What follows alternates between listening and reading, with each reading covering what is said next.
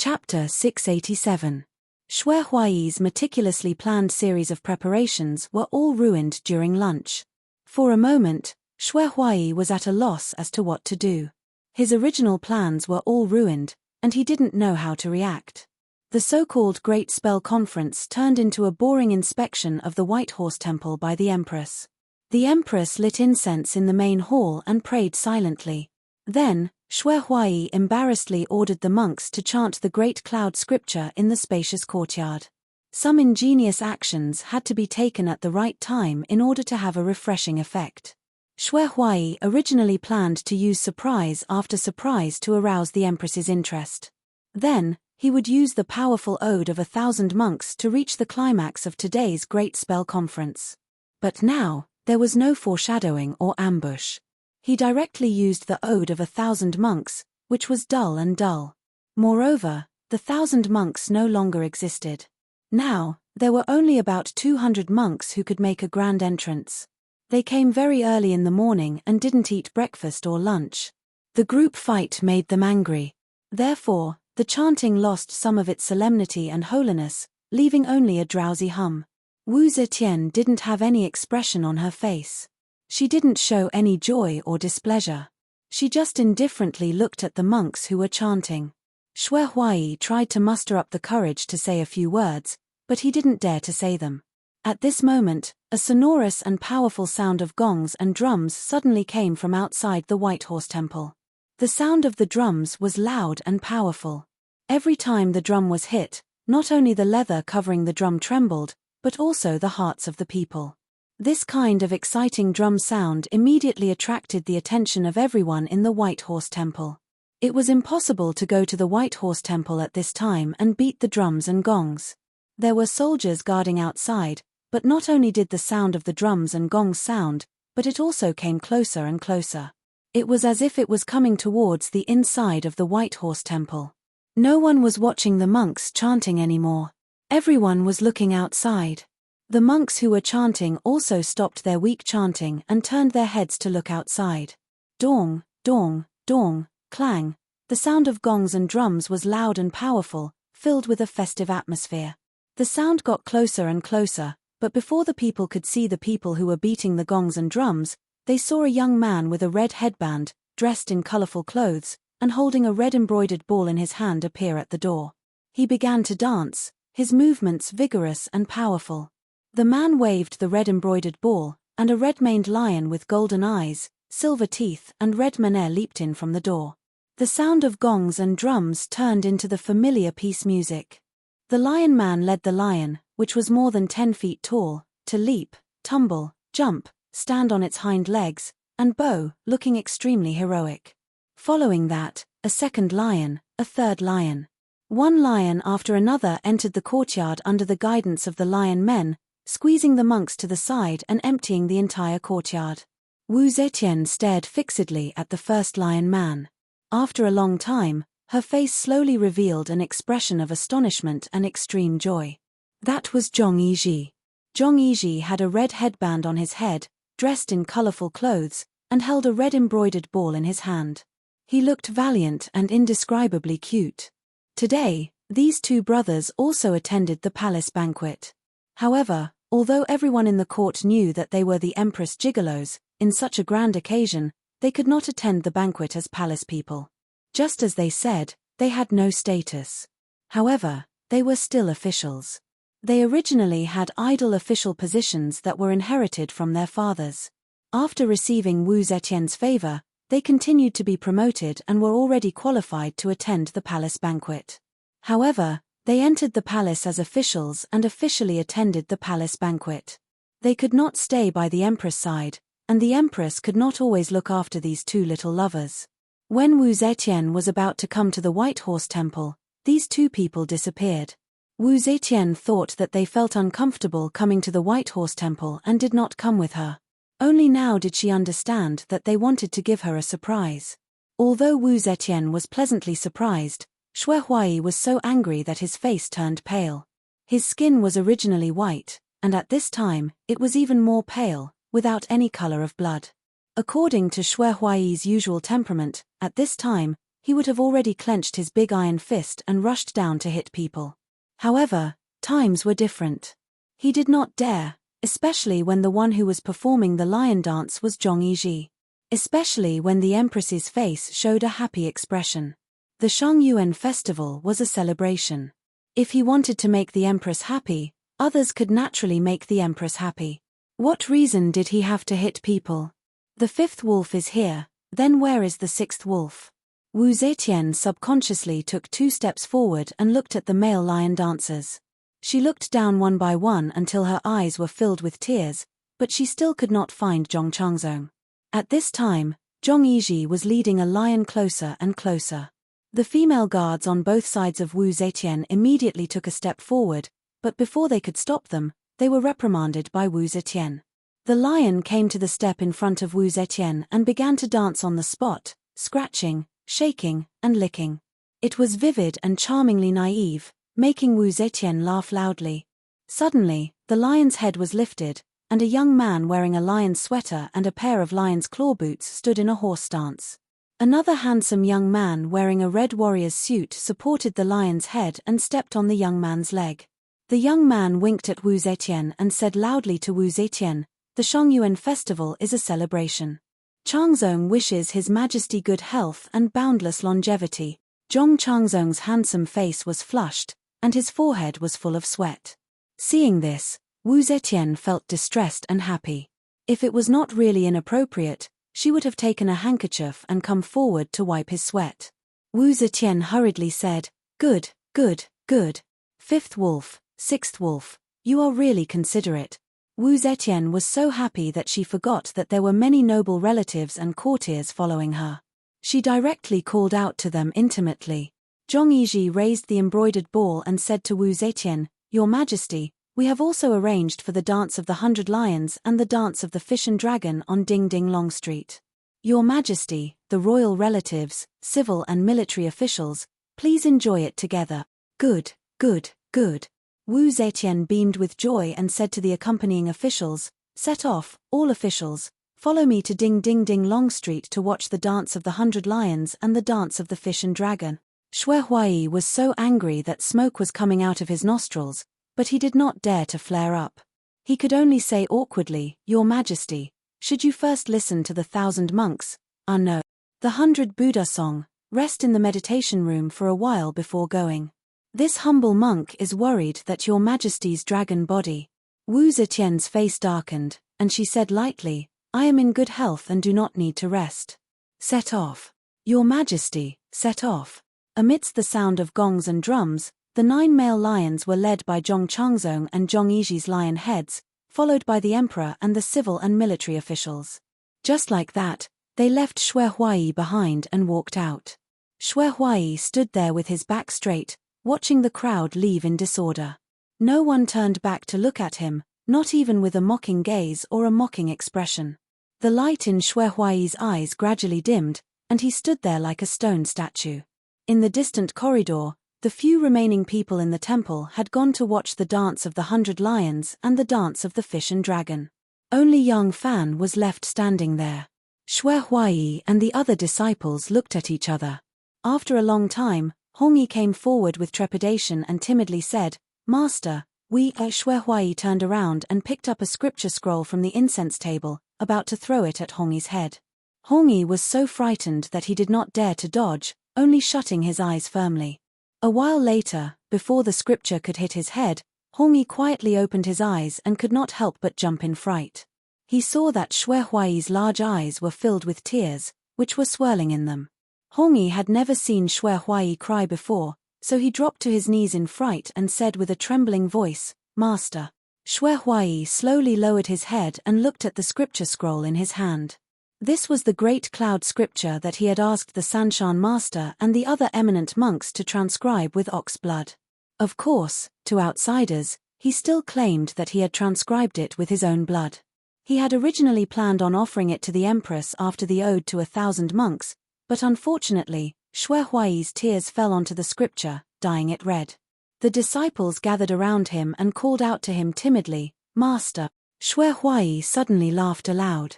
As he laughed, he tore the scripture apart with all his might, tearing it into pieces and tossing them into the air. The scripture danced in the air like blood-red butterflies. Shui Huai slowly made his way to the backyard. His shoulders slumped down powerlessly, and his tall figure was filled with loneliness and desolation.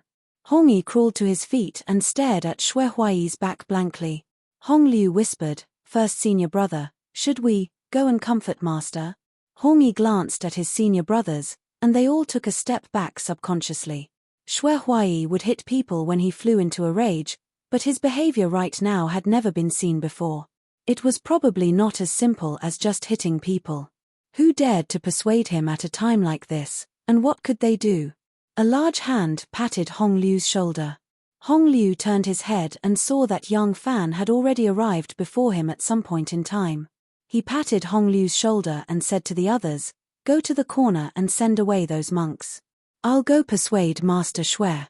The disciples were overjoyed. They all knew that their master treated this 17th junior brother differently, so they nodded and agreed in a hurry.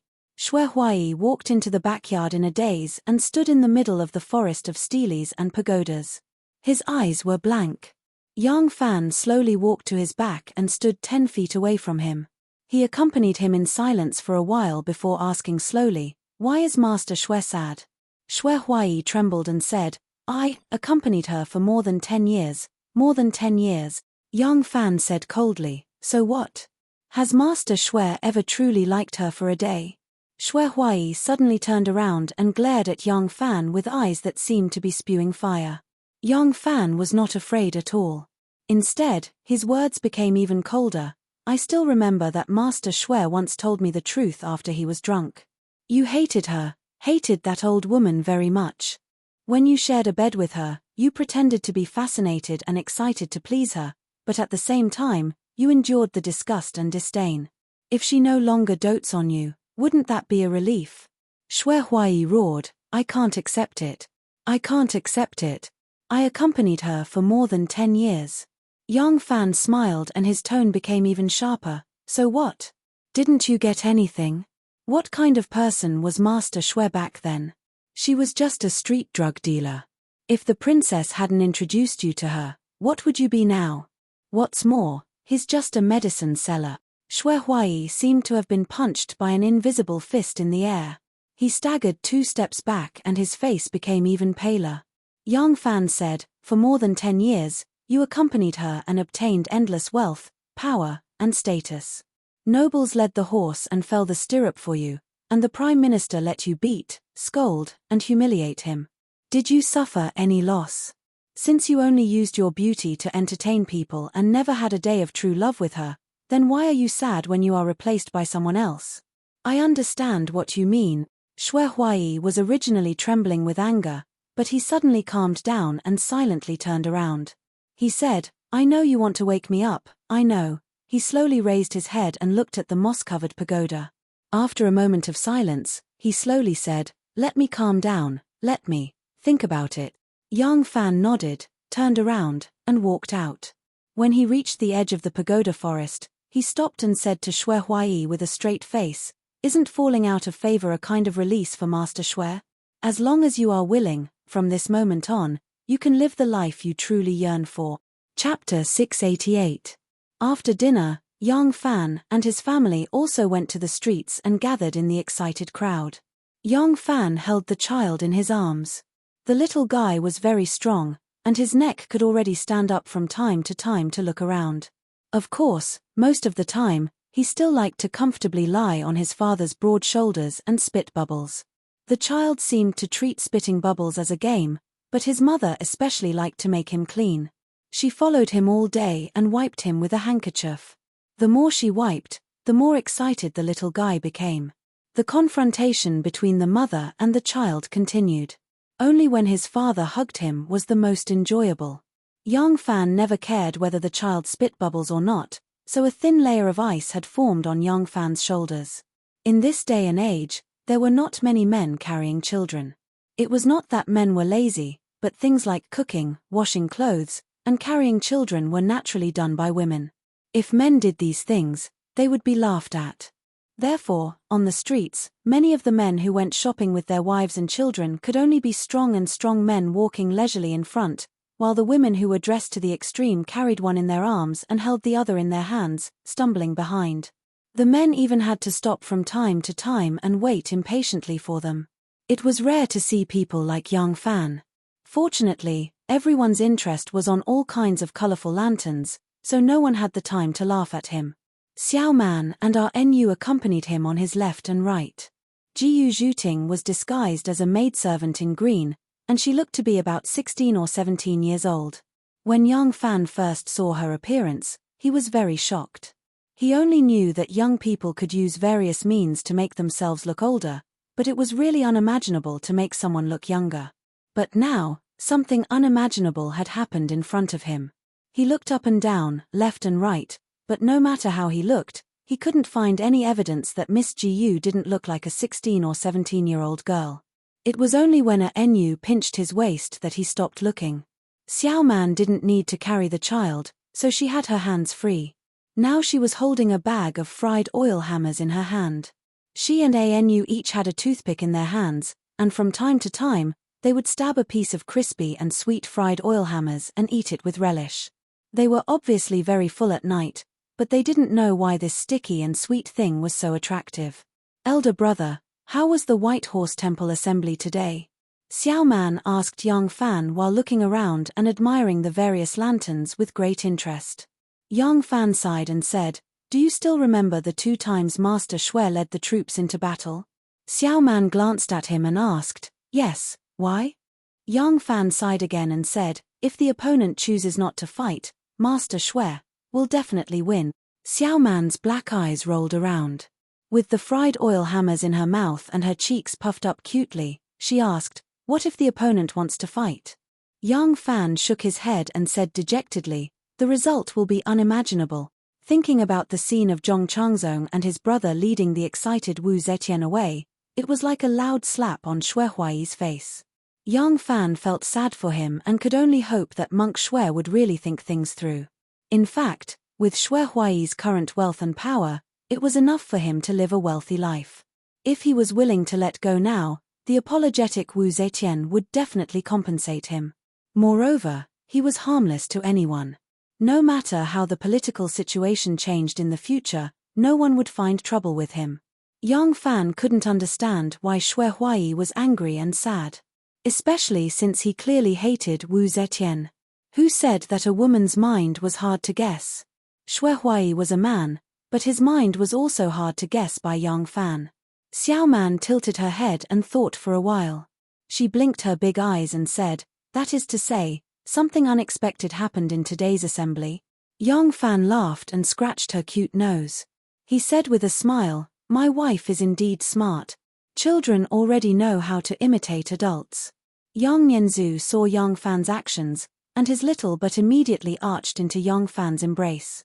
He squealed, looking like he wanted to copy his father and scratch his mother's nose. Unfortunately, no one paid attention to him. Very quickly, young Master Yang's attention was attracted by a horse lantern. His plan to scratch his mother's nose was immediately thrown out of his mind. Yang Nianzhu stared dumbfoundedly at the spinning lantern. A strand of sparkling and translucent saliva connected with the thin layer of ice on his father's shoulder. In the crowd, the 4 Kui brothers were strolling over. Kui Di's overestimation of his capabilities made Princess Taiping deeply disgusted. Kui Shi felt from the next few interactions with Princess Taiping that his 9th brother had completely lost Princess Taiping's appreciation. The hope of Princess Taiping recommending his 9th brother to be an official was already zero. Therefore, he immediately wrote a letter to summon the other 2 brothers to the capital, intending to win by quantity. As the Shangyuan festival approached, the 2 brothers, Kui Yi and Kui Kai, finally hurried to Luojing and met up with Kui Shi and Kui Di. The 2 brothers had just arrived in Luoyang for a day and hadn't had the time to pay a visit to Princess Taiping. Coinciding with the Shangyuan festival, the 4 brothers came out to stroll the streets and watch the lanterns. Kui Shi was walking when he suddenly stopped and said, "11th brother, tonight is the Shangyuan festival and the lanterns are as bright as day. Why don't you use this Shongyuan night as the theme and compose a poem so that the brothers can evaluate it? The 11th brother he called was Kui Yi. Among the Kui brothers, Kui Yi was one of the best in terms of talent and learning. Moreover, this 11th brother's temperament was also very calm. However, in terms of seniority among the brothers, he was slightly younger than Kui Di. Kui Shi had originally planned to first enter officialdom with the 9th brother, Kui Di. When this 11th brother was a bit older, it wouldn't be too late to find him an official position. Now that Kui Di had caused Princess Taiping to feel extreme disgust and had already lost the possibility of entering officialdom, he began to consider Kui Yi. Kui Yi was good at poetry and literature and had a calm temperament. Princess Taiping liked people who were good at poetry and prose the most. Kui Shi asking his brother to compose a poem at this time was also to test him.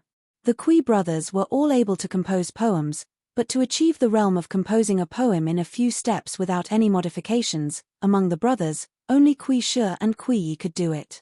They were all brothers of the same family, so there was no need to be modest or anything.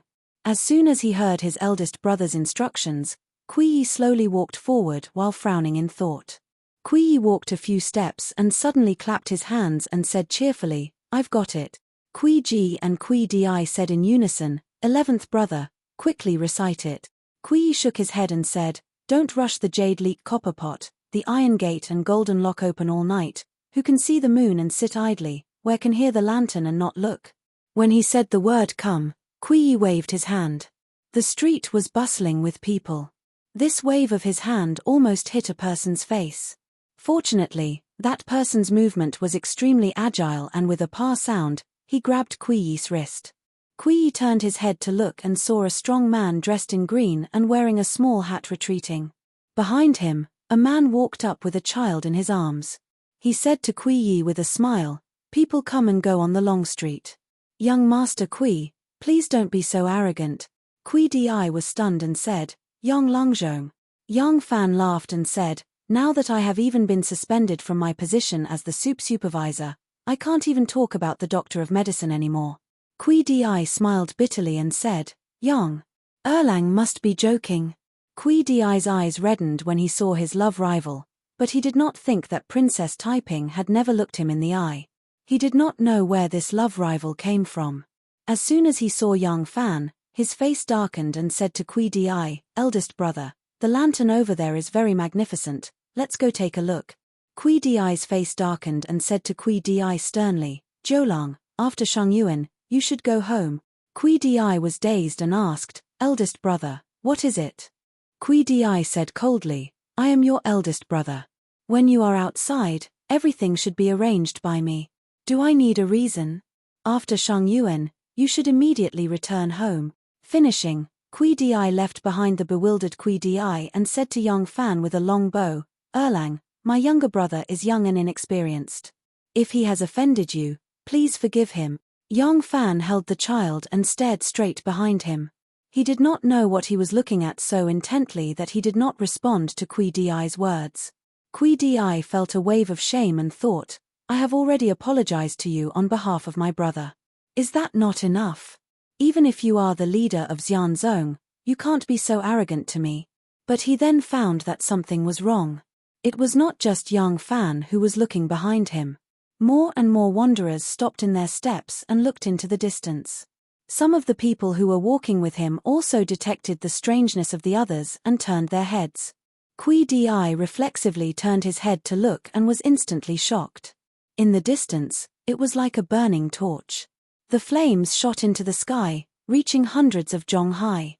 This fire stole all of the light from the lantern wheels, the lamp trees, and the lampposts of Shongyuan night. It was like a torch in the hands of a god, flashing and piercing the night sky. At the beginning, the light of the fire was slightly dim, but in a moment, it illuminated the entire city in red. Kui Di couldn't help but shout, "Imperial Palace! That is the Imperial Palace!" Yes, the place where the fire was coming from was the Imperial Palace. Inside the Imperial Palace, the most majestic and largest heaven had already become a burning torch. This heaven was completely made of wood, and there were countless cloth curtains with scriptures written on them that would light up with a light. There was a seated Buddha built with Wu Zetian's appearance as the model in the heaven. The Buddha was incomparably large and unparalleled. Just a little finger could hold over a dozen strong men. From this, it could be seen that it was unparalleled. But this large Buddha was also made of wood and painted gold. Now that this large Buddha was also burning, it was like a 10,000 zhong tall golden god, the light of the fire shooting into the sky. Xue Huaiyi held a jar of wine in one hand and a torch in the other as he looked at the burning heaven and laughed wildly. Today, in the White Horse Temple, he suffered a great humiliation. He sat alone in the pagoda forest for a long time. He had to admit that every word of Yang Fan's, even though it was as sharp as a knife, had cut into his heart. He knew that he had no reason to be jealous, no reason to be angry. From the first time he had used his body to serve the Empress, he should have had the awareness of being abandoned. What's more, after so many years, everything he had obtained was enough to compensate for everything he had sacrificed. But he was not reconciled. There was no reason, he was not reconciled. Especially, even if he had a house full of gold and silver, even if he was a duke, he felt that he still had nothing. The only thing he had was his face, even if it was just the superficial respect and awe of others. But now, as he fell out of favor, all of this was quickly lost. He was not reconciled, he still wanted to redeem himself, so he cursed, cried, and hurt himself in the tower forest. When he licked his wounds, he came back shamefully, and shamelessly participated in the imperial lantern viewing banquet. In the past, this was the time when he was the most glorious. He was responsible for making the colored lanterns in the imperial palace, and was responsible for guiding the Empress to view the lanterns. He sat under the Empress's throne, below only one, and above tens of thousands of people. But this time, his seat was far away. From beginning to end, he did not have a chance to approach the Empress. Zhong Changzong and Zhong Yizhi had already replaced his position. What made him even more intolerable was that others also treated him as a mass of air. Even when he took the initiative to put down his pride and put on a smiling face to toast others, those who used to flatter him and worship him as their own father were actually cold and indifferent. Some people only clapped and laughed, pretending not to see him toasting, and some people just raised their wine glasses and pretended to respond, then put them down indifferently. He finally understood, everything was irreversible, and all the efforts he had made were just asking to be humiliated. Xue Huaiyi, who was drunk by himself, unknowingly left the lively crowd. No one cared about his departure. He, who was once surrounded by people, clearly saw those who were sitting very close to him and had relaxed smiles on their faces. These people were originally people who wanted to curry favor with him, but they couldn't even be ranked in the first place. Unknowingly, he had arrived at heaven. This was built to curry favor with Wu Zetian, and the giant Buddha that was worshipped there was based on Wu Zetian's appearance. Now, this huge pagoda-like hall was burning, and the giant Buddha inside was also burning. He was very happy in his heart. All his anger and jealousy had now been reduced to ashes. The fire raged, and there were sparks that danced in the air. They actually floated all the way to the sky above Bay City before being extinguished. The whole of Luoyang was bathed in this huge fire, and the red light soared into the sky. The bridgehead of Tianjin was illuminated as if it was daytime. Countless commoners crowded there, watching this spectacular fire in shock. Look! Look! The Buddha's nose is on fire. Look! The Buddha's arm fell off. Because of the decomposition of the Buddha, the sparks turned into an even more magnificent flame. The northern wind was blowing in the sky. The northern wind slightly moved the 100-zhong tall flame. The Ming Tang in front, the most magnificent hall of the Son of Heaven in history, the Wan Xiangshan Gong, suddenly burst into flames. The people on the Tianjin bridgehead cried out in alarm again, "Heavens! The Wan Xiangshan Palace is also on fire." Xue Huaiyi was burned by the rolling heat wave and retreated a few steps. He looked at the burning heaven in a daze, and then looked at the Ming Tang that was just on fire. It seemed like he suddenly sobered up from the alcohol. He staggered a few steps back, and suddenly threw the wine jar away. The torch was also thrown away like a poisonous snake biting his hand. He then hurriedly pushed away the dumbstruck palace maids and servants, and escaped like a wisp of smoke. Chapter 689. When the first rays of the morning sun once again bathed the earth in its gentleness, the melodious bell and the unhurried but deafening drum did not ring out on the gate of heaven as usual. The fire had not been extinguished. The incomparably tall heaven and the magnificent Pantheon palace were no more, but the huge wood and all kinds of exquisite carvings made of hardwood had not been completely burned. The fire was still spewing out, and more places were emitting black smoke. The 3-meter-tall golden phoenix at the top of the myriad divine palace had already been warped by the raging flames.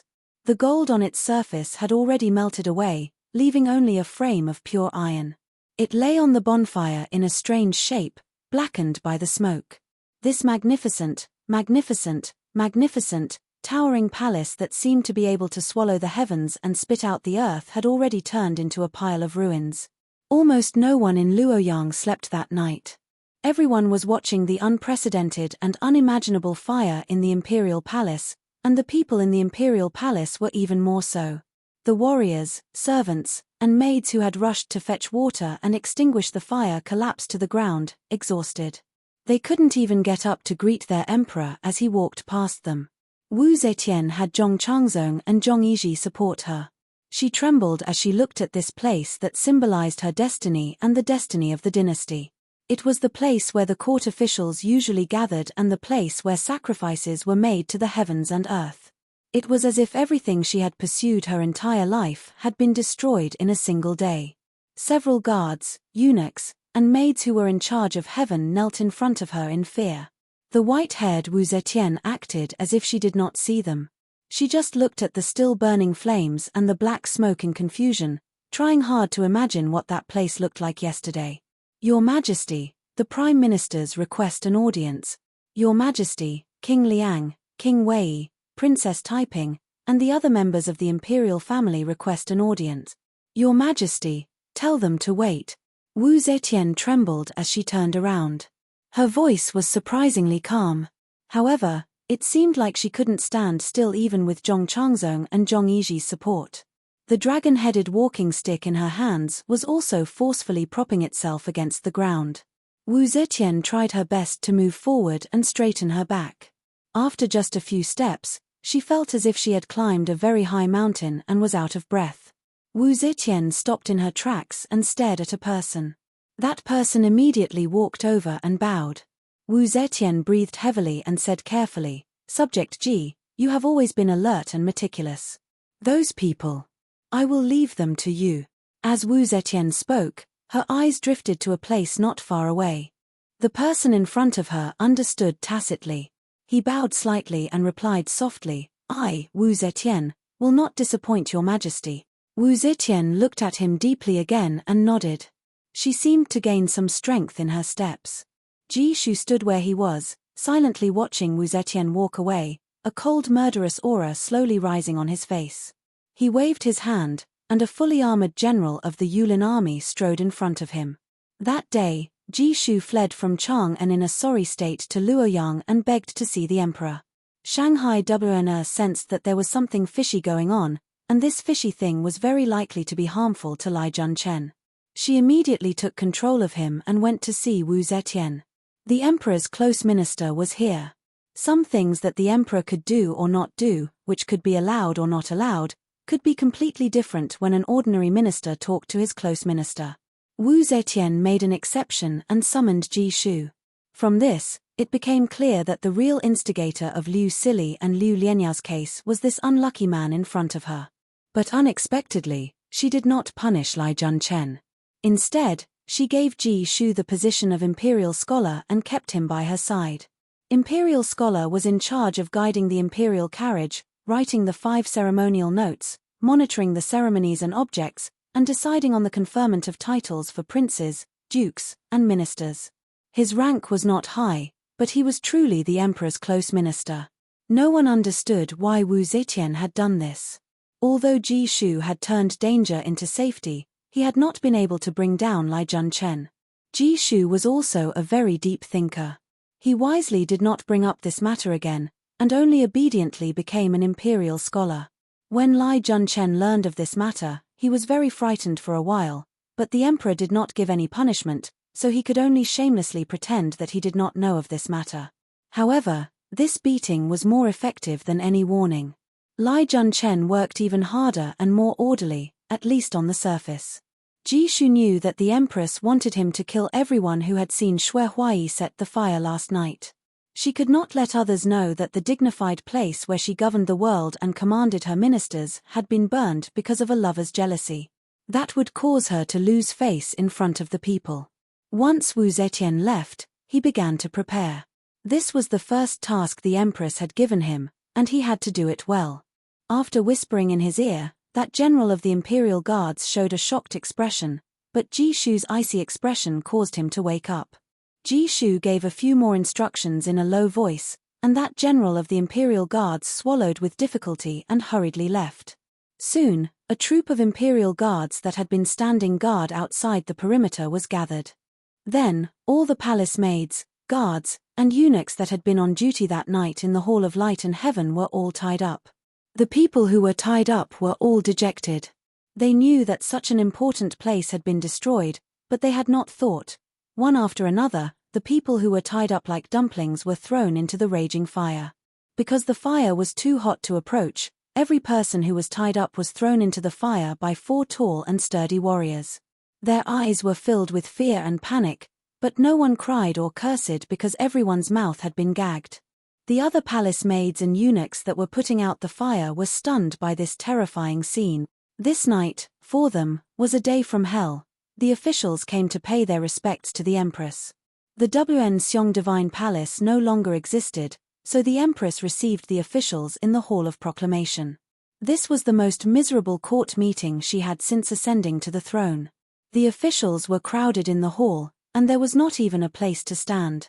And the emperor did not have the alchemy emperor, so he could only sit in front of them behind an imperial desk covered with yellow silk.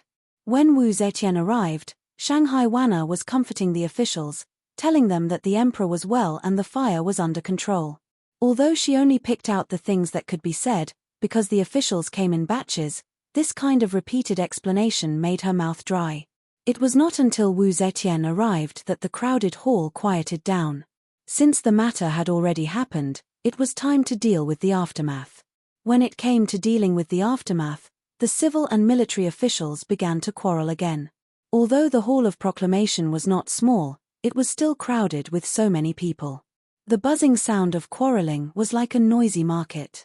Her Majesty should issue an imperial edict to ask for the opinions of the people all over the world, and reflect on the mistakes.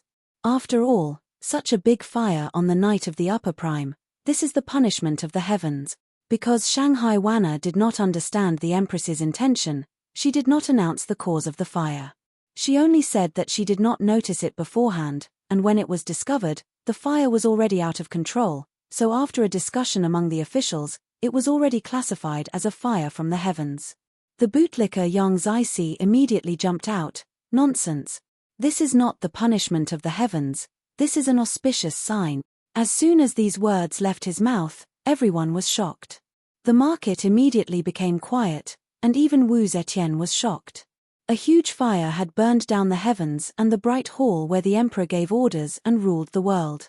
This was actually an auspicious sign. Prime Minister Yang said with conviction, when King Wu of Zhu conquered Zhu, when the army crossed the river, there was a fire from the heavens. In the end, King Wu succeeded in conquering Zhu and established the Great Zhu dynasty for 800 years. His Majesty, the Golden Wheel Emperor of the Ci family, is the descendant of Zhu Empress Wu. This fire from the heavens on the night of the upper prime is clearly an auspicious sign, indicating the prosperity of our Great Zhu dynasty. Luoyang magistrate Li Junchen had already consulted his learned subordinates, and at this time, he also chimed in, saying seriously, that year, when Metria became a Buddha, there was a demon burning the palace. This shows that our Majesty is really the reincarnation of Metria Buddha. In my opinion, this is indeed an auspicious sign. Since it is an auspicious sign, why should we issue an imperial edict to punish ourselves? Wu Zetian, who had been gloomy, saw that her officials had racked their brains to come up with so many good reasons for her. She could not help but smile, and her gloomy mood also improved a lot. Gods and Buddhas. She already hated them very much. Just like when she used the Shandong aristocrats to deal with the Guanlong aristocrats, when the Shandong aristocrats no longer had any value, she abandoned them like a pair of worn-out shoes. Now, gods and Buddhas also had little value to her. Yang Zixie's words could probably be, this idea only flashed through Wu Zetian's mind for a moment before she eliminated it again. Yang Zixie could flatter her endlessly, but she, as an empress, could not lower her IQ so shamelessly. Heaven and Ming Tang were burned, and it was actually a good omen. If this was spread out, she, Wu Zetian, would become the laughingstock of the world. Wu Zetian chuckled twice and leaned back on the chair tiredly. She said lightly, this fire is not the heaven's fire. It is not a warning from heaven, nor is it an auspicious sign from heaven. She swept her eyes over the officials and said resolutely, I have already investigated clearly. The interior of heaven is being repaired, but the craftsmen did not take good care of it and did not guard it properly. They stacked a few rolls of linen too close to the source of the fire, which caused this great disaster. I have already ordered people to severely punish the culprit. The officials looked at each other. Since this matter had nothing to do with the heaven's fire, there was no need to talk about heaven's punishment or auspicious sign. The debaters of the two sides returned to their positions in embarrassment. Wu Zetian closed her eyes and sat for a moment.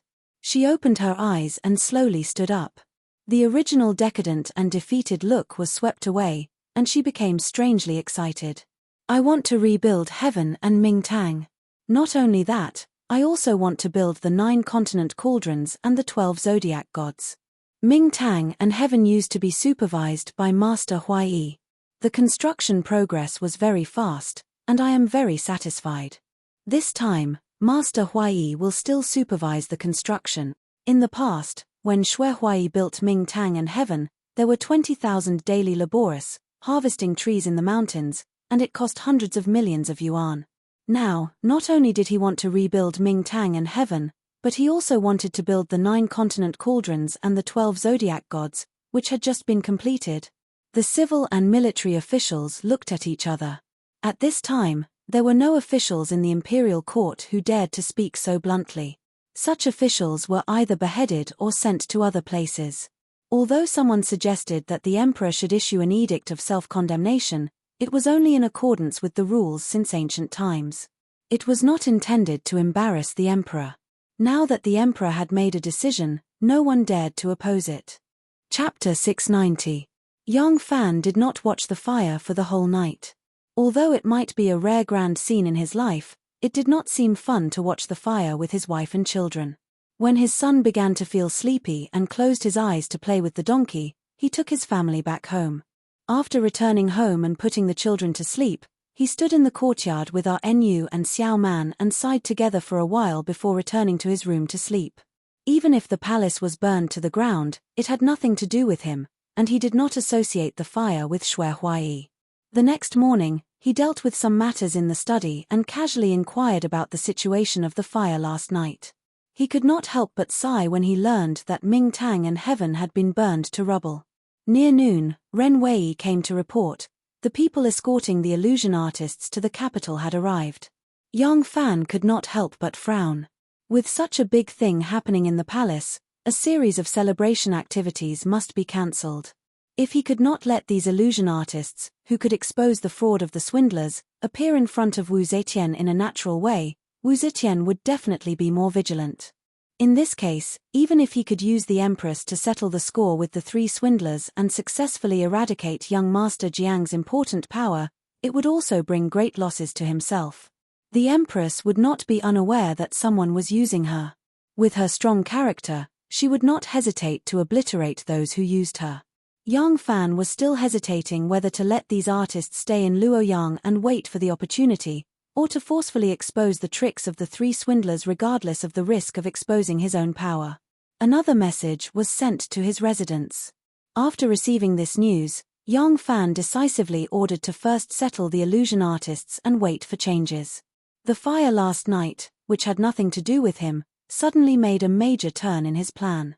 The news Yang Fan received was, the so-called reincarnation of pure light Buddha, the Shenhui of Hanoi, has been expelled by the emperor. It turned out that after the fire in the palace, The old nun of Hanoi also heard the news and rushed to the palace to express her condolences. At that time, Wu Zetian had just sent away the civil and military officials and the members of the imperial family. She returned to Lichuan Tai and lay down on her bed. The news of the old nun from Hanoi suddenly ignites Wu Zetian's suppressed anger at this moment. You are known as the reincarnation of the pure light Buddha and can see the past and the future. Why didn't you explain to me why heaven and Ming Tang were on fire? As soon as the old nun saw Wu Zetian, she was frightened by her roar. She was so scared that her knees went soft and she knelt on the ground. Lies. It was all a lie. It was all a lie. You liar. You swindler. Wu Zetian's voice could not help but tremble. Back then, in order to build Ming Tang and heaven, the treasury had been exhausted. That magnificent building was her pride, it was her symbol, it was her sacred palace that commanded the world. But now, there was only a pile of rubbish that had not been completely burned. The old nun from Hanoi said in a trembling voice, "Your Majesty, scram. I don't want to see you. Scram back to Hanoi. I don't want to see you anymore." Wu Zetian roared and grabbed a vase and threw it at her. The old nun from Hanoi covered her head and fled like a rat. Zhong Changzong contemptuously glanced at the back of the old nun from Hanoi. Since these swindlers talked nonsense about Xue Huai being the reincarnation of the Skanda with a stick and the protector of the Maitreya Buddha, he had already hated these swindlers. Now, he finally vented his disgust. Wu Zetian was still angry. She seemed to regret that the old nun from Hanoi fled too quickly and could not let her continue to vent. Ming Tang was destroyed in a day. Her heart ached, but she could not immediately execute the culprit. The anger in her heart was really indescribable. The old nun from Hanoi was sent back to Hanoi, removed from the position of abbot of Linji Temple, and confiscated the bestowed property. Yang Fan listened to the urgent news sent by his subordinate and could not help but frown. If the true colors of the three swindlers had been seen through by the emperor himself, the illusionary master he had invited from thousands of miles away would be useless. The emperor's punishment for the swindlers was to send them back. It was probably because the empress had misgivings and did not want to use a clear method of punishment. Thus, the world would laugh at her, a dignified emperor, for being played by a few swindlers.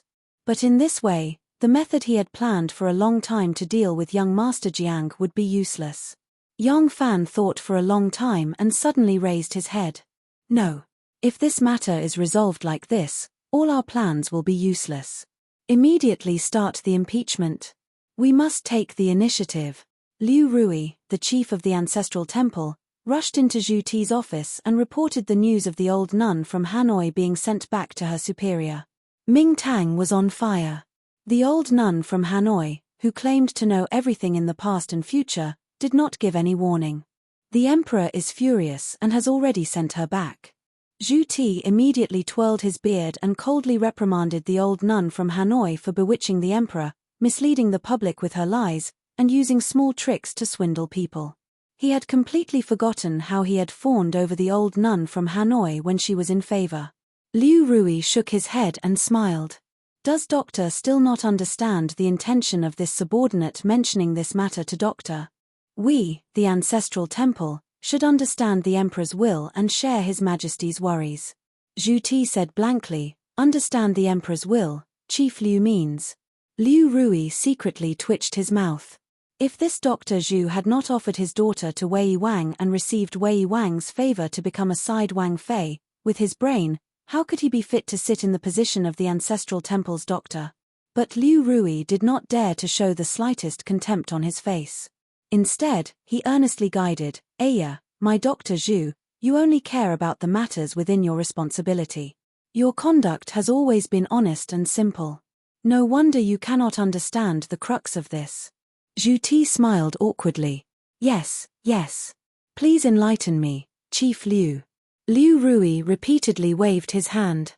Dr. Zhu is too polite. I do not dare to enlighten you. This subordinate is Dr. Zhu's subordinate. These matters should be handled by me on Dr. Zhu's behalf. Seeing that Zhu Ti was getting impatient from waiting, Liu Rui said, Dr. Zhu, the emperor has always been wise. When has he ever been deceived like this? especially the Mingtang and the Great Fire of Heaven. Years of hard work were destroyed in one day. The emperor's heart aches. Now he hates this swindling old nun from Hanoi to death. He wants nothing more than to hack her into 1,000 pieces. Zhu Ti blinked his eyes and said blankly, "Then why did the emperor not behead her and only chase her out of the capital?" Liu Rui said, "Dr. Zhu, think about it. If the emperor wanted to kill her, what crime would he use? Accuse her of swindling and deceiving the emperor? The emperor is wise. How could he be deceived by a swindler? If he were to punish her, wouldn't that implicate the emperor as well? Wouldn't he be the laughingstock of the world?" At least Zhu Ti was not hopelessly stupid. When he heard this, he finally understood. He blinked his eyes and suddenly became excited.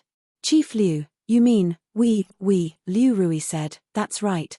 The emperor wants to punish the old nun from Hanoi but has no reason. He can't say the real reason. What should he do? As officials, we should share the ruler's burdens. We have this reason. If Lang Zhong were to help His Majesty find a reason, do you think His Majesty would not look at Lang Zhong in a different light?" Zhu Ti slapped the table and stood up. He said excitedly, "That's right. Chief Liu, this official did not rely on you as a confidant for nothing. If the emperor appreciates me, I will definitely return the favor. I don't dare. I should work for Dr. Zhu." The old nun from Hanoi fled back to Linji Temple. Thinking about it carefully, the emperor only chased her back to Hanoi. As for taking back the Buddhist property, she couldn't take the Buddhist fields with her anyway. She didn't want to rely on Wu Zetian to live in the capital for the rest of her life. This result was not unacceptable. She calmed down and planned to run away as soon as she returned to Linji Temple, but now she was reluctant. These days, she had collected a lot of money in Linji Temple. These were all floating wealth and could be taken away. However, a lot of the money had been loaned and needed to be collected immediately. In addition, to take so much money away, she needed to load it and hire guards. This was not something that could be solved in a short time. So when the old nun from Hanoi returned to Linji Temple, she pretended to be calm and didn't reveal the news to her disciples. While she was busy arranging the transportation of the treasures, she also hosted the tonsure ceremony for 3 prostitutes and distributed spies. From this, she earned another 180 strings of coins. That afternoon, Zhu Ti, the minister of the ancestral department, sent a memorial to the palace. It accused the abbot of Linji Temple, the old nun from Hanoi, of eating wine and meat every day and corrupting the rules of Buddhism. She also distributed spies wantonly, causing many prostitutes to seek shelter in Buddhism and evade taxes. What's more, she simply turned Linji Temple into a brothel and seduced customers, making the peaceful Buddhist land unbearably filthy. Zhu Ti didn't make up the things mentioned in the memorial. Every word and sentence was the truth. When the old nun from Hanoi was favored, not only did he not dare to submit the memorial, but he also had to cover for her. At this time, he only reported what other Buddhist disciples, especially the original cultivators of Linji Temple, had reported. Shangguan Wana was in the palace to take care of things. After learning that the memorial was ordered by her Langjun, the impeachment memorial, which would take at least 7 days to reach the emperor in the current chaotic situation, was delivered to Lichuan Tai after the time it took for a stick of incense to burn in front of Shangguan Wana's desk. The person in charge of reading the memorial to the emperor in Lichuan Tai was Zhong Yizhi. The Zhong brothers hated the 3 swindlers who flattered their rival in love, Shui Huai. As soon as they saw such a thing, they immediately read it as the most important memorial to Wu Zetian. Then they added oil and vinegar to the story of the influence these Buddhist scum had on the empress's reputation. Wu Zetian wanted to cut the old nun from Hanoi into pieces. However, it was difficult to find a crime. She would never admit that she was deceived by the old nun from Hanoi and flew into a rage out of humiliation. Now that there was such a crime, she would not be polite anymore. She immediately ordered angrily, "Arrest the old nun from Hanoi and hand her over to the ancestral department for trial." Therefore, in order to evade taxes, all the women who bribed the old nun from Hanoi to become spies are arrested. They will not be official servants. That night, The Linji temple was surrounded by the people sent by the prefectural magistrate of Luoyang, Lai Junchen. Not only did they catch the old nun from Hanoi, more than 100 fake nuns who were eating and drinking, but they also caught more than 50 whoremongers who came to the nunnery to visit prostitutes. It could be said that the results of the battle were impressive. That was not all. Lai Junchen had also obtained a list of all the monks who had been tongued by the old nun of Hanoi from the temple. This could be found from the records of the spies. Lai Junchen began to launch a vigorous arrest operation throughout the city. It was the 16th of the first lunar month. The curfew in Luoyang was still lifted, and the people in the city were still celebrating. Last night, they had witnessed the grand fire of the imperial palace, and this night, there were countless young and beautiful nuns with shaved heads, as well as gorgeously dressed prostitutes who were caught from various brothels and alleys. This night, it was another exciting night. Chapter 691. Early the next morning, Xu Yugong and Zhong Yitian of the Censorate, Li Jixiao and Hua Xingfan of the Ministry of Works, Chu Yi and Chen Yitian of the Ministry of Revenue, and Hu Xianghui of the Ministry of Rights all submitted petitions. This time, the scope of their impeachment had expanded from the old nun of Hanoi to Taoist Saifang and Hu Mole.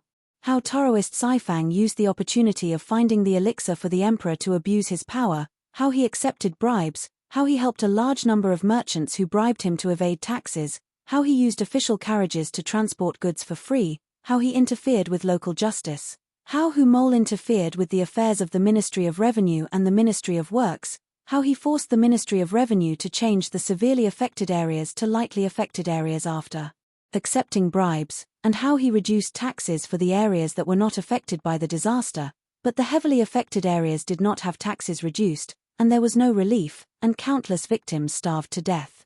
How he interfered with several major projects that the Ministry of Works was in charge of. These were all facts that could be investigated and not some groundless accusation from the imperial censorate. The more Wu Zetian read on, the angrier she became. She immediately gave the order to capture the barbarian Mo Lei. At the same time, she sent people out of the capital to capture Daoist Sai Fang, who was still enjoying himself. All the arrested people were handed over to Lai Junchen. Whenever Lai Junchen had a chance to mess with people, he would be so energetic that he could be energetic even if he didn't sleep for 3 days and 3 nights. Since Lai Junchen took over this task, he was so energetic that he didn't even go home. He lived in the prefectural magistrate's office all day long. Under his efficient speed of solving cases and his style of cracking down on cases, young Master Jiang had no time to make any response. His last source of income was broken one by Lai Junchen as if he was digging tree roots. On the 16th of the first month, Xue Huai sobered up before the fire was completely extinguished. He hid in the abbot's meditation room for 3 days in a panic. For the first time, he didn't drink a drop of wine. If there was any movement outside, he would think that the emperor sent people to arrest him. Although the disciples of the first class didn't know what the guardian master of the state had done, they all saw Xue Huai's frightened look. In order to not let Xue Huai continue to panic, the whole backyard of the White Horse Temple became a forbidden area. No one was allowed to enter and absolute silence was maintained. However, the unusual silence made Xue Huai even more anxious. It wasn't until 5 days later that he was finally freed. 5 days later, the cause of the fire in the Ming Hall and the Heavenly Hall was finally announced to the world. The cause of the fire was that a few craftsmen who were repairing the Heavenly Hall had placed several rolls of linen next to the source of the fire, and the palace maids and eunuchs who were looking after the Heavenly Hall had neglected their duties. These poor people were sentenced to death, and so the matter came to an end. At the same time, the imperial court announced plans to rebuild Mingtang and Heaven.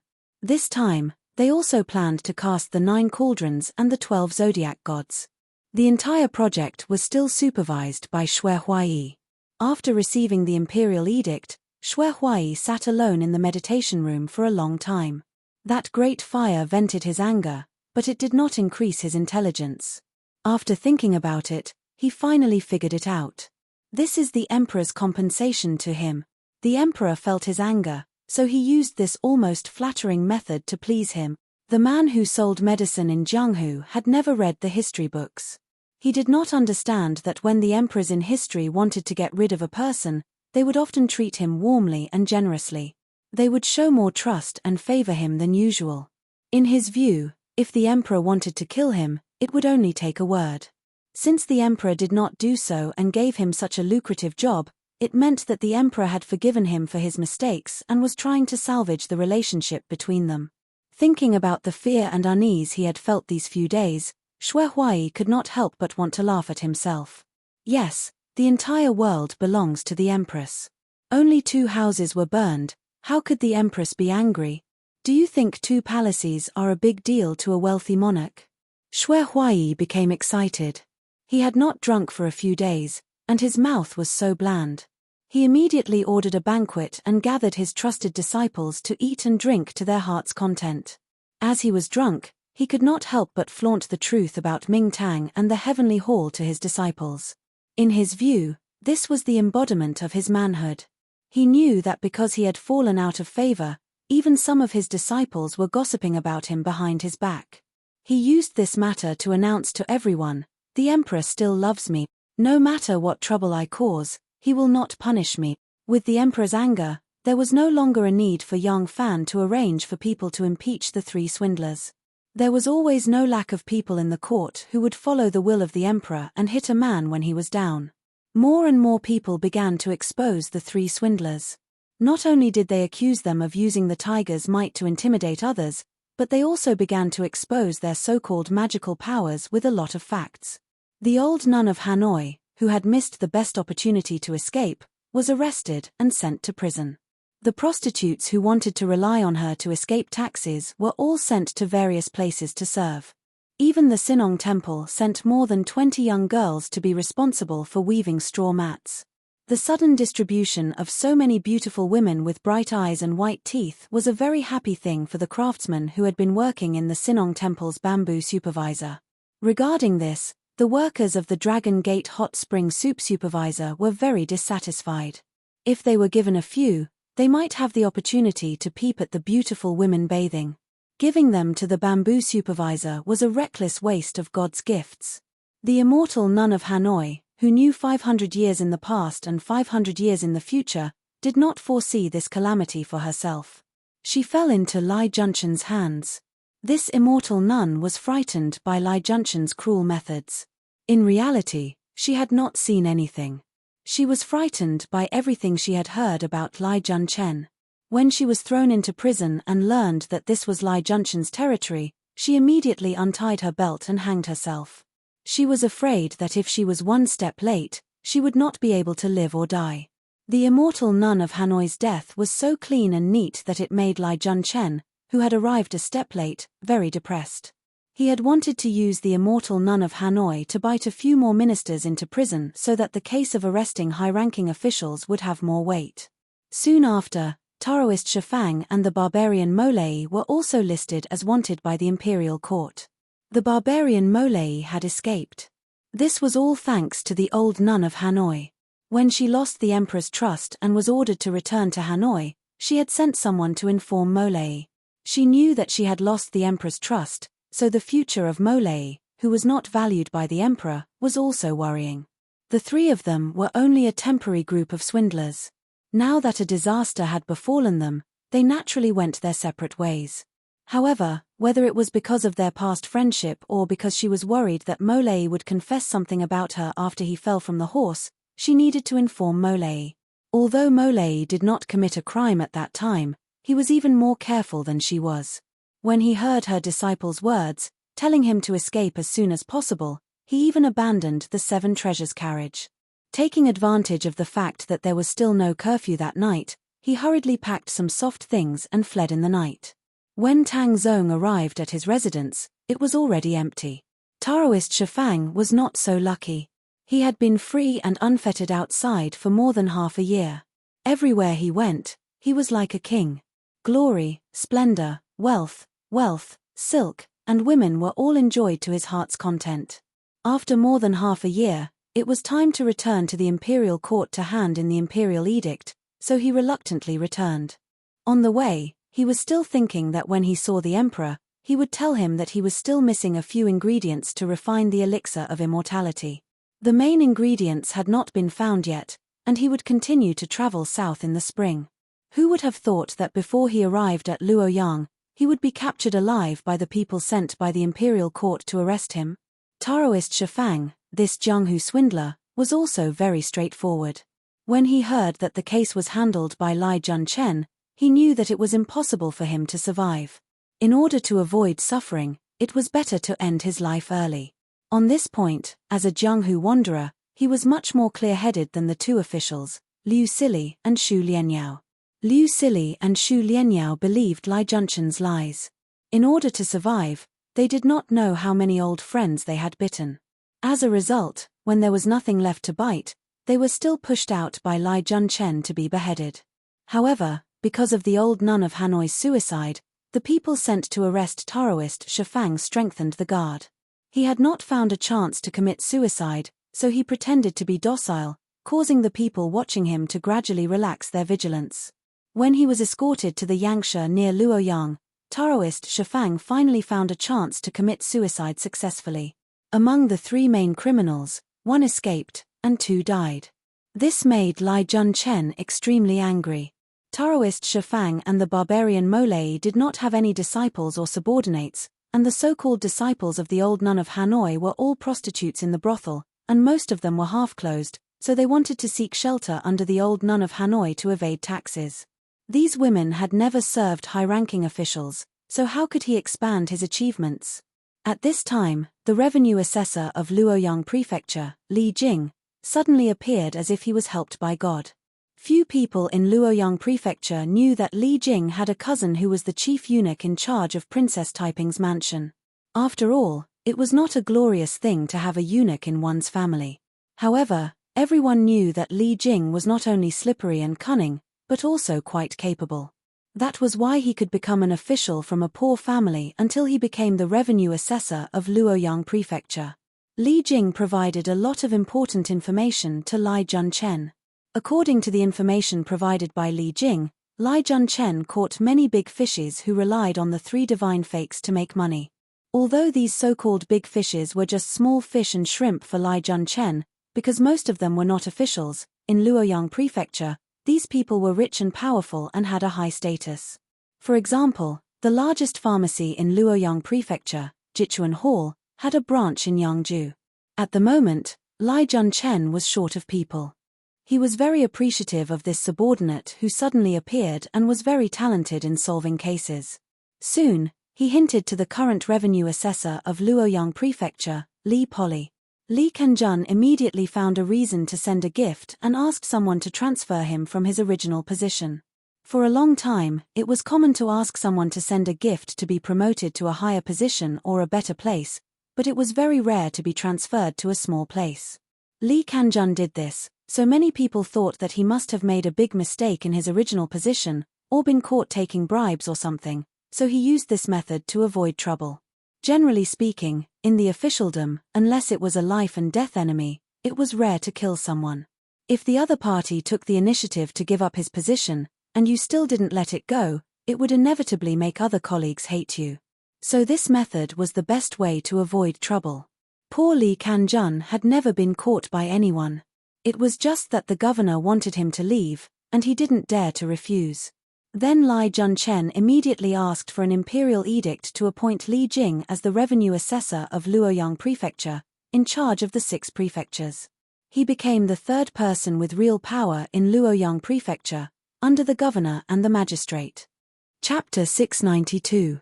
Yang Fan only found out that Xue Huaiyi was the arsonist on the 10th day of the palace fire. Xue Huaiyi regarded his act of arson as an achievement, a supreme glory, and proudly told his disciples about it. His disciples followed suit and regarded it as a great achievement of their master, and proudly flaunted it to the outside world. Although Wu Zetian had tightly sealed the news from the palace, she did not expect the person involved to leak it out. However, the news was only spread in the streets and had not reached the ears of the upper echelons. Yang Fan had been using Li Junchen's sharp teeth and claws to destroy young Master Jiang's last foundation in Luoyang.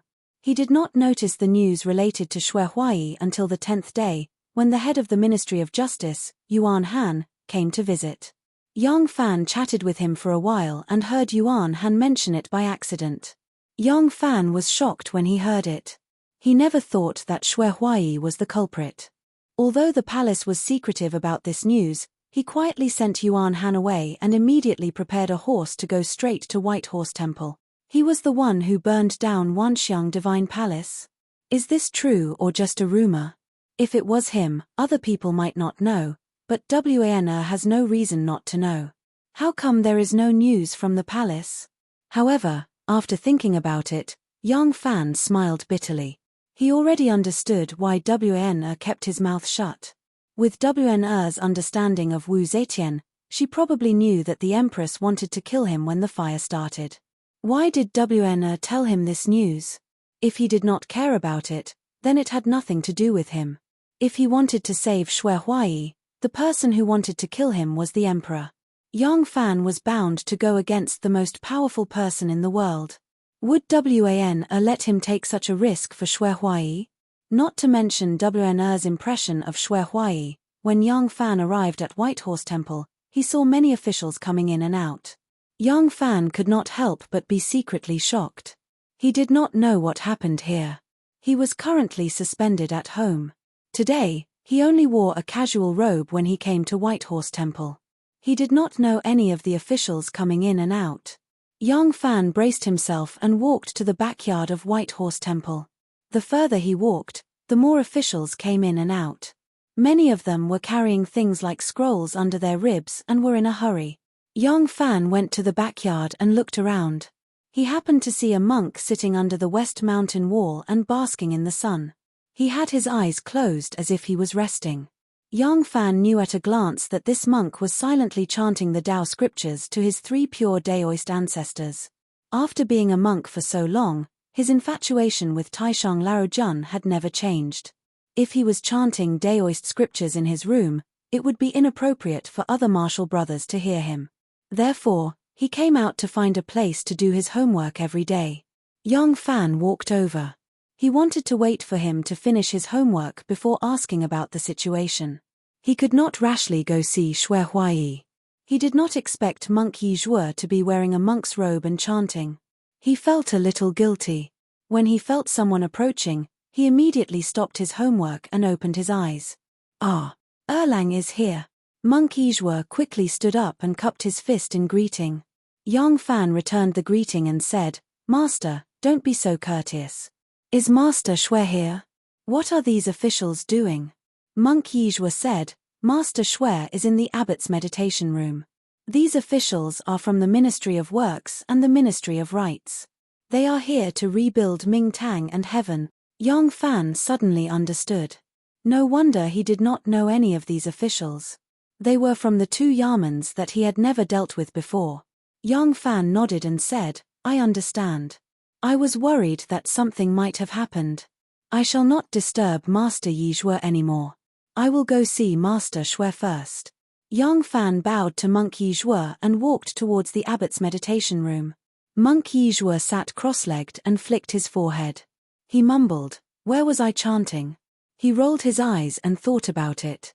He could only start from the beginning. There are 3 grades of medicine: spirit, qi, and essence. Vaguely and indistinctly. Exist without defend.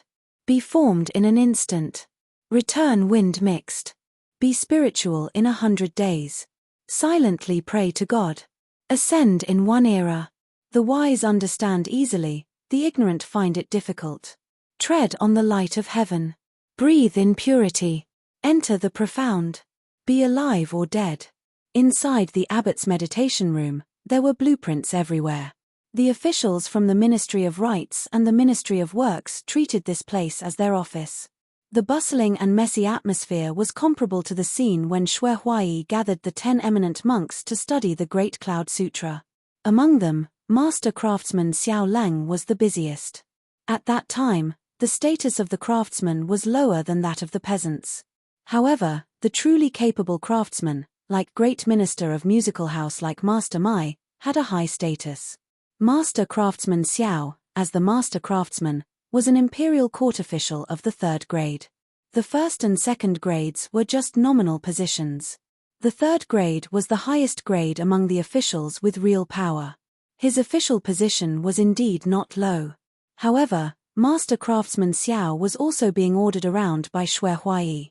Xue Huai sat cross-legged on the couch. There was wine and meat in front of him. He was drinking to his heart's content. It shouldn't be that hard, right? In my opinion, Mingtang and Heaven should just use the original blueprints and make some slight changes. Just leave the 9 cauldrons and the 12 zodiac statues. The other rules and designs will remain the same. There is no need for the Ministry of Rites to get involved. Xue Huai picked up the bowl and took a big gulp. He looked at Master Craftsman Xiao and said, "Old Xiao, you don't have to worry too much. Once the planning is done, we will start immediately. As for the size and appearance of the 9 cauldrons and the 12 zodiac statues, you can take your time to discuss. Just leave some space first." Xue Huai regarded the reconstruction of Mingtang and Heaven as an opportunity for him and the Empress to reconcile. He was very serious about it. Before the first lunar month, he called the relevant personnel from the Ministry of Works and the Ministry of Rites to start planning for the reconstruction. Just as he was pointing, he suddenly saw a person appear at the door, standing there motionlessly. Although there were many people going in and out of the meditation room, there were very few people standing at the door.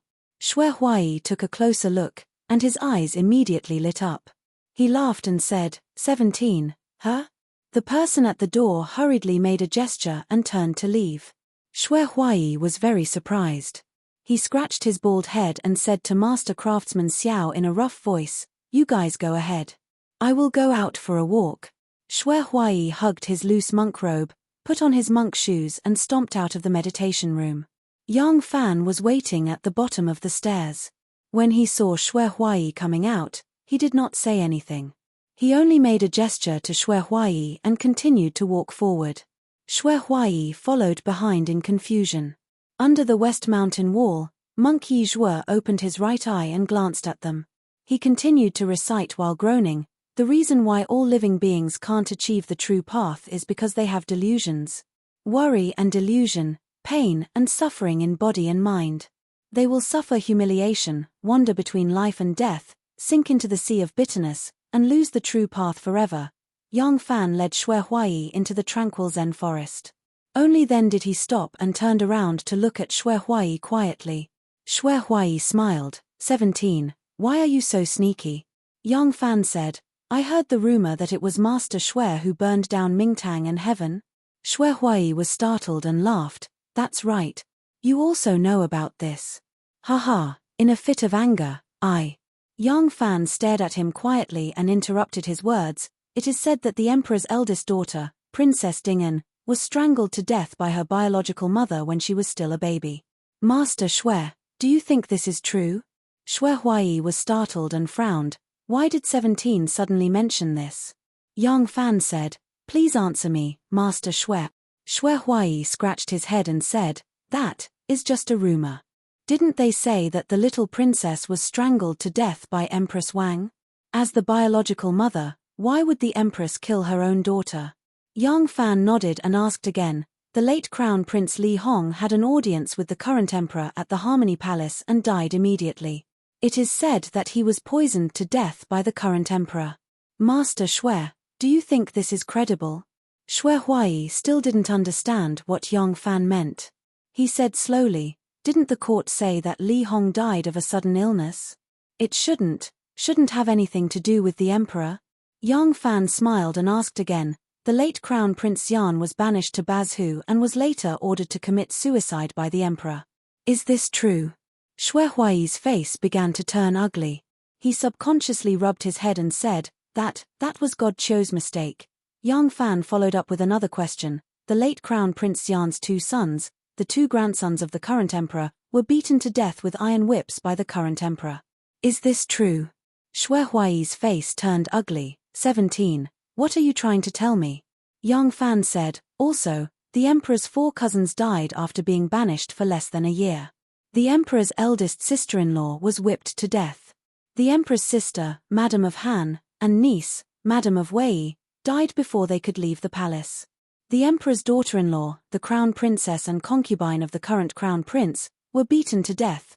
I won't mention the Li Tang's royal family who were eradicated one by one. I also won't mention the civil and military officials who made great contributions to the court. These people I just mentioned are the closest people to the emperor. Other than a few of them who once threatened the emperor's power, the rest have no influence on the emperor. In terms of closeness, they are all much closer to the emperor than you, Master Shui. Master Shui, they are all souls now. When will you die suddenly, or because someone misunderstood the emperor's will, or because you are not acclimatized, or because of any other random reasons? Shui Huai's face turned red, then white as a sheet. He roared angrily, 17, what are you talking about? Do you know that if the emperor hears what you just said, even 100 heads won't be enough to chop off? Yang Fan said, I know. But will Master Shui report me?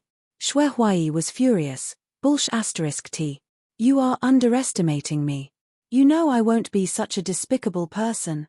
Besides, how can I not know that you are saying this for my own good? Why would I? Yang Fan once again cut him off. That's why I came here today to tell you the truth. Master Shui, you are in big trouble. Shui Huai laughed and waved his hand, alarmist. Alarmist. 17, I understand your good intentions, but I am different from them. I did not offend the emperor. I only burned 2 houses. The emperor is rich, will he hate me for this? I am her man. Yang Fan was stunned. He did not expect Feng Xiaobao to be so naive. Even though he was eloquent, he was speechless when faced with such a hooligan. Chapter 693. All along, the people that Yang Fan had met were very smart. Some people only needed him to say half of a sentence and they would naturally understand the second half. For people like Ning Ku, who was almost demon-like in terms of intelligence, he didn't even need to speak to know what Yang Fan was thinking. Yang Fan had never met someone as childish and stubborn as Shui Huai. So much so that he tried his best to talk to Shui Huai, but in the end, he didn't know how to communicate with Shui Huai. He racked his brains but still couldn't think of a way to communicate with Shui Huai so that Shui Huai could understand how dangerous his current situation was. Shui Huai saw that Ning Qiu was trembling all over. He didn't know that Ning Qiu was angered by his blockhead and couldn't help but want to beat him up. Shui Huai thought that Ning Qiu was worried about him, so he comforted Ning Qiu, all right. I know that you are thinking this way, and you are also worried about me. Don't worry. Although what you said is disgraceful to others, in my eyes, it's nothing. Since it came out of your mouth and entered my ears, it won't be heard by a third person. Yang Fan slowly raised his head and looked speechless. He really didn't know how to explain to this stubborn bull. When Yang Fan left the White Horse Temple, he wanted to cry but had no tears. He was defeated by Shui Huai's stupidity. Shui Huai firmly believed that he was Wu Jiong's man. How could a woman who had slept with him for more than 10 years kill her man for 2 houses? Even if she fell in love with someone else, it was impossible for her to hurt him. She helped him cover up the fact that Ming Hall and Heaven were burned down, and still gave him the important task of rebuilding Ming Hall and Heaven. This was enough to prove this point. 17. You're here. Yang Fan was walking out dejectedly when Hong 1, Hong 6, and a group of people came in from outside. Each of them reeked of alcohol and came back from somewhere. As soon as he saw Yang Fan's expression, Hong Liu waved his hand to let his fellow disciples leave, leaving only Hong Yi and him, the 2 closest to Yang Fan. He carefully asked, 17, what's wrong? Yang Fan smiled bitterly when he saw them.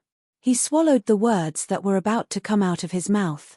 He hesitated for a moment before speaking out his worries. However, he couldn't use such a sharp questioning this time. He could only say those words to Shui Huai. When Hong 1 and Hong 6 heard this, their expressions immediately tensed up. Yang Fan said, maybe. I'm wrong. After all, this is just my wild guess, but... Hong Liu said with a sullen face, I think 17 is right. Eldest senior brother, what do you think? Hong 1 nodded forcefully, I think so too. If 17 is worried, then there must be a problem. Yang Fan was greatly surprised. He didn't expect that no matter how much he tried to present the facts and reason, Shui Huai still couldn't change his mind. He only expressed his worries without any analysis or explanation, but these two fellow disciples actually believed him without a doubt. It seemed that there were still smart people. Young Fan couldn't help but regain some confidence in his eloquence. Unexpectedly, Hongwon continued, "Who is Brother 17? To put it blasphemously, our group of martial brothers is a bunch of hooligans, including Master. The one who really made a name for herself is 17. Look at 17's achievements in the military, the Ministry of Justice, and the Ministry of Personnel. I've always admired 17. If 17 says this, then it must be true." Young Fan was stunned. He didn't expect Hongwon to believe him so much. It wasn't because his analysis was reasonable, but blind worship. Hong Liu thought deeply, "I also think it's an honor to hear from Master. Now that 17 said this, I think it's true. She can even steal the property that her husband left for her son. She can even kill her own son and grandson without batting an eyelid. Why would she care about Master?" Young Fan calmed himself down. He didn't care why these two believed him so much. It was good enough that they believed him. Young Fan hurriedly said, "Eldest senior brother, sixth senior brother, Master Shui has always trusted you two the most. Please persuade Master Shui. It's not too late to escape. I believe, if Master Shui escapes, the Emperor won't kill him. Also, you two, better prepare for the worst." Hongwon and Hong Liu had indeed reached the level of Young Fan's diehard fans. They worshipped his words as if they were gods. The two nodded forcefully, "Don't worry. We'll go back and persuade Master immediately. Our brothers will also advise them to pack up and hide in the countryside. We'll see how things go before we decide. Otherwise, they'll be wiped out." Young Fan nodded.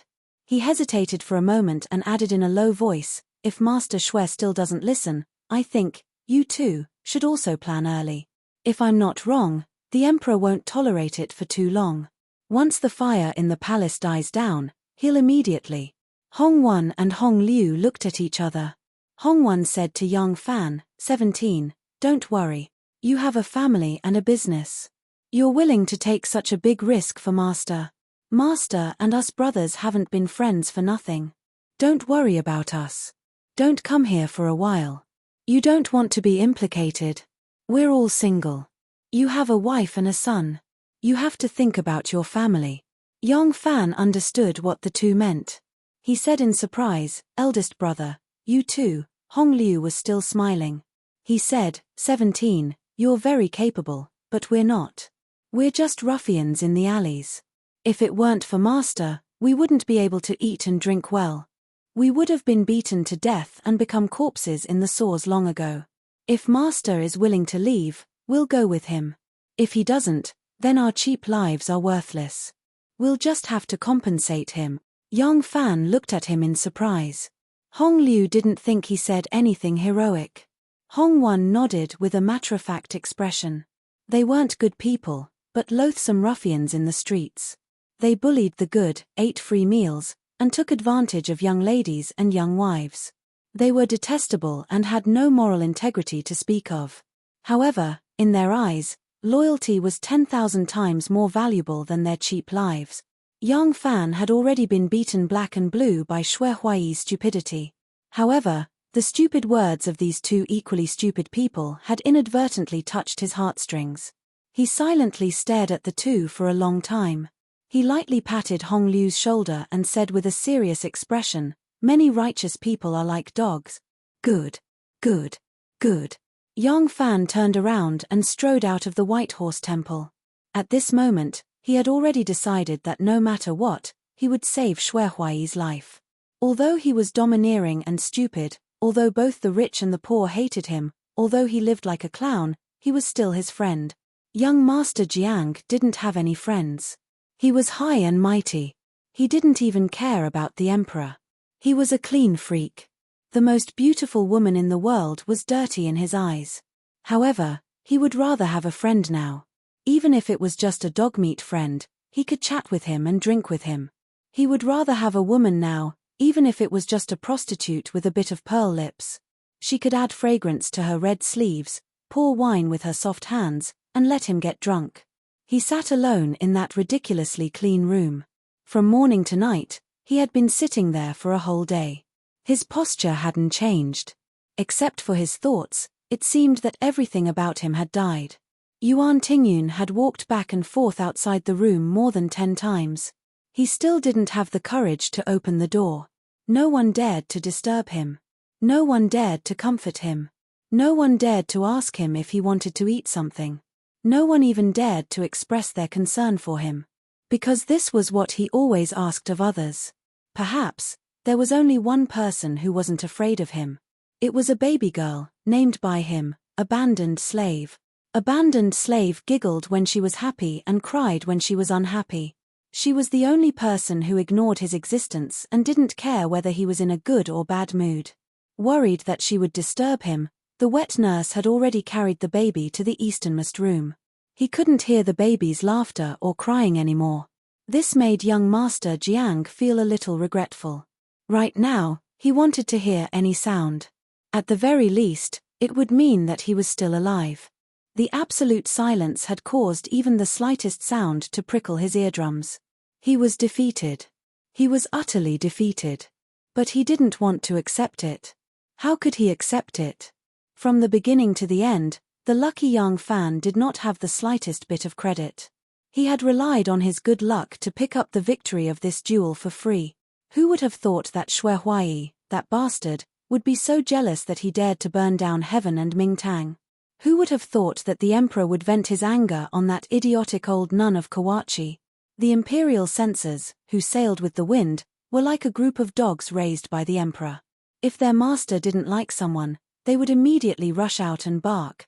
Thus, the old nun of Kawachi fell, the barbarian Molei fell, Taoist Shifang fell. That mad dog Lai Junchen happened to be in charge of this matter. He held the weaving sutra in his hand and copied down all the people who relied on the 3 swindlers to make a fortune. In order to get a working capital as soon as possible, he staked everything on one throw. He invested the last of his manpower, material, and financial resources on the 3 swindlers. Now, they were all taken away by Lai Junchen along with the 3 swindlers, leaving him with nothing. He had lost. He had lost before the battle had even begun. But how could Yang Fan have played any part in this? Yang Fan didn't even make a move. He won because of luck. He didn't know why he lost. He didn't lose to Yang Fan, he lost to fate, he lost to luck. He really couldn't accept it. He couldn't accept it even if he died. But what else could he do? Without the help of his family, he could no longer accomplish anything in Luoyang. Young Master Jiang sat in a daze. Suddenly, he burst into laughter. He laughed for a long time, followed by tears. Silent tears. Of course, the doors and windows were still tightly shut. No one could see his tears. In front of others, he was always a high and mighty immortal-like figure. No one would ever see such a weak side of him. His loyal subordinates, who were guarding outside worriedly, heard the young master's laughter but didn't notice his tears. Of course, they also didn't notice that Grand Secretary Xiong's mansion had been secretly monitored. As one of the 8 elders of Luo Shui, how could Yang Fan let go of the monitoring of Grand Secretary Xiong's mansion? Chapter 694. Yang Fan had made up his mind to save Xue Huai, that idiot. But once the emperor took out his butcher knife, it would be too late for Yang Fan to save him. Yang Fan racked his brains on the way home. By the time he got home, he had finally thought of a good idea. After making up his mind, Yang Fan was relieved. He went back to the mansion and turned to the backyard. Dao Mai was wearing a new dress and was walking in front of the corridor. As soon as she saw Yang Fan, she bowed and saluted. "Ah Lang." "Yes." Yang Fan nodded to her and walked towards the reception hall. Xiao Man heard Tao Mei's call and came out. As soon as she saw Yang Fan, she smiled sweetly and said in a low voice, "Langjun, quickly come in and see who's here." "Who's here?" Butchie didn't answer and just smiled. Yang Fan saw her mysterious look and didn't ask any more questions. He crossed the threshold and saw someone bending over to tease Yang Nianzhu, who was lying on the Arhat bed. This person was tall and had a jade-green headscarf on his head. He was dressed in a stone-green muslin robe with silk pants of the same color. A leather belt was tied around his waist, making him look very casual. Young Fan could not help but be happy. The person was very focused on playing with the child. It was not until Young Fan cried out that he realized he had entered the room. He turned his head and was also very happy. Xiao Man followed Young Fan in and smiled. You guys talk first. I'll take Nianzhu to the back. She went to the bed and picked up young Nianzhu. Don't let the child freeze, Young Fan said, and took a soft cashmere blanket from the hanger and wrapped it around the child. Wnr smiled as she watched Xiao Man carry the child out. Her eyes were still fixed on the child. Only when Xiao Man disappeared at the door did she reluctantly withdraw her gaze. Young Fan held her hand and sat down on the sandalwood couch inlaid with coral beads. He softly asked, "How did you have time to come out today? Did you ask for leave from the emperor?" Wan was wearing winter clothing, but it didn't hide her beautiful figure. She smiled and pulled at her clothes. "How can I ask for leave often? Taiping invited me today, so I left the palace." Young Fan took a plate of dried fruits from the small green jade table and placed it in front of her. "Why did Taiping invite you?" he asked in puzzlement. "Since Taiping has invited you, why are you here?" As he spoke, he subconsciously glanced at the door. Wana smiled and said, "No need to look. She didn't come. I was invited out of the palace by her, but when I was about to reach the princess mansion, I found out who she had invited to the banquet. I didn't want to go, so I came here to take a look. I have to return to the palace in a while." "Who did she invite? You don't want to go?" Young Fan sat down next to her and gently held her soft hand. Wnr's palm was soft and delicate. It was slightly cold and had a jade-like texture. It looked like she had just come in from outside. Wnr pouted and said, "Hui Fan Monk, Gao Jian, the 3 brothers Zhong Tongxiu, the 4 brothers Kui Shi, and a few scholars from the capital. They are all famous young masters." Young Fan smiled and said, "Isn't that just right? You are in charge of the library and the Hall of History. You are in charge of the court's culture, and you judge the poetry of the world. All the officials in the world are gathered under your tutelage. Isn't it right to associate with these people?" Wnr said, "Taiping invited me to go because he wanted to get my approval. He wanted to recommend a few people to the court to be scholars. But..." Wana said this and hesitated. Her white cheeks slightly blushed. Her pink cheeks reflected the red, like a peach blossom. "But, there have been some rumors in the capital recently. They are not pleasant to listen to." Young Fan asked curiously, "What rumors?" "Oh. You are saying that Hui Fan, Gao Jian, Kui Shi, and the others all have an unclear relationship with Taiping, and that they are a group of people living in the same bed?" Wnr was surprised and said, "You know?" Young Fan smiled and said, "Of course I know." Wanr's almond-shaped eyes widened. She looked very cute and said, "You don't care." Young Fan said disapprovingly, "When a beautiful woman comes into contact with a man a little more, gossip immediately becomes as natural as 2 trees getting close to each other. Immediately, a spider spins a web. There will always be people who like to judge others like this, and there will always be people who like to hear such things and spread such things. It was like this in the past, it is like this now, and it will be like this in the future. Haha, Taiping is used to doing things her own way. She never lives for other people's gossip. I'm a man, how could I not be as broad-minded as a woman? How could I be swayed by some gossips?" Wnr thought about it and shook her head. She said, "Lang Jun is magnanimous. This is a woman's good fortune. But a woman's reputation is the most important, and she should also love herself. Even if it is just gossip, she should avoid it as much as possible. It is not a good thing for people to spread these rumors." Young Fan said, "Unless you do nothing and are willing to stay in your boudoir, not going out, not taking a step. Now that the emperor favors the 2 Zhongs, and with the 2 Zhongs' recommendations, many disciples from famous families can enter the court. In addition, the court officials have gone through several disturbances and lost more than half of their numbers. The new officials are mostly young. You are in charge of the central government.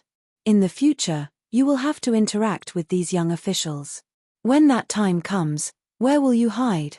Young Fan gently held her shoulders and softly said, I know that for me and for the sake of gaining a foothold in this treacherous court, you are also working hard to expand your network.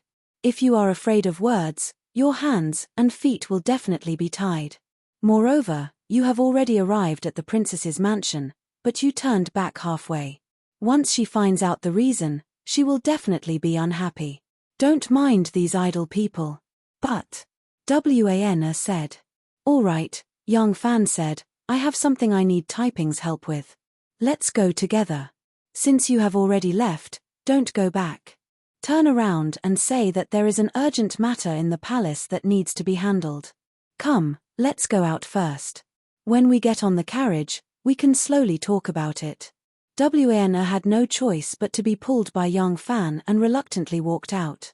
Young Fan could see clearly that this kind of gossip was indeed something that people from ancient times to the present had never gotten tired of spreading. A beautiful woman, even if it was only because of her work, would inevitably be spread by those who judged her by their own standards. Let alone that era. Whether it was the emperor who dug his ashes, the empress who cheated, the crown prince who raised a prostitute, or the princess who raised a gigolo, the Tang dynasty's officials and the common people had never denied it. If Wana really had any gossip, it would be impossible that no one in the court would spread it. But because of Shangguan Wana's purity, in the last 300 years of the Tang dynasty, there was not even a word or two about her. Even so, she could not escape the slander of later generations. In the 5 dynasties and 10 kingdoms period, when the Shotuo dynasty was in chaos, Liu Qiong began to write the Book of Tang. From the historical materials of the Tang dynasty, he found a sentence that said Shangguan Wana colluded with friends outside and easily played with power, which was feared by the court. As if he had found a treasure, he interpreted this colluded as having an illicit sexual relationship with someone. This time it was terrible. People who liked to chase after smelly things rushed to help him supplement it.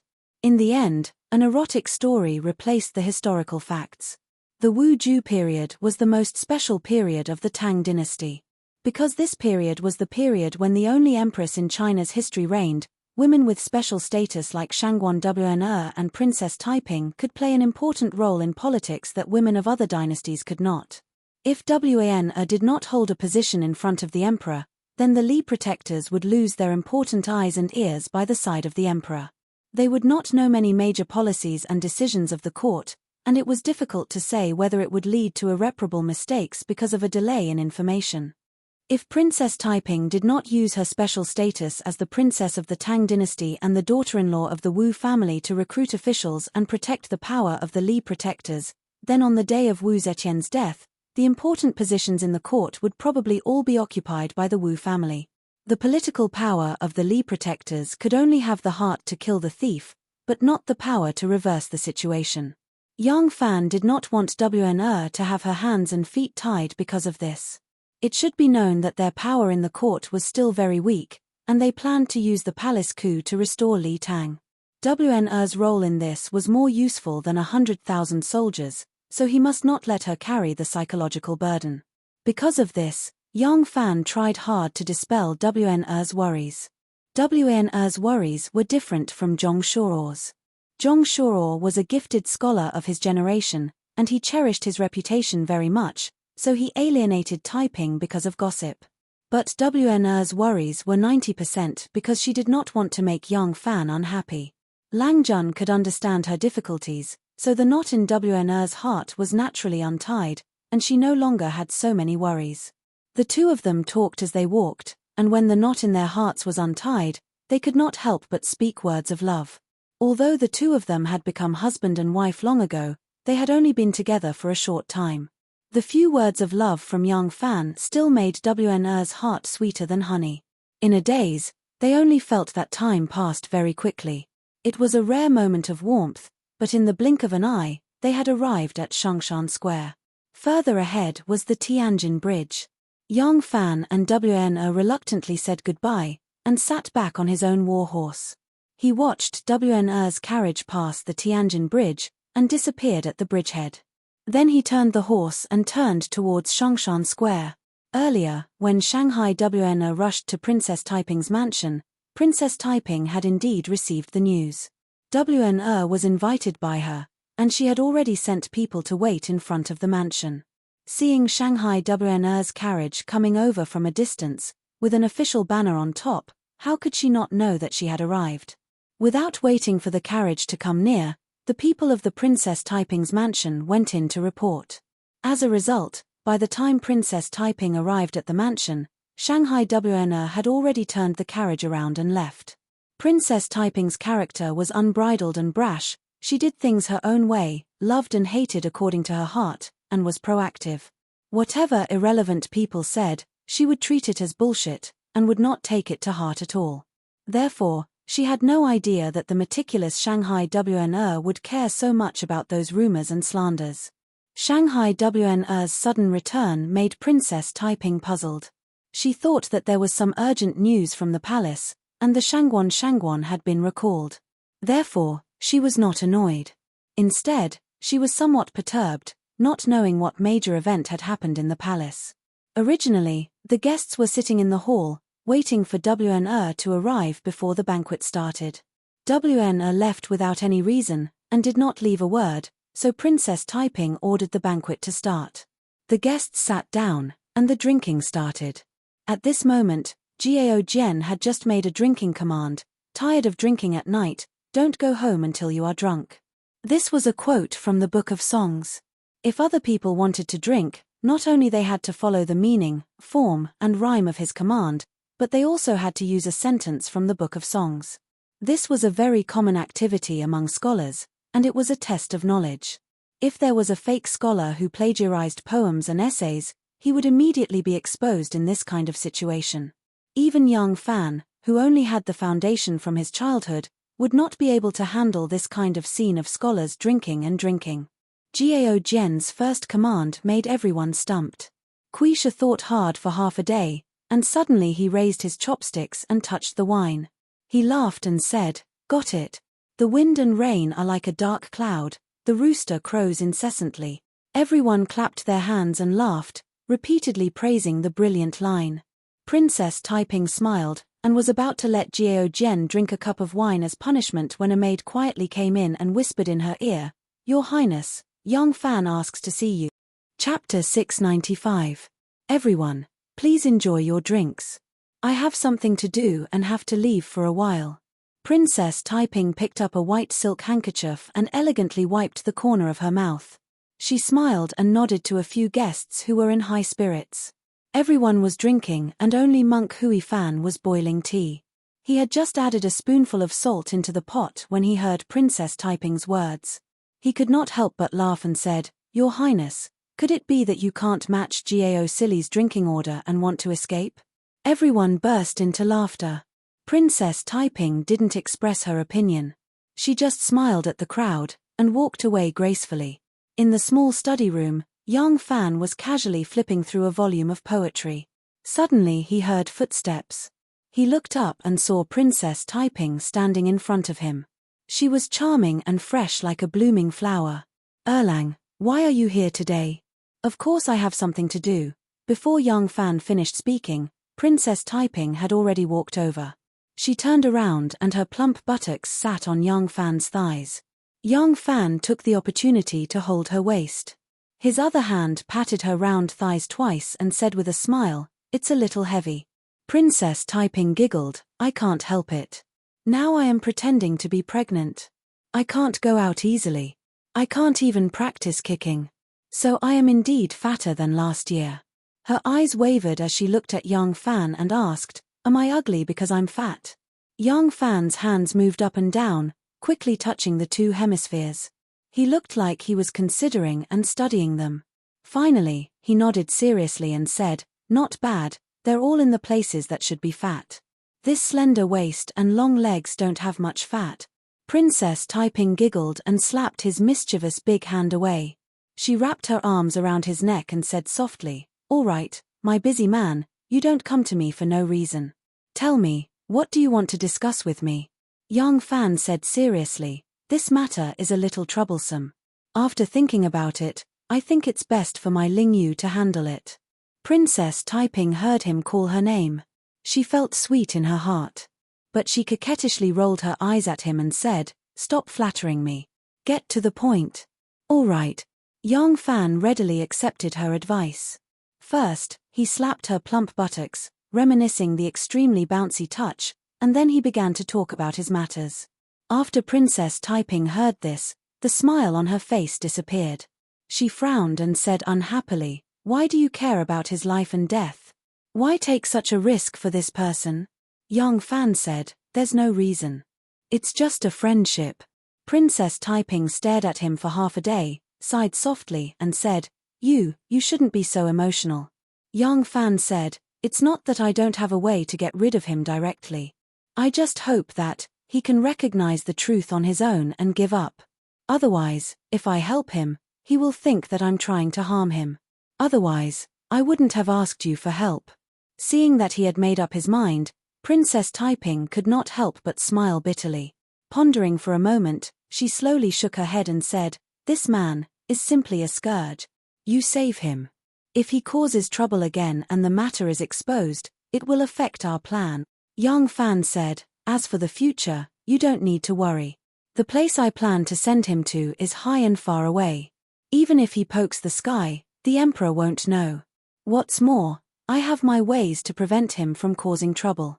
No matter how fearless he is, he will have to be obedient when he meets the person I sent to look after him." Yang Fan said, "However, if I directly take him away, he won't give up and will blame me for being meddlesome. I have to let him understand that he is really in big trouble, then he will wake up. That's why I want to ask you to accompany me in this play. Moreover, this matter is not only troublesome. By doing this, you can also win some favor from the emperor." Princess Taiping bit her plump and sexy lips. After thinking for a long time, she gently nodded her head and said bitterly, "My enemy, I can't refuse you. Forget it. Let's do it according to your plan." The barrier door opened and young Master Jiang appeared at the door.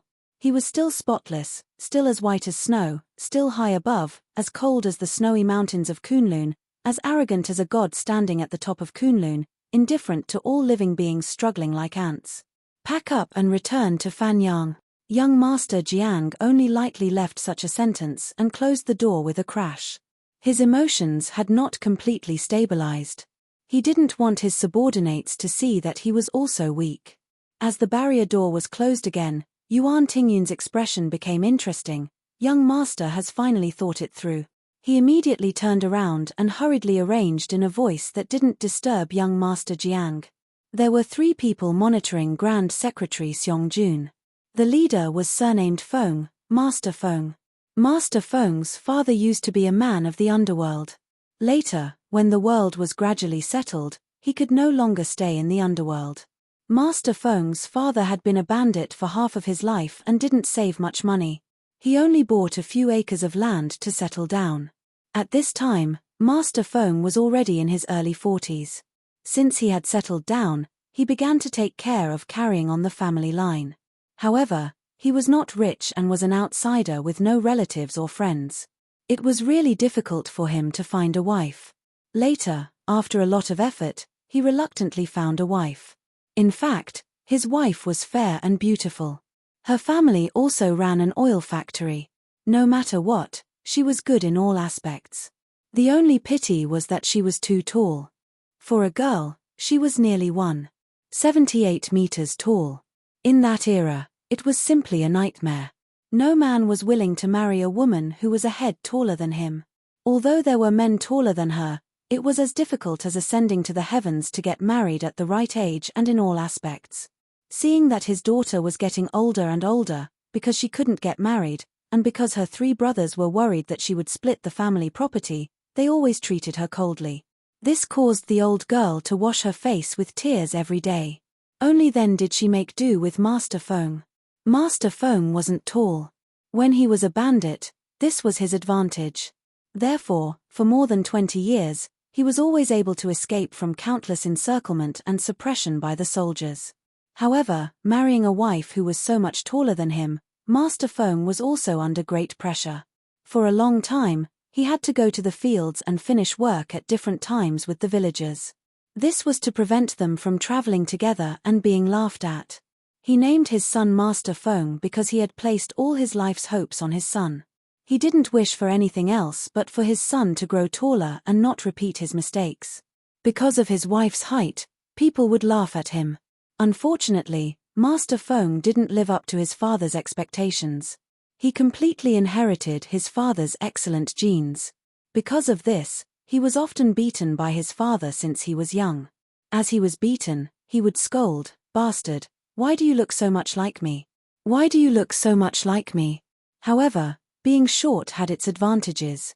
At least now, he wore a headband, an apron, and set up a shed in the alley to sell hubing. At first glance, everyone felt that he was born to do this. Therefore, no one who went in or out of the Xiong mansion gave him a second glance. Master Feng enthusiastically solicited business and never looked at the Xiong mansion. However, people who went in and out of the Xiong mansion would always pass by his hubing stall. Master Feng was urgently transferred from the periphery. It wasn't that young Fan didn't trust the group of people he directly took over from Chang'an. It was because those people were originally by young Master Jiang's side. Young Master Jiang, who had always been arrogant and acted as if no one else was around, might never remember what they looked like. However, people like Yuan Tingyun who were by his side would definitely recognize them. Therefore, they had to use unfamiliar faces. After the identity of the former Songju County Magistrate Kong Weihao was discovered by Jiyu Zhuting, Yang Fan put all the important figures of the Luoshui Poetry Society under surveillance. Old scholar Xiong was one of the founders of the Luoshui Poetry Society. During the Spring Festival, the usually deserted Xiong mansion was also crowded with people. This had a certain impact on Master Feng's surveillance. However, after careful screening, he didn't find anything strange. In particular, none of the people he had seen in the portraits appeared. Today, Master Feng thought that it would be another boring day. Since it was the Spring Festival, the residents became more generous. There were many people who came to buy hubing. Master Feng was busy baking, selling, and collecting money. However, there was no movement in front of the Xiong mansion. However, when he deliberately picked two slightly larger hubing pancakes, put them in an oiled paper bag, and handed them to the two children with a smile, the gate of the Xiong mansion suddenly opened. First, a few horsemen with horses rushed out. Then, the threshold was lifted and a light carriage drove out from inside. There were also people following behind the light carriage. They were all horsemen, and each of them led a long-distance horse with the best endurance. There was a saber hanging in front of the saddle and a saddlebag on the back of the saddle. The horsemen were all wearing sheepskin jackets and sheepskin trousers. They also wore dogskin hoods to cover their ears and a sheepskin cloak on the outside. It was almost the end of the first month, and the weather was no longer so cold. With such attire, it could only be a long-distance run. Master Feng's heart skipped a beat, but it immediately returned to normal. "Dear customers, please wait a moment, please wait a moment. This old man will first pick out this pot of hubing pancake," Master Feng said to the customers who were waiting to buy hubing pancakes. He opened the steamer basket on the side, picked up a bamboo tongs, and picked up the freshly steamed hubing pancakes from the large dustpan next to him. A pair of sharp eyes stared at the gate of the Xiong mansion through the rising steam. "Hey, old scholar Xiong, are you going on a long trip?" A neighbor happened to pass by and asked old scholar Xiong, who was walking out with the help of a walking stick. Old scholar Xiong was an official, and that neighbor was a commoner. However, officials rarely put on airs with their neighbors. If someone had a favor to ask of them, they absolutely couldn't put on airs. If they needed to send gifts, they had to send gifts, and if they needed to visit, they had to visit. The etiquette of visiting each other during the New Year's and other festivals couldn't be lacking. Otherwise, it would damage their reputation, and their spittle could drown them. Therefore, old scholar Xiong smiled and replied politely, "Oh, my dog is an official in Fanyang and can't return to the capital due to official duties. Today, this old man sent my daughter-in-law over to take care of him for a few days, so that the young couple can also get together. Haha, the old scholar loves his son," the neighbor said with a grin, and politely said goodbye to him, and walked away. Master Feng's eyes narrowed, as if he was suffocated by the steam. Old scholar Xiong sent his daughter-in-law to reunite with his son. There was no problem. The son left his wife to take care of his father. This was a son's filial piety. The father sent his daughter-in-law to take care of his son. This was a father doting on his son, so there was no problem. However, the Seong residence was a family of scholars. How could the daughter-in-law sit in the carriage and let her father-in-law stand in front of the door to see her off? Even if the Seong family had strict rules and women shouldn't show their faces in public, it was fine for them to wear a shallow dew on their heads. How could an elder send a daughter-in-law off in front of the door and not show her face while sitting in the carriage? Just as he thought of this, a man who was leading a horse and wearing a hood over his ears patted the horse's neck and glanced over. Master Feng immediately lowered his head and carefully picked up the last Hu Bing. He warmly greeted the guests. "Sorry for making you wait for a long time. How many did you buy?" The rider had just turned his head, and Master Feng had already clearly seen his appearance. According to the portrait he had seen, this person should be the leader of young Master Jiang's imperial bodyguards, Yuan Tingyun. "I found him. I actually found him." Feng Gaoren's heart pounded like a drum. Chapter 696. This time, Yang Fan did not stay long at the princess residence. He did not intend to discuss this matter with Princess Taiping today, but Wanna ran to see him. Because Wanna did not go to the princess residence and needed to return to the palace as soon as possible, she could not stay at the Yang residence for too long. Yang Fan simply sent Wanna out and accompanied her for a while. In this way, he could go to the princess residence on the way. There were many guests in Princess Taiping's hall. Some of these people were people she was trying to win over, and some were people she was trying to establish close ties with the rising power of the Zhong family in the imperial court. She was deliberately making friends with them, so she could not neglect them. Therefore, after the two of them finished talking about business, they only had a moment of intimacy before Princess Taiping called her trusted steward to send Yang Fan away. Yang Fan left the princess residence and walked straight out of Shongshan Square.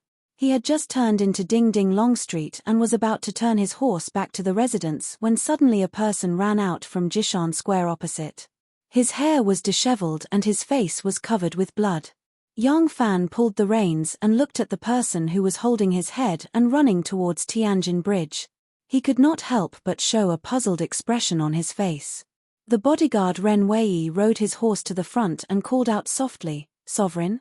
Yang Fan said doubtfully, looking at that person's appearance, "He seems to be the imperial censor Wei Suizhong. Why is he in such a sorry state?"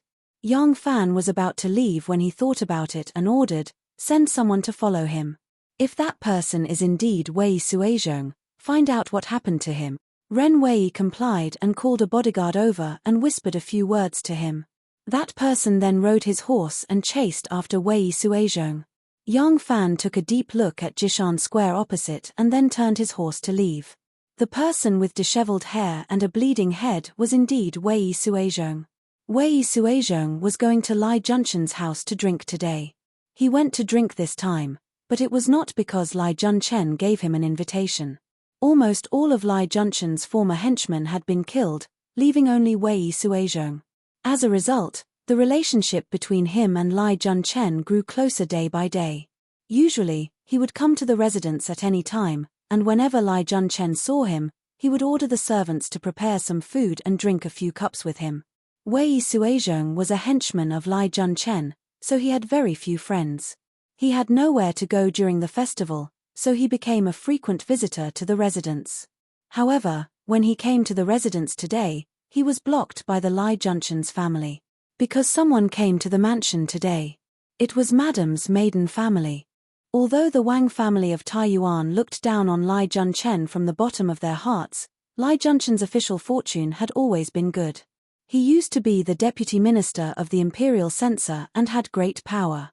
All the civil and military officials in the imperial court, including the relatives of the emperor, were under his supervision.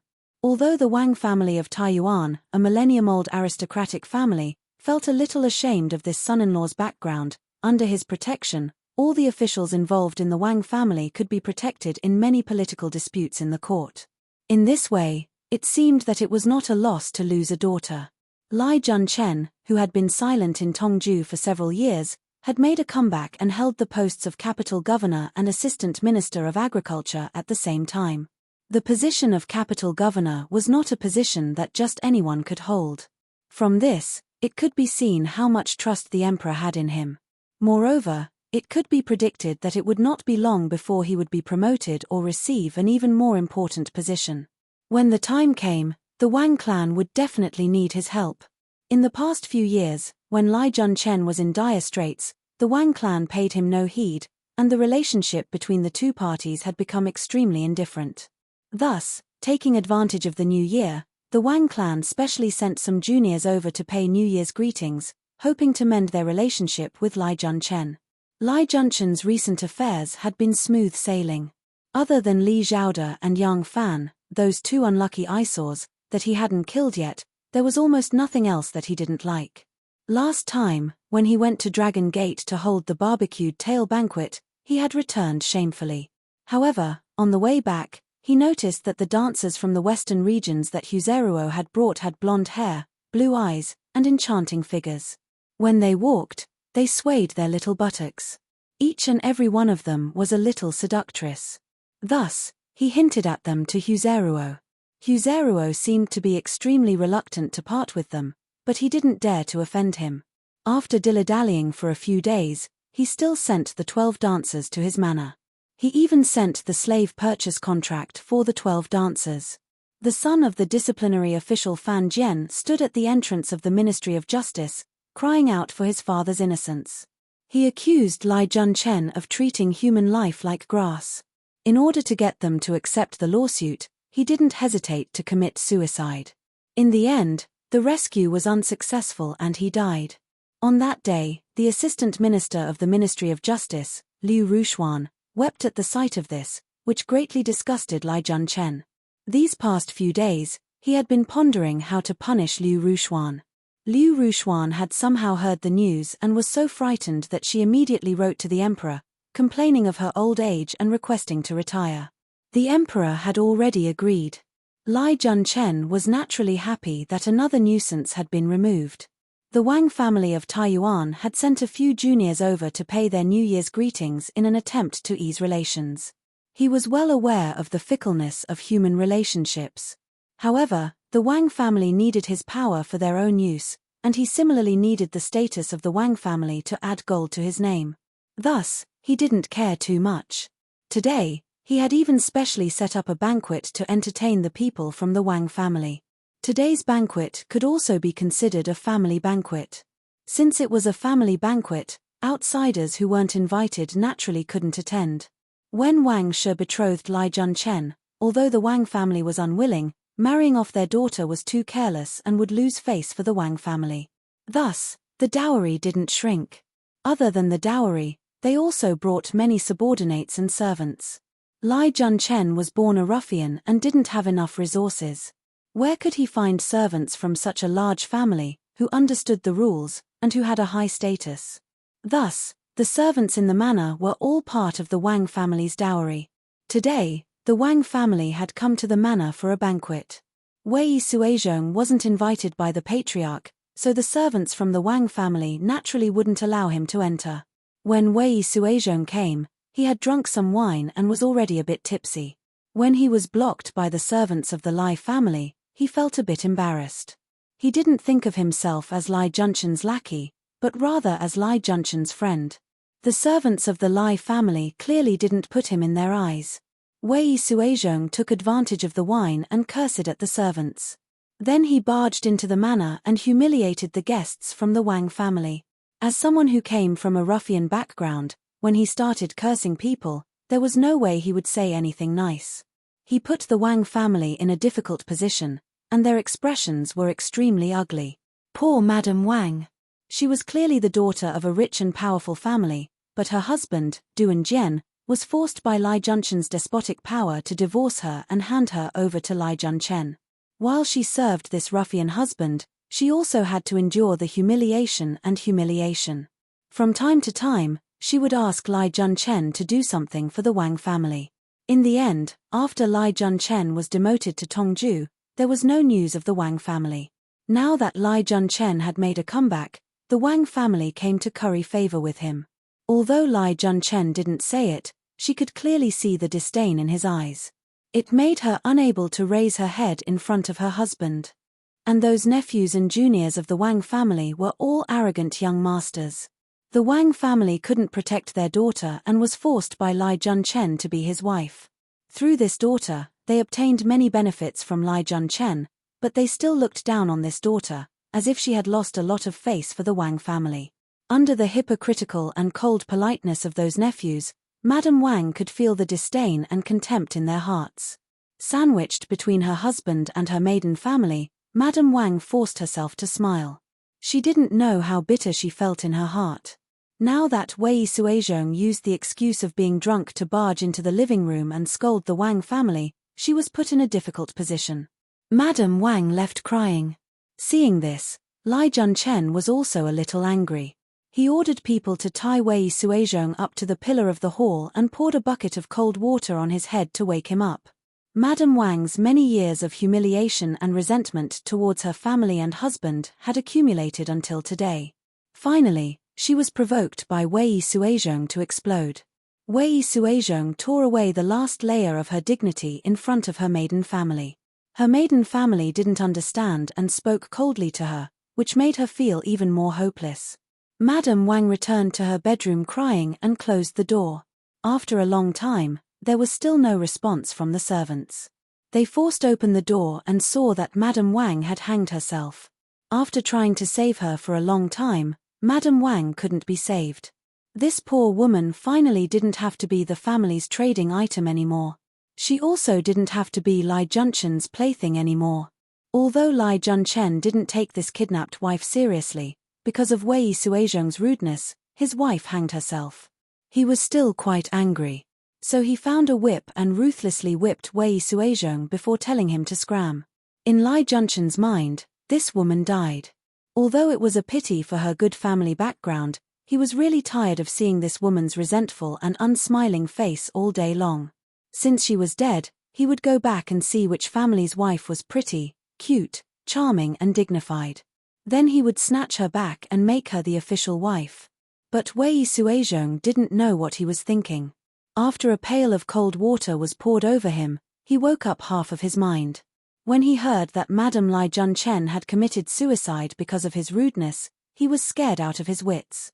At this moment, he ran away in a panic. He only thought about Li Junchen's cruel methods and didn't know what kind of punishment he would receive. Yang Fan believed that that person should be Wei Suizhong. As Li Junchen's only and most loyal lackey, he actually ended up in such a sorry state. Moreover, the good BSH that he walked out of was where Li Junchen's mansion was. Yang Fan instinctively felt that there was something fishy, so he sent people to investigate. But he still didn't know how important this subconscious decision would be for him. Yang Fan returned to the front of the Yang mansion. Before he could dismount his horse, he saw a rider galloping towards him from afar. The speed of the horse was so fast that the gradually melting snow in the alley splashed everywhere. Several of Yang Fan's bodyguards immediately raised their horses and rushed in front of Yang Fan. Their hands were also on the hilts of their swords at their waists. But their vigilant movements immediately stopped, because they recognized that the person rushing over was one of their own. "Sovereign, we found his whereabouts." When the rider rushed to the front of Yang Fan, he hurriedly reined in his horse. Not waiting for the horse's hooves to steady, the rider hurriedly reported.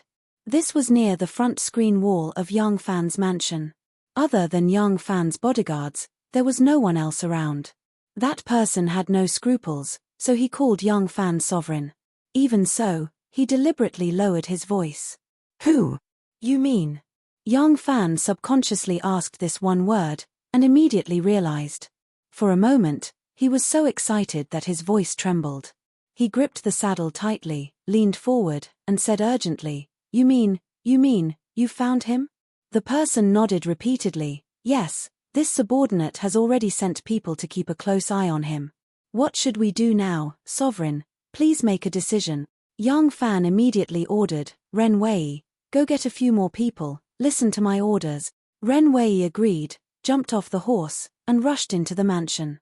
Yang Fan then turned to the person, and said urgently, "Quickly, tell me immediately, where is he? What is the situation?" Chapter 697. In front of Hulao Pass in Sishui town, there was a small inn called Zhe Inn because the owner's surname was Zhe. Things were different now. In the past, there was only a deep ravine in the southwest that led to Yingyang and Luoyang. As a result, one man could hold the pass against 10,000 enemies, and it became the gateway to the ancient capital of the 9 dynasties. Later on, the geography changed, and the river changed its course. Hulao Pass was no longer the only path, and no one treated it as an important pass. The original rammed earth walls of the pass had been eroded by wind and rain without a trace. Only the lone stone tablet on the ground with the 3 words Hulao Pass written on it was a record of the past glory of this place. Because of this, the business of Zhe Inn wasn't good. However, the shopkeeper didn't plan on moving to a more bustling place. The Zhe family owned land and could be considered a landlord in the area. They opened this inn because there were a few residences along the street. They had nothing better to do. Since it was their empty house, they would earn some if they could, but it didn't matter if they couldn't. Because of the owner's thoughts, the inn's business was even worse. In the world of the Tang dynasty, there were 3 types of inns. The ones run by the government were known as hostels, the ones run by the private people were known as traveling guides, and then there were the monasteries.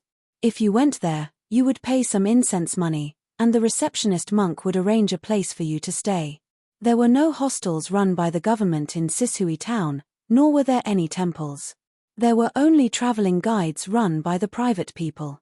The business of Zhe Inn was the worst among the traveling guides in Sishui town, but in terms of environment, it was the best. That afternoon, a waiter picked up some dried meat, pickles, and carrots. Just as he entered the inn, a group of people came from afar. There were 7 or 8 people, all riding tall horses. The horses were of excellent quality, and the riders were valiant and mighty. Each of them carried a saber, and they were escorting 2 carriages in the middle. The carriages were large carriages used for long-distance travel, but they were far more exquisite than ordinary long-distance carriages. One look and one could tell that they were from a wealthy family. When the group arrived at the entrance of the inn, only one rider dismounted and entered the inn. He called over the shopkeeper and asked about the number of rooms, whether there was food and drink, whether there was hot water in the bathroom, whether there was a brazier to warm the kang, and whether there was pasture for the stables. Only after making sure everything was clear did he nod in satisfaction and ask, "There are a total of 12 rooms, right? We'll take them all." The shopkeeper was thin and had a moustache on his chin. He looked very unscrupulous. After listening to his words, he couldn't help but look troubled. "Sir, there are already 2 guests staying in the inn. Do you think," he glanced outside and said with a smile, "I think the rest of the rooms should be enough to accommodate you and your companions. Our Lang likes peace and quiet." The man smiled, took out a pearl from his bosom, and spun it on the chopping board.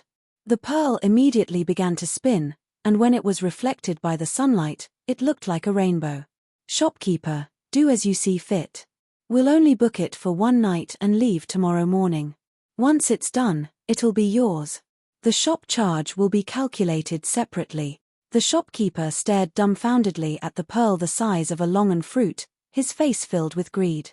He only hesitated for a moment, but as if he was afraid that the other person would change his mind, he pounced forward and tightly held the pearl in his arms.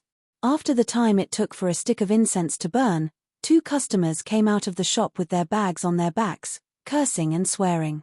The shopkeeper nodded and bowed behind them. "Excuse me, offend. I'll return the shop charge, please forgive me." After the 2 customers left, the group of people dismounted one after another. A few people walked into the shop, looked inside and outside, and then went back to the carriages to ask for instructions. Then, the people in the 2 carriages came out. In the carriage in front, there was a young man dressed in white, wearing a light fur coat. He looked cold and arrogant, as if there was no one else around him. He was led directly to his room. Immediately, someone ordered the innkeeper to prepare hot water.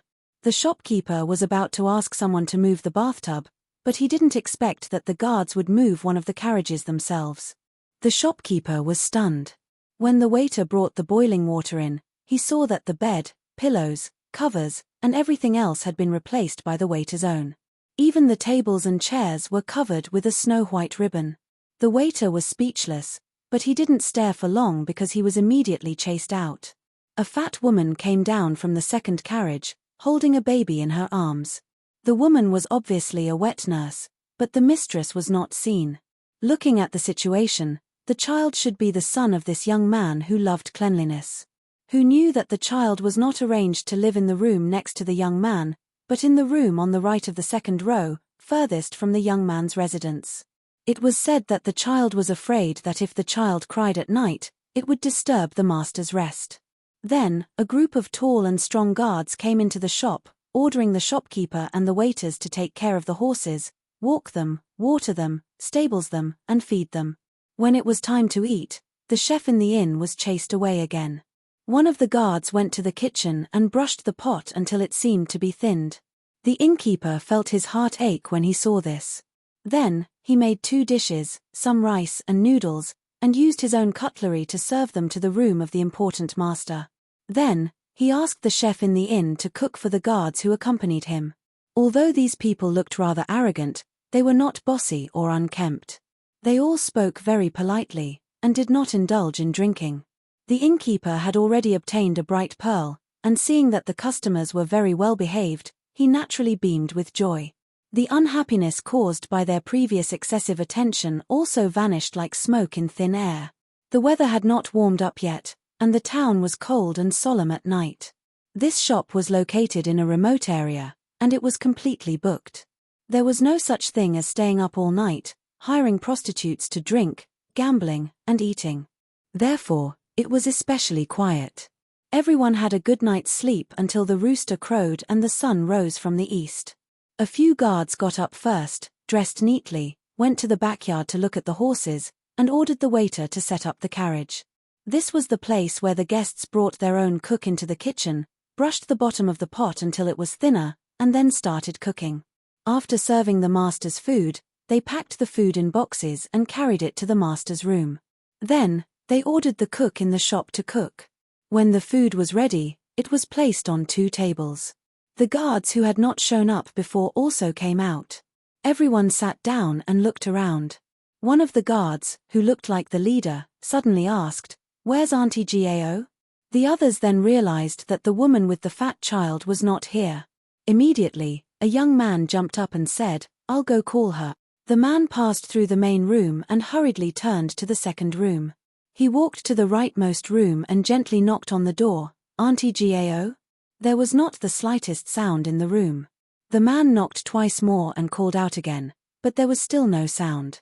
His face changed a little. He reached out and pushed the door.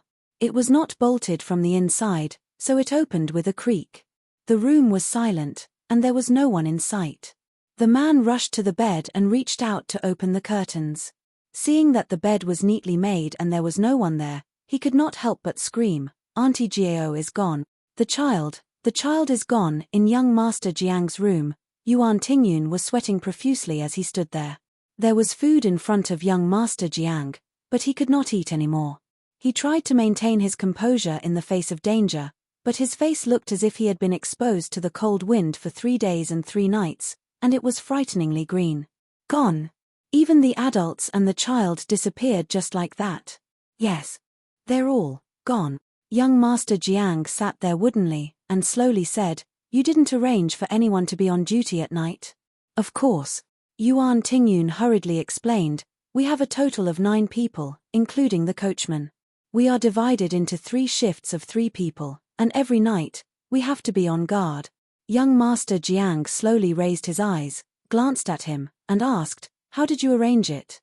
Yuan Tingyun said hesitantly, "Young Master, at the window and the door, I arranged for someone to be on the roof, and someone to look down from above, to monitor anyone who comes near." Young Master Jiang sighed softly, and said, "The person on the roof, naturally, was arranged to be on my roof."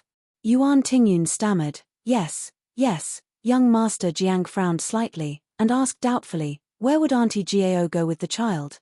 Do you think she left on her own, or was she kidnapped?"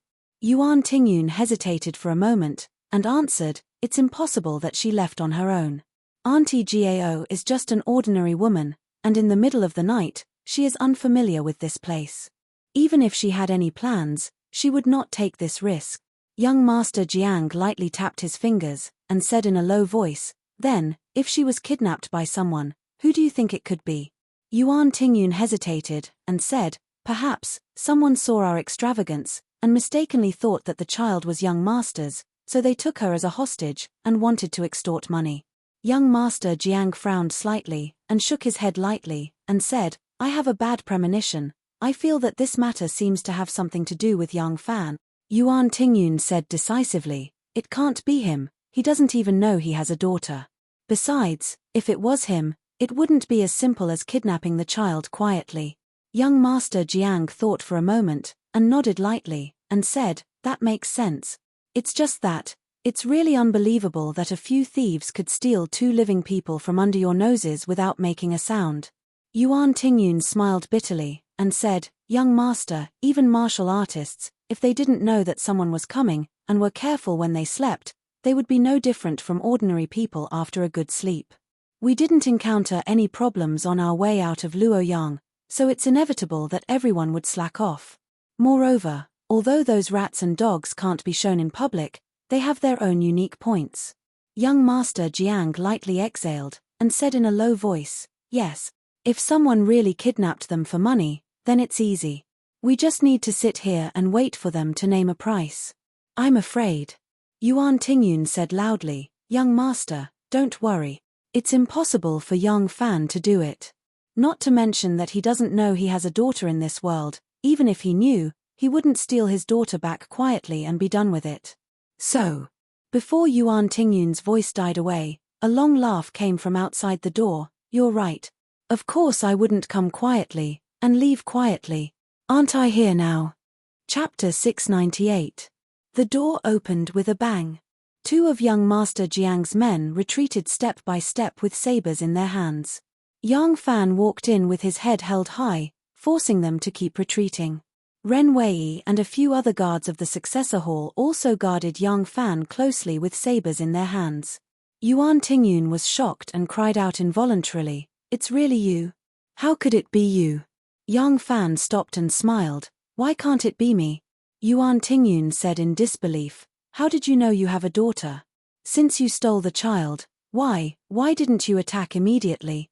Young Fan sat down in front of young Master Jiang and answered leisurely, "I don't want to answer the first question. As for the second question, it's too simple. Because I just saw my daughter. What I want to do most is to hug her, not to fight and kill. Also, what if my daughter is scared to tears by all the fighting and killing? The child is mine. I am her father. Even if you don't feel sorry for her, I will." Ever since young Fan appeared at the door, young Master Jiang had been sitting there without moving. His expression was as still as a bronze sculpture, but his heart was already in turmoil. Although he was most afraid of seeing young Fan, how could it be young Fan who appeared here? Since he moved into the Xiong mansion, there was only one strange thing. Kong Weihao, one of the 8 elders of Luo Shui, was followed. But the relationship between him and Kong Weihao was extremely secretive. It was his personal power that no one in the successor hall knew. Logically speaking, it was unlikely that the person following Kong Weihao was young Fan's man. Even so, he still made the most cautious arrangements. He immediately cut off all contact between Kong Weihao and Scholar Xiong to avoid attracting people with ulterior motives. After a period of careful observation and confirming that no one was paying attention to Scholar Xiong, he was relieved. He had also made detailed arrangements for this trip out of the capital. Using his limited manpower, he imitated the method he had used when he left Chang'an and continued to set up a diversion. Until he was far away from Luoyang and nothing unexpected happened, he was finally convinced that young Fan had not discovered his ambush in Luoyang. But now, young Fan had suddenly appeared and silently rescued his daughter. At this moment, young Master Jiang's heart was filled with a deep sense of defeat. He did not know how young Fan had done it. He only felt that when he thought he was safe, everything had been under his opponent's control from the start. He was like a mouse that had crawled out of its burrow to look around, complacently thinking that no one knew he was hiding in the bushes. Little did he know that there was already an eagle circling in the sky, staring at his figure, its sharp claws ready to strike. This knowledge further impacted his arrogance and confidence. Yang Fan sat down opposite him and answered with a smile before looking at young Master Jiang. Yang Fan was truly happy because his daughter had been safely rescued and because his daughter was very healthy and adorable. Even though he already had the experience of holding a child, when he took the child from Garan Feng's hands, he was still very careful, as if he was holding a soft-skinned egg, afraid that if he used too much strength, he would break it. Holding his own daughter, Yang Fan, who had not known what tears were for many years, could not help but shed silent tears. It was joy, but also remorse. It was the feeling of finally being able to let go of a burden that had been hanging in his mind for a long time. Those who had never been a father or a mother would never understand the indescribable feeling of a father holding his lost and regained daughter tightly in his arms. It was a feeling of wanting to cry. When he received news of young Master Jiang's whereabouts, he immediately decided to go capture him. Before his men had even left the workshop, he changed his mind. He decided to wait for young Master Jiang to leave the city before capturing him. This way, he could avoid making a big fuss in the city. Otherwise, it would be very difficult to eliminate the impact of the slashing of swords and knives, and it would be difficult to ensure that it would not attract attention. This was not Chang'an, it was under the feet of the emperor. There were not as many influential and well-established aristocratic families as in Chang'an, and Lai Junchen was not someone that Liu Qiantian could compare with. Therefore, Yang Fan decided to quietly follow young Master Jiang out of the city and make his move in a deserted place. But when Yang Fan was about to reach the east of the city, he changed his mind. Young Master Jiang had always prided himself as a gentleman, but with his repeated failures, the despicable means that he had once disdained were now at his fingertips. If he was at his wit's end and used his child as a hostage, what should he do then? Therefore, Yang Fan suppressed his impatience to rescue the child, followed young Master Jiang all the way, and finally came up with this plan. Young Master Jiang and his men trudged all the way to the north. At first, all of them were on guard throughout the night, but it was obviously not a way to go on like this. After only 2 days, all of them were exhausted. They had no replacements, so they could only use 3 shifts to protect young Master Jiang. As young Master Jiang went all the way to the north, Yang Fan's men monitored their movements. When they arrived at Sishui River, their vigilance was already at its lowest, because young Master Jiang's men always thought that Yang Fan did not know that he had a daughter, and even if there was something against him, the target would be young Master Jiang. Therefore, the focus of their vigilance was only on young Master Jiang. At this time, it was time for Yang Fan's men to make their move. According to young Master Jiang's hostel and hostel selection criteria, they chose to make their move in Sishui River town, because there were limited inns here, and there was only one that met young Master Jiang's criteria. Therefore, this became the main battlefield for Yang Fan. However, for the sake of safety, the other 2 inns in this town that were closest to young Master Jiang's criteria were also changed the day before young Master Jiang arrived. These 3 inns, from the shopkeepers to the waiters, were now all Yang Fan's men. Yang Fan's men who were lying in ambush outside were only responsible for support, and the real people who made the move were the waiters in the inns. They only needed to use methods such as sending water and knocking on the door of Auntie Gao's room, who did not know martial arts at all, and then they could easily take her away.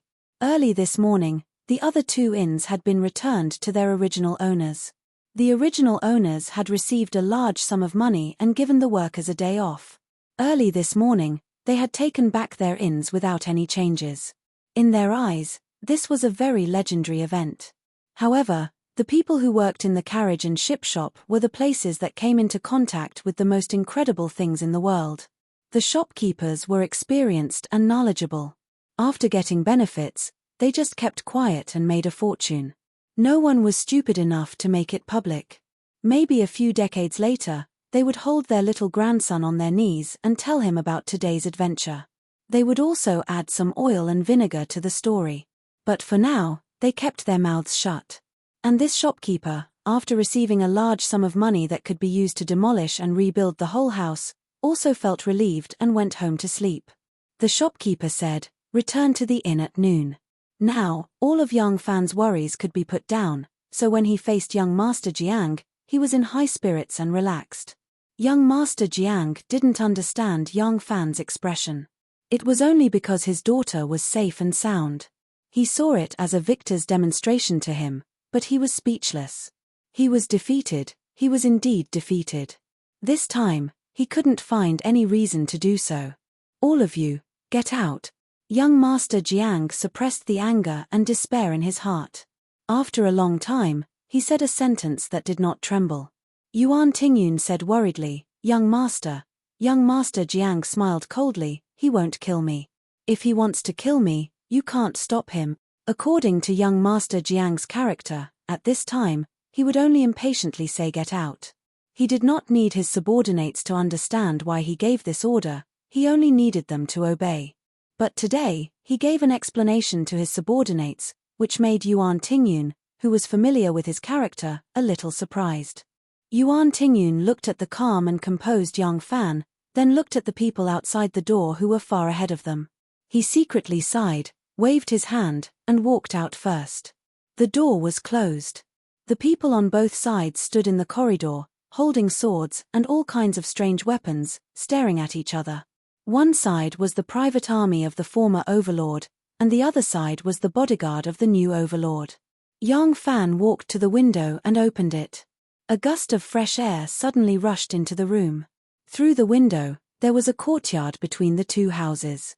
The floor on the left was paved with green bricks, and there was a stone well in the middle. On the right was a dry cherry tree with branches that had not yet recovered. Under the eaves, there were thorn-like icicles. It was still early, and the crystal-clear icicles had not started dripping. Yang Fan took a breath of the fresh and cold wind, turned around and sat opposite young Master Jiang. He nodded slightly and said, Before last night, I was worried that the child would be emaciated and covered with cuts and bruises. Fortunately, I am very grateful. Young Master Jiang raised his eyebrows and suppressed his anger. Do you think I will mistreat a young and inexperienced child? Yang Fan faintly said, This is just a father's worry. Besides, have you ever done less despicable things? Young Master Jiang's face suddenly turned red as blood. He took a few deep breaths, and his face gradually calmed down. He said in a deep voice, Don't waste your time. You can't anger me. You didn't come here today to humiliate me, did you? I admit that I have lost. What do you plan to do now? Yang Fan pondered for a moment, and said, You know I won't kill you. Young Master Jiang sneered, Of course. It's easy to kill me, but you don't have the guts to make the Lu family, which has not fallen for 1,000 years, see you as a mortal enemy. Yang Fan raised his eyebrows, and said, Is that so? If you and your men all die here. Young Master Jiang sneered, and said in a carefree manner, There is no such thing as an impenetrable wall in this world.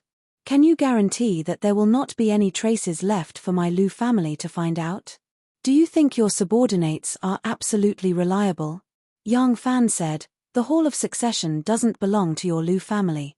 You were the one who was deposed by the other aristocratic families. You've already failed, yet you deliberately provoked me, repeatedly made me your enemy, and even kidnapped my daughter. You're the one to blame, young Master Jiang said in a carefree manner, So what? There is no such thing as reason in this world. Yang Fan laughed, and slapped the table, That's right. There is no such thing as reason in this world. You finally spoke the truth, Lu Binmi. Chapter 699. Yang Fan directly called out his name, his disdain evident in his words. Young Master Jiang suddenly gripped the edge of the table, the veins on the back of his palm bulging. No one had ever dared to speak to him like this. Yang Fan's repeated insults were driving him crazy. He tried hard to maintain his poise, but he was gradually losing control of himself. Yang Fan said, Young Master Jiang is the name you used in the succession hall. I think, from the moment you are no longer the sect leader, you no longer need it. It's better to acknowledge your ancestors and return to the clan. In this way, I naturally have to call you Lu Binmi. What's wrong with that? Yang Fan stabbed him again. Just as Lu Binmi was about to go crazy, his tone suddenly changed, and he said, You are unreasonable, then I will talk strength with you. Young Master Lu, I indeed have no intention of becoming enemies with the Lu family, but the prerequisite is that the Lu family must give up on pestering and scheming against me, especially you. I came today to make you give me a promise, Promise that you will never pester me again. Lu Binmi sneered and said, what if I don't agree? Yang Fan's tone also turned cold, and he said solemnly, first, your loyal subordinates will all die. After that, I will not let you attack without retaliating. You lost the position of sect leader, and you pestered me endlessly, using all your means. This is your fault. I will inform the major sects. Yang Fan leaned forward slightly, and said coldly, after a fierce battle, maybe you can bring me down, but I guarantee that the Lu family will also suffer a great loss of vitality, and from then on, will become a bottom character among the 7 great families. This is not what you want to see, right? Young Master Jiang closed his eyes, and after a moment of silence, he slowly opened them, and said coldly, you believe my promise? Yang Fan said, I believe. You will do anything, but you will not do anything that will disgrace the Lu family's reputation even if you die. So, I want you to swear in the name of the Lu family's ancestors. I believe such an oath. The people outside the door all held their breaths. Yuan Tingyun and the others were Lu Binmi's loyal followers. They were not afraid of death, but they did not want to die in vain. Although Yang Fan did not want to form an irreconcilable enmity with the Lu family, and was unwilling to kill the eldest son of the Lu family, young Master Lu, he had no doubt that if the young master refused, the first thing Yang Fan would do would be to clip the young master's wings and kill them all. Judging from Yang Fan's current strength, he was definitely capable of doing it. Everyone in the corridor held their breaths as they quietly listened to the answer from the room. In the room, Yang Fan's voice rang out first, young Master Lu, I've already done all that I can.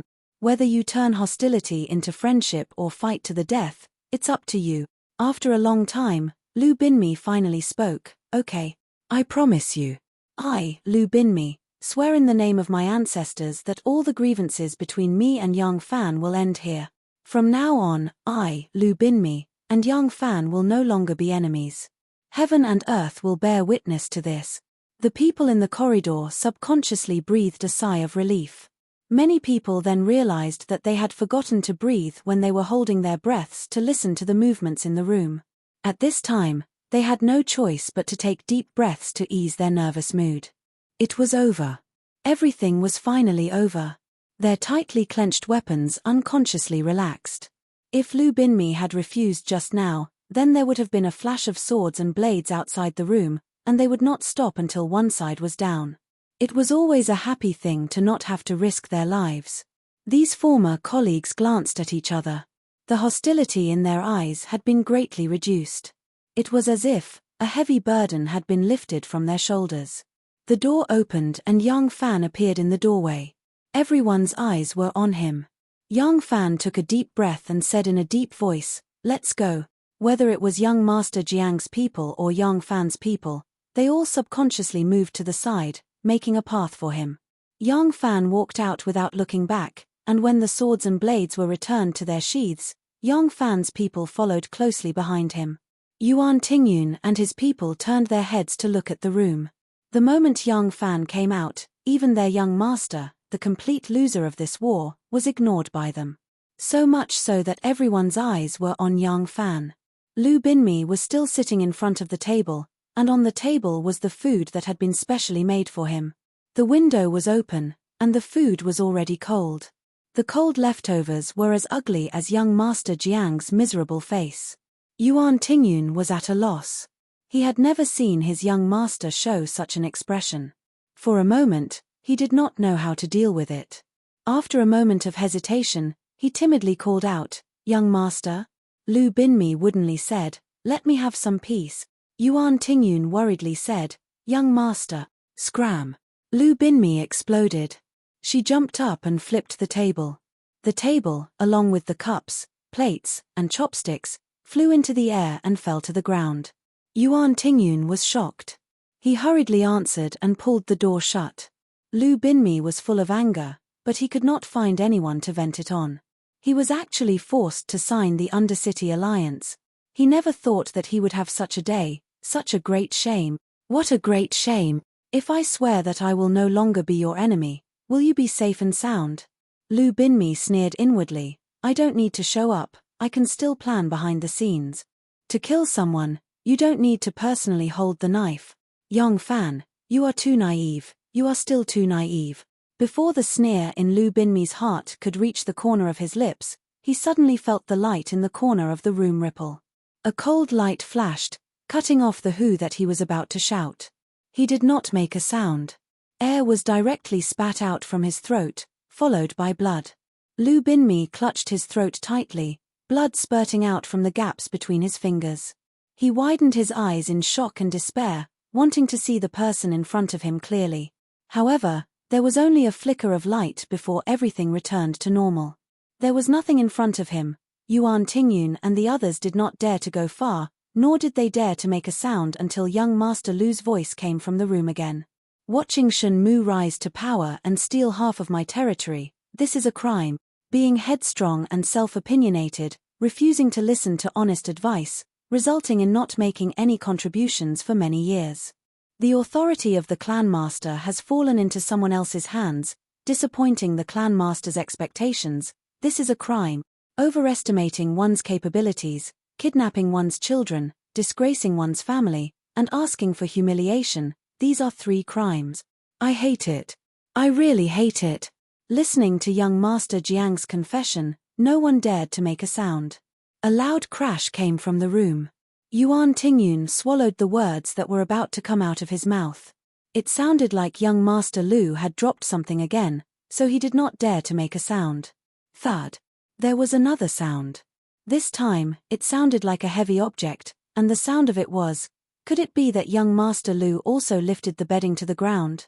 Thinking of such a feminine way of venting, Yuan Tingyun subconsciously wanted to laugh, but he held it in. If he dared to laugh now, he had no doubt that young Master Lu would kill him. There was no sound in the room. Yuan Tingyun and the others stood silently at the door until the sun was high up in the sky. Yuan Tingyun frowned and called out in a low voice, "Young Master?" There was no answer from the room. Yuan Tingyun raised his voice, but there was still no answer. This happened 3 times, and Yuan Tingyun's heart surged with a strong sense of unease. He gathered his courage and gently pushed the door open. When he saw the situation in the room, he immediately felt as if he had been struck by lightning, and his whole person was stunned. Young Master Lu was lying on the ground, his snow-white clothes already dyed red with blood. A long sword lay quietly beside him. It was a ceremonial sword, an accessory that noble young masters had to bring with them when they went out. It was too thin and long, and did not have much practical value. Once it was used in a fight, it would easily break. However, it was still a sword, and it could still kill. There was a trace of blood on the edge of the sword. 2 carriages and a dozen bodyguards quietly left Hulao Pass and headed for Luoyang. In the carriage, the little fellow had already woken up. She was full of milk and playing happily. Although she had never seen young Fan before, the little fellow was not afraid of strangers at such a young age. Moreover, young Fan was patient and kind, and he used everything she was interested in to coax her to play. The little fellow laughed happily. Abandoned slave. She's actually called abandoned slave. Anu sat to the side with a very strange expression. She had already learned the little fellow's name from the wet nurse. She was called Ari Nu, and young Fan's daughter was called abandoned slave. Young Master Lu's intentions were clear. He kidnapped Erlang's daughter, and it was indeed because of her. From now on, she's no longer called abandoned slave. She's called Serong. Young Serong. Young Fan corrected her. There was a kind of moist look in his eyes, as if he had thought of something. Serong, little Serong, you're so obedient. Anu lowered her eyes and smiled. She teased the little girl who was happily playing with young Fan's jade pendant. She glanced out of the window, and her expression became slightly disappointed. Jiyu Shiji hasn't returned yet. Could there have been an accident? Young Fan looked at his precious daughter, and without raising his head, he only answered, probably not. With her ability to hide, she could even hide from me, let alone young Master Lu and his subordinates. Especially in that kind of environment, everyone's attention was on me. Anu nodded and said faintly, I always feel that since he signed a gentleman's agreement with Langjun. Young Fan suddenly raised his head and said sternly, he touched my family. This is something I can't tolerate. As for the gentleman's agreement, Since there is no gentleman's agreement, what's the use of an agreement? Yes. Anu couldn't help but lower her head under his burning gaze. She said in a low voice, "It's Anu's fault." Yang Fan gently held her hand and said softly, "I don't blame you. You're a little sad. I understand. This time, if it wasn't for you and Miss Gu, I might not have been able to save my daughter. I said this because I don't want you to feel that you owe him anything. I won't let go of the idea of touching my family. You are also my family." Anu's eyes suddenly overflowed with tears. She gently threw herself into Yang Fan's arms. Yang Serong lay on the couch and giggled. Because it was almost noon when they left Sai Shui town, the sky was already dark when the carriage arrived at the town ahead. The group of people went to the town and found an inn to stay. Not long after dinner, Yang Fan was coaxing his daughter in the room. Anu quietly walked in and whispered, "Master Gu is back." Yang Fan nodded and said to Anu, "You take the child to your room first." After all, Tin Ano was raised by young Master Jiang. Although young Master Jiang had forced Anu to jump off the cliff, and Anu had resolutely stood against young Master Jiang because of him. But if she heard the process of young Master Jiang being killed with her own ears, perhaps she would still feel uncomfortable in her heart. Anu knew that he was concerned about her. She nodded gently and picked up the child. The little fellow seemed to like the smell of her body very much. When she was picked up by her, he didn't cry and just yawned comfortably. Anu took the child out. Yang Fan lit the lamp and sat quietly under the lamp. Yang Fan would never let young Master Jiang go, but he also knew that killing young Master Jiang would cause irreconcilable conflict with the Lu family. So he used a foolproof method. The person who did it was Jiu Zhuting.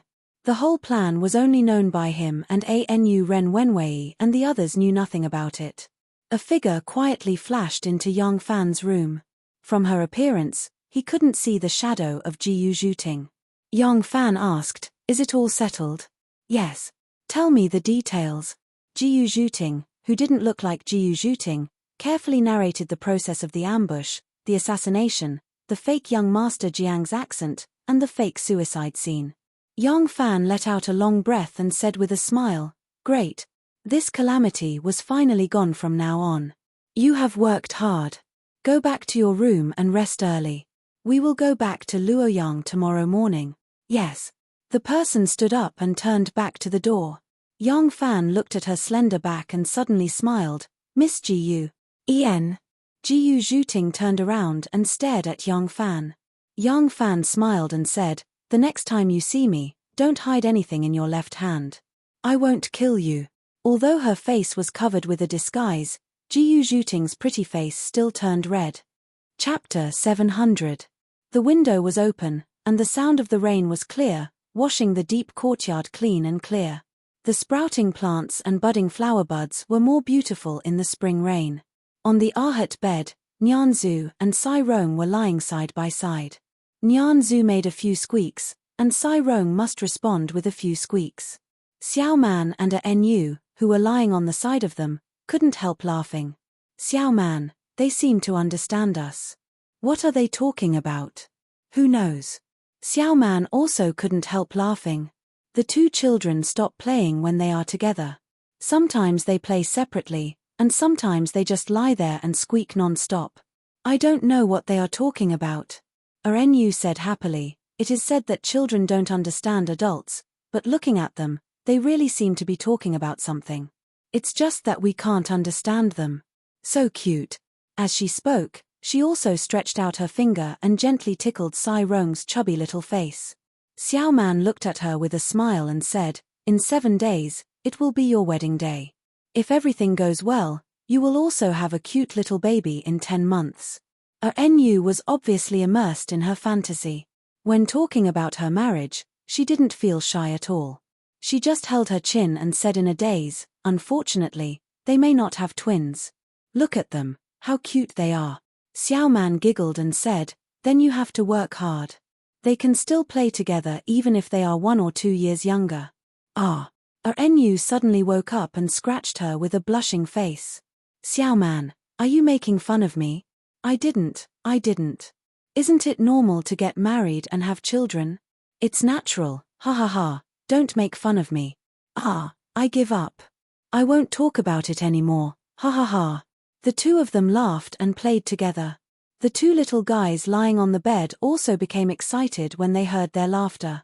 They no longer used the baby language to communicate, but giggled and danced excitedly.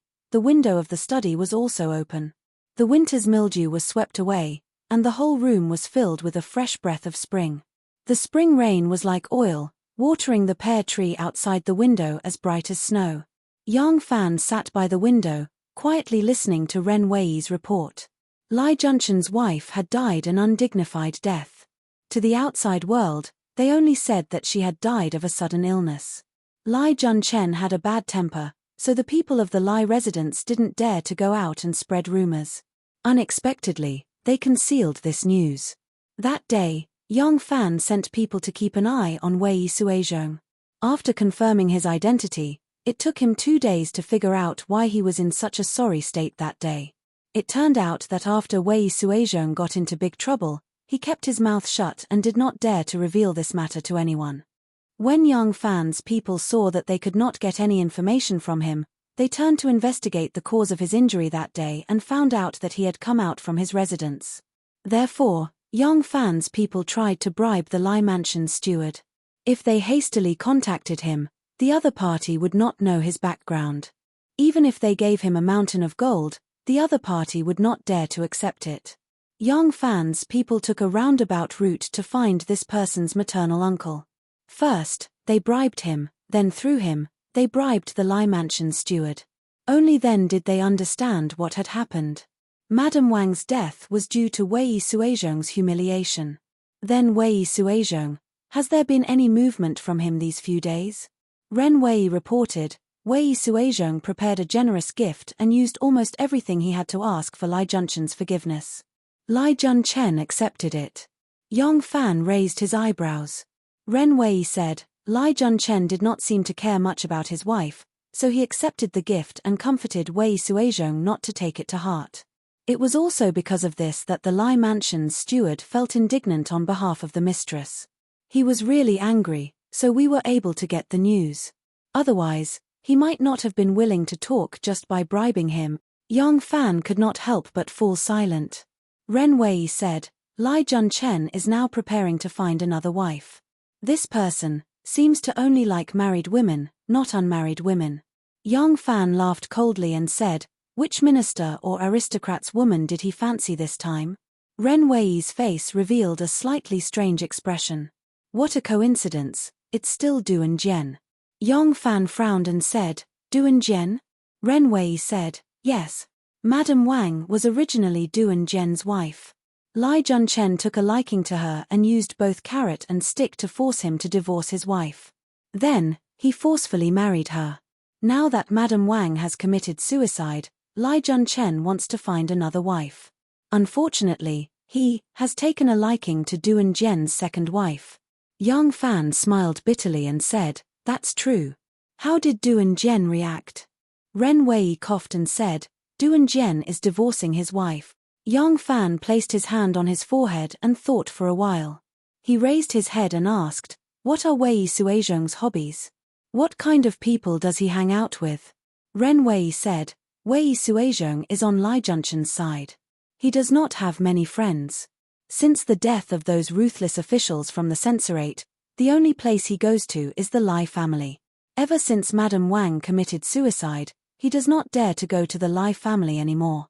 This person's hobbies are first money, second sex, and third, wine. Wine, women, avarice, and temper are just SOSO. Although their men were a little slow in finding out information this time, it was obvious that they had put in enough effort to understand the relevant matters clearly. Ren Wei opened his mouth without any hesitation. This person has a mistress in Pingkangju of Wenfang. Up until now, Wei Suizhong has never married a wife, so he often goes there to fool around. Although Lai Junchen has forgiven him, he still looks restless. Once he is off duty, he almost never returns home. He stays at Pingkangju to see this Su Zhonyang. Yang Fan said, spread the truth about Madame Wang's death, let everyone in Luoyang know. Ren Wei did not ask for the reason and only replied, yes. Yang Fan continued, ask Liu Qingqian to bring Su Zhonyang to Pingkangju and lure Wei Suizhong over. Wine, women, avarice, temper, he can take whatever he wants. Make friends with him. Liu Qingqian was the manager of the largest brothel in Wenwenfang, Pingkangju. She was known as the master of the incense. With his status, if he wanted to get a woman from Pingkangju, it was just a matter of ransom or exchange. Pingkangju would definitely not dare to offend him. Ren Wei saw that Yang Fan had no other instructions and said, then this subordinate will go and arrange it. Yang Fan nodded and ordered, get someone to prepare a horse and a raincoat. I will go out in a while. On lovely spring terrace, Princess Taiping, who had entered the palace to visit Mother, chatted with Wu Zetian for a while. When the old lady was happy, Princess Taiping suddenly asked, Mother, I have heard some rumors that are not good for Mother's reputation. Wu Zetian's expression tightened and asked hurriedly, what rumors? Wu Zetian said, there is a rumor that the burning of Heaven and Ming Hall was not due to the carelessness of the craftsmen, but someone deliberately set the fire. What? Wu Zetian was shocked and cried out, how can there be such a rumor? Who did you hear it from? Princess Taiping said, I don't go out much now. Other than visiting Mother in the palace, I usually stay in the residence. I heard this news from 2 maids in the residence and accidentally heard it. I have already punished them heavily. Wu Zetian's face darkened and said, the 2 maids in your residence said it. How could they? Your mansion's maids have already heard about it. It must have spread like wildfire in the streets. Princess Taiping said carefully, yes. I asked the housekeeper to inquire about it. He said that it has indeed spread in the streets, and Wu Zetian said, and what? Princess Taiping said, moreover, this news was spread by Master Shui himself, so the people in the streets believe it. Wu Zetian was furious. She grabbed a small bowl of fermented rice and smashed it on the floor of the hall. She shouted sternly, bastard, you should be punished. The palace maids and eunuchs in the hall were so scared that they knelt down. Princess Taiping hurriedly comforted, Mother, don't be angry, lest you hurt your body. Princess Taiping gently stroked her back and said, Mother believes in Buddhism, so she is very fond of Monk Huaiyi. But, relying on Mother's faith, Monk Huaiyi is getting more and more excessive. He even took this kind of thing as an honor. Those people who don't know the truth all say that Mother. Okay, I won't say it anymore. Mother, calm down. Wu Zetian certainly knew that her daughter was very clear about the relationship between Shui Huaiyi and herself. She said this because she didn't want to embarrass her daughter. She couldn't help but smile bitterly. Daughter, he didn't lie. The Ming Hall and the Heaven Hall were indeed set on fire by him. If not, how could the 2 halls be set on fire so easily? Princess Taiping pretended to be shocked and said, what, this, was really set on fire by Master Huaiyi? This, whether it was intentional or not, he should be beheaded for such a big crime. Wu Zetian sighed softly and said disappointedly, Daughter, do you think Mother doesn't want to kill him? Mother can't wait to grind his bones and scatter his ashes. But Huaiyi only dared to do whatever he wanted because of my trust. The Heaven Hall was set on fire and the Ming Hall was also destroyed. If this matter was spread out and the world knew about it, it would be because, where would my face go? Where would the dignity of the imperial court be? Princess Taiping said, Mother, now Huaiyi has spread it out himself. It's spread all over the world. Wu Zetian shook her head and said, no matter how much it spreads among the people, it's just a rumor. If I punish him for this, then it will be the truth of this matter. Huaiyi must be killed. But not now. At least we have to wait for the news of the Heaven Hall to die down. Then we can find a reason to kill him. Princess Taiping said, once Huaiyi goes crazy, God knows what other crazy things he will do. If this person is left alive one more day, it will be a disaster. Wu Zetian wanted to kill Shui Huaiyi right away. But even if this matter was known to everyone, she did not want to do it now to confirm that the rumor was true. Princess Taiping rolled her eyes and said, Daughter has an idea to get rid of this person. Wu Zetian knew that because Feng Xiaobao entered the Shui family tree and changed his name to Shui Huaiyi, the whole Shui family hated Feng Xiaobao. Her daughter was the daughter-in-law of the Shui family, so she also hated this arrogant and domineering Shui Huaiyi. But in the past, because of her, she did not dare to express it. So she did not doubt her daughter's intention to kill Feng Xiaobao. Hearing this, she was pleasantly surprised and said, "You have an idea. Hurry up and tell your mother." Princess Taiping whispered a few words to her ear. Wu Zetian thought for a moment and nodded lightly. This plan is feasible. But the aftermath? Taiping smiled sweetly and said, "Mother, don't worry. Daughter will do as mother said just now. I will grind his bones and scatter his ashes. If he's gone, what trace will there be?" Wu Zetian gritted her teeth and said in a deep voice, "Good. Then. I will leave this person to you. You must do it cleanly." Chapter 701. The rain had just stopped, and a tender yellow mist curled up from the willow branches. On the blue waves of the Luo River, there were already pleasure boats and merchant ships coming and going. Standing at the bridgehead of Tianjin, one could see many people taking advantage of the beginning of the rain to move about in high spirits. Besides businessmen, there were even more people going out of the city for a walk. Scholars and poets, noble ladies and daughters, after a stifled winter, were like little animals awakening from hibernation, eager to immediately see the green world. Some willow trees had sprouted earlier, while others were still fluttering with catkins. The catkins were like the snow drifting through the air, while the pear blossoms were like the snow frozen on the branches. Because the rain had stopped not long after leaving the house, young Fan did not put on a straw raincoat, nor did he hold an umbrella. He only held his hands behind his back and stood between the falling snow and the frozen snow, on the embankment of the Luo River. The spring rain had just stopped, and the river water had risen slightly and was somewhat turbid. The boat passed through the river, the water lapping against the banks. A few ducks swayed left and right in the shallow water along with the surging water. There were 2 or 3 women washing clothes by the river. There was a little girl, only 12 or 13 years old. Afraid that her shoes would get wet, her snow-white feet were bare. The surging river water would occasionally splash against the smooth surface of the large rocks, submerging her feet. There was also a young woman who was using a wooden mallet to strike her clothes. Probably because her child was breastfeeding, she often unbuttoned her collar in order to breastfeed, causing it to be rather loose. As she struck with the mallet, from the high ground of the embankment, one could clearly see the 2 perfectly round snow-white lumps on her chest rising and falling. Young Fan took a few glances and realized that there were a few idling people on the embankment, pretending to look out over the water. The angle of their gazes was clearly, young Fan couldn't help but laugh. Unwilling to be associated with them, he slowly turned around and stood under the tender yellow willow branches, gazing in the direction of the bridgehead. The clear spring rain had just stopped, and young Fan was in the midst of the bright red and emerald green, watching the poetic fairy leisurely walk over.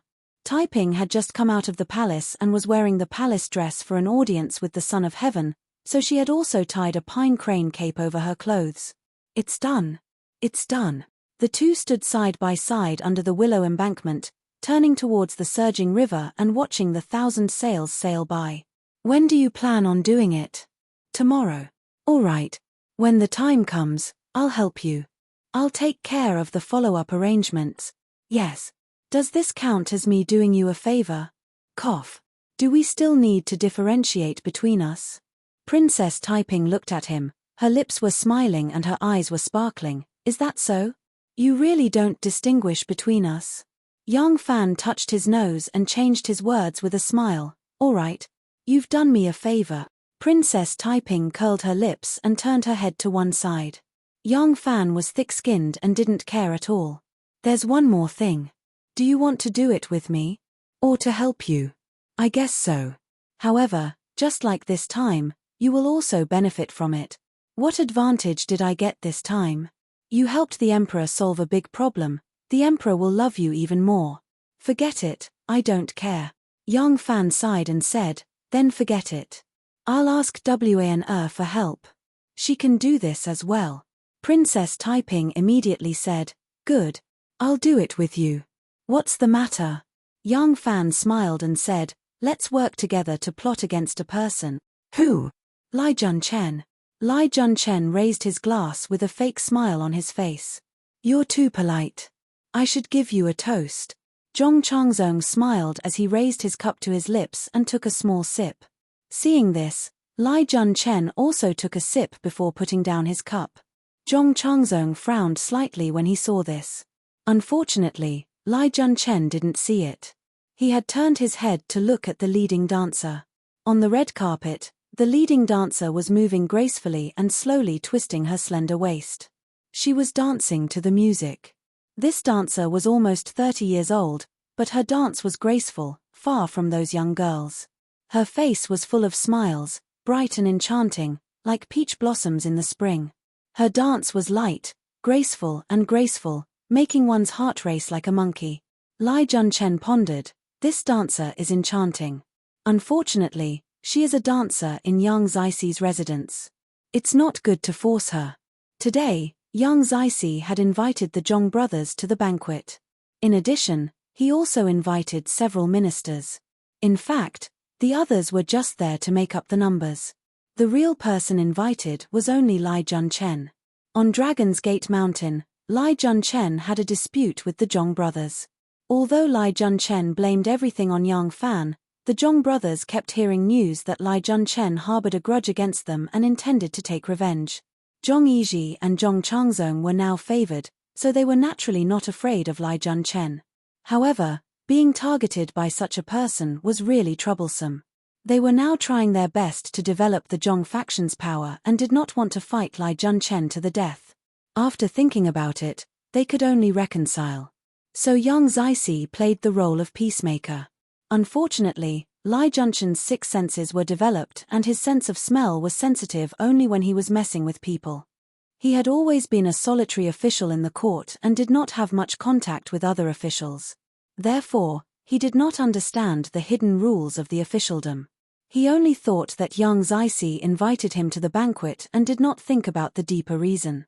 Zhong Changzong and Zhong Yizhi had repeatedly expressed their goodwill and toasted each other. If it had been anyone else, they would have long since understood the other party's intentions. If they had accepted it, all they would have had to do was laugh, and the unhappiness between them would have been forgotten. But Lai Junchen did not understand the reason why the Zhong brothers attended the banquet. Seeing the 3 brothers Zhong Tongxiu and Zhong Changqi, who had made him lose face, he was already a little uncomfortable. He was not interested in the boring social interaction between these officials, so he just stared at the enchanting dancer. In the eyes of the Zhong brothers, this action was a clear signal. Lai Junchen did not accept their reconciliation. Because the 2 brothers Zhong Yizhi and Zhong Changzong were favored, Zhong Tongxiu disdained the so-called reconciliation. When he saw Lai Junchen's indifferent expression and did not want to accept the reconciliation, he was secretly angry. Although Zhong Changzong repeatedly gave him a look, he did not want to toast to Lai Junchen. Instead, he raised his cup to thank Yang Zaixi. Yang Zaixi smiled and drank a cup. Zhong Tongxiu said with a smile, "I see that Minister Yang is not tall, flat face, round head, narrow eyes, high cheekbones, very much like a Gogurian. Is Minister Yang from the north?" Yang Zaixi stroked his beard and said with a smile, "I am from the Wu family of Zhengzhou, not a northerner." He saw that Lai Junchen was staring fixedly at the dancer, seemingly giving the Zhong brothers the cold shoulder. As the mediator, he had to liven up the atmosphere, so he said, "Although I'm not a northerner, I do know how to dance the Gogurian dance." Zhong Tongxiu deliberately ignored Lai Junchen and said happily, "Oh? Then we would like to see it." Yang Zaixi took advantage of the alcohol and stood up. He untied his purple robe and tied it in front of his chest. He also asked someone to cut some paper strips and put them on his hat. He pretended to be a Gogurian and began to dance.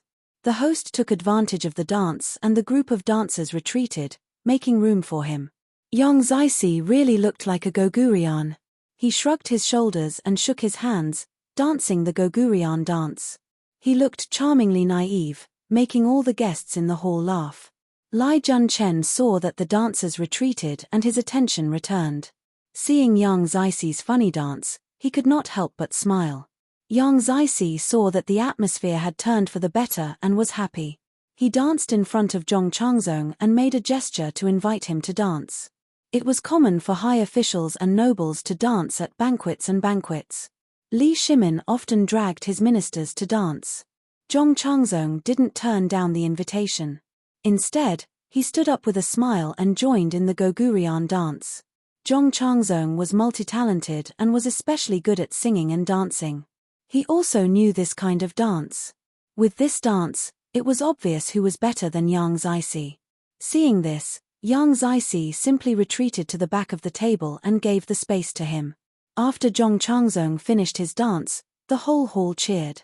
Someone from the Zhong family complimented, "Sixth Lang's face is like a peach blossom and he is dancing so beautifully. It is really pleasing to the eye." Yang Zixi shook his head. No, how can Sixth Lang look like a peach blossom?" Zhong Changzong liked people praising his beauty the most. Hearing this, he felt embarrassed and looked at Yang Zixi with a dark expression. Yang Zixi said, "It should be a lotus blossom like Sixth Lang." Hearing this, everyone clapped and laughed.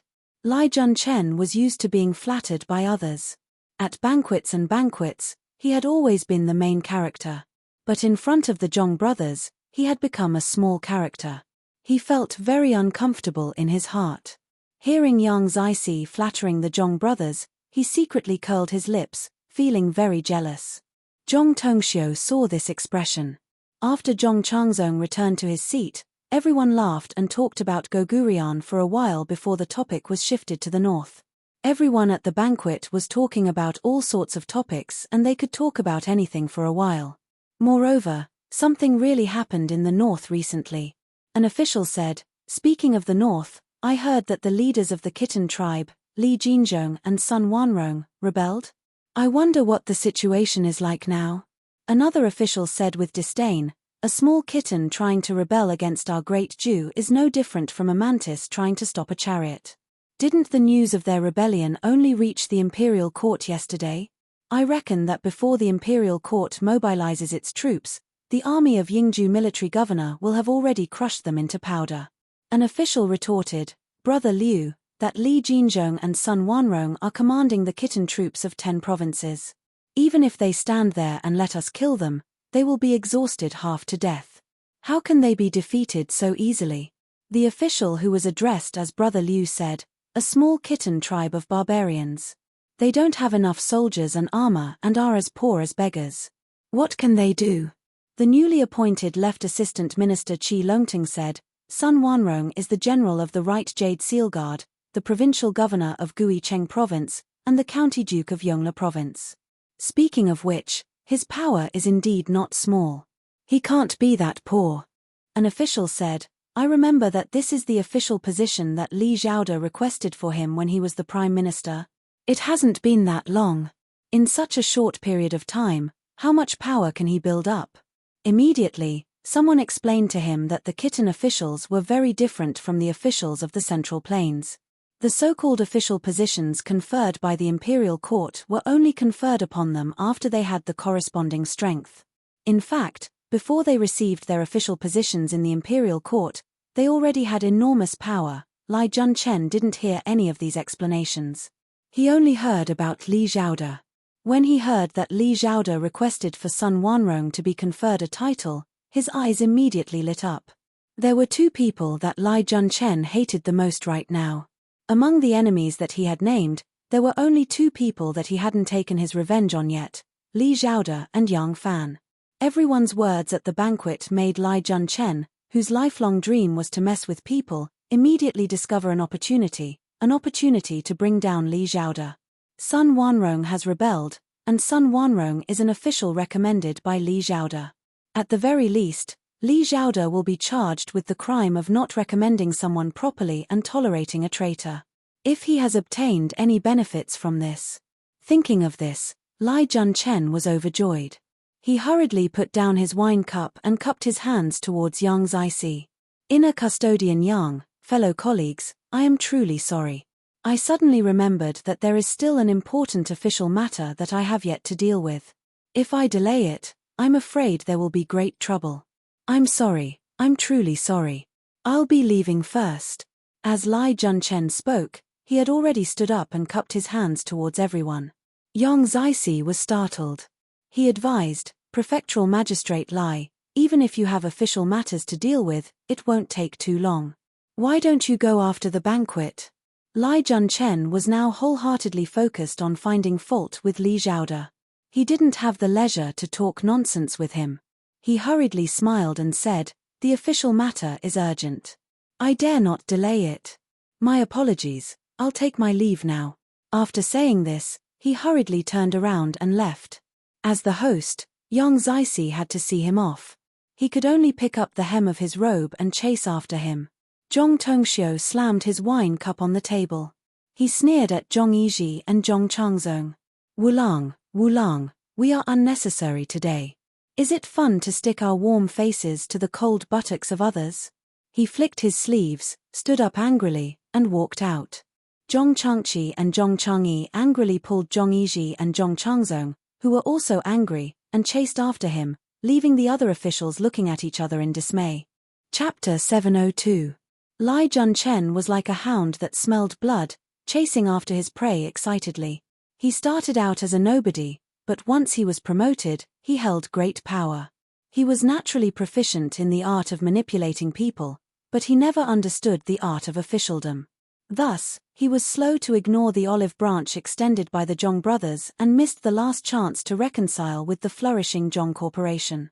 The next morning, an eunuch went to the White Horse Temple to pass on an imperial edict, summoning the state protector Huai to the palace. The emperor wanted to inquire about the reconstruction of Heaven and Bright Hall. Xue Huai was overjoyed when he heard the news. He hurriedly took a bath, brushed his teeth, cleaned his face, and put some powder on his kasaya. He led Hongyi and Hongliu, his two most trusted disciples, into the palace. After listening to Yang Fan's words last time, Hongyi and Hongliu became more convinced the more they thought about it. The two returned to Xue Huai's side and tried to persuade him, but Xue Huai didn't listen at all. Xue Huai actually admired Yang Fan from the bottom of his heart and didn't see him as a disciple. Hongyi and Hongliu didn't feel the same way. The two were scolded by Xue Huai when they tried to persuade him. The two were helpless and didn't try to persuade him anymore. They just discussed the matter with their fellow disciples in private. Some of the fellow disciples believed them, some didn't. Those who believed them had already taken the money they had earned from following Xue Huai and slipped away. Although they said they slipped away, they didn't actually go too far. They just moved away from their original location, rented another place, and observed the situation, just in case. They were only ruffians. If something really happened, they could slip away at any time. They didn't have to worry about the imperial court going to war to hunt them down. As long as they weren't immediately arrested, they could escape. Some didn't believe them at all and laughed at Hongyi and Hongliu's absurdity for not making any preparations to escape. Hongyi and Hongliu couldn't do anything to such people. Medicine couldn't cure diseases, and Buddha helped those who were fated. No one could stop him from walking on the road to death. He had already done his part by taking such a big risk to tell them about this matter. Today, the emperor had summoned Xue Huai.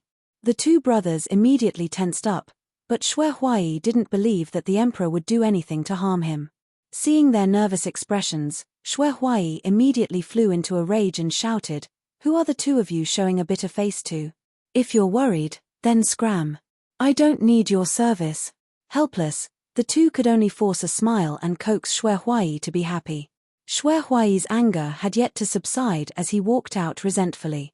Hong 1 and Hong 6 looked at each other and chased after him with a bitter smile. They were loyal, but since they didn't have the ability to dissuade Xue Huai, nor did they have the ability to save him from danger, they might as well give up their lives to accompany him. This seemed extremely stupid, but in their opinion, they were doing their duty. Xue Huai always had a fish talisman to pass through the palace. Although he had been going to the palace less and less in the past year, the palace guards still recognized him. After checking the fish talisman, the imperial guards respectfully let them into the palace. Today, there was no court session, so the palace was much quieter. Xue Huai swaggered through the front hall and entered the back garden. When he reached the back garden, there were even fewer people. Hong 1 and Hong 6 were already nervous, and now they were even more paranoid. They felt as if every bush and tree was an enemy. On the way, They occasionally encountered some palace eunuchs who bowed to give way. They were on tenterhooks, as if in the next moment, those palace eunuchs would turn into palace experts. Xue Huai saw their behavior and felt it funny and angry at the same time. However, he had already entered the palace. After being given the cold shoulder by Wu Zetian for so long, he didn't dare to be as unbridled as before. It was absolutely impossible for him to teach his disciple a lesson here, so he could only pretend not to see them. When Wu Zetian wasn't attending court, she was either at the Martial Achievement Hall or at the lovely Spring Terrace. To go to these two palaces, one had to pass through the Radiance Hall. In front of the Radiance Hall, flowers were in full bloom. The early spring flowers were planted in front of the hall. They were bright purple and beautiful red, blooming beautifully. Xue Huai strode to the front of the Radiance Hall. Suddenly, a person flashed out from the flowers in front of him. Xue Huai took a closer look and recognized that it was Princess Taiping. He couldn't help but hesitate for a moment. If it was when he was favored, he could stride forward at this moment. Not only did he not have to salute this princess, but the princess would also have to take the initiative to call him Master Xue. Things were different now. Although Xue Huai tried to maintain his appearance, the arrogance in his bones had long disappeared. He hesitated for a moment and wanted to step forward to greet her. Princess Taiping, with her obviously bulging belly, smiled at him and said, "Master Xue, long time no see." Following Princess Taiping's words, 8 fat women suddenly flashed out of the flowers from all directions, surrounding them in the center. When Xue Huai saw that Princess Taiping took the initiative to greet him, he was very happy. His face was full of smiles, but when he saw this posture, his smile immediately froze on his face. "Your Highness, what do you mean?" Princess Taiping's smile turned cold. She replied in a cold voice, "Feng Xiaobao, you know what you have done. Now, it has been exposed." Xue Huai was shocked. He quickly took 2 steps back and took a stance. He said angrily, "Taiping, what do you want?" I want to see the emperor." Princess Taiping sneered and said, "I have received the emperor's order to capture you. Come. Capture Feng Xiaobao for me." Just now, when Princess Taiping's expression suddenly changed, Xue Huai knew that the situation was not good. If Wu Zetian did not agree, no one in the world would dare to touch him. Moreover, this was the imperial palace. Princess Taiping dared to make things difficult here. Without a doubt, it was Wu Zetian's intention. But he still asked this question. Perhaps in his heart, he still held on to the last trace of hope. But this last trace of hope was ruthlessly destroyed by Princess Taiping. The 8 female sumo wrestlers were like 8 mountains of flesh. They surrounded him in all directions, impenetrable by wind and rain. They approached step by step in unison. With each step, the earth trembled. "Master, let's go." Hongi screamed and charged at a fat woman. The fat woman grinned and grabbed Hongi's belt. She lifted him up like a broken doll and slashed his neck. Hongi's body went limp and he didn't make any more sounds. Eldest martial brother, Hong Liu let out a miserable howl and rushed towards the enemy in front of him. Although he was like a small quail standing in front of an eagle compared to his opponent, he was still not afraid. The big fat woman didn't give him any face.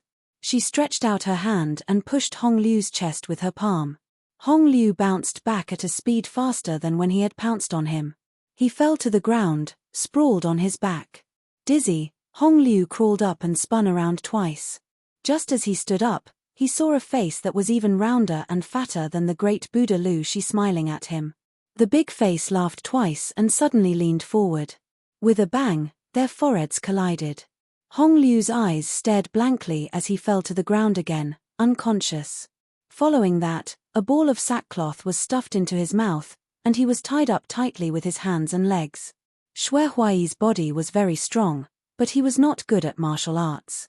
The martial arts he performed when he ran the Jianghu and sold fake medicine were all showy but impractical moves that had no real value. Layman just watched for fun.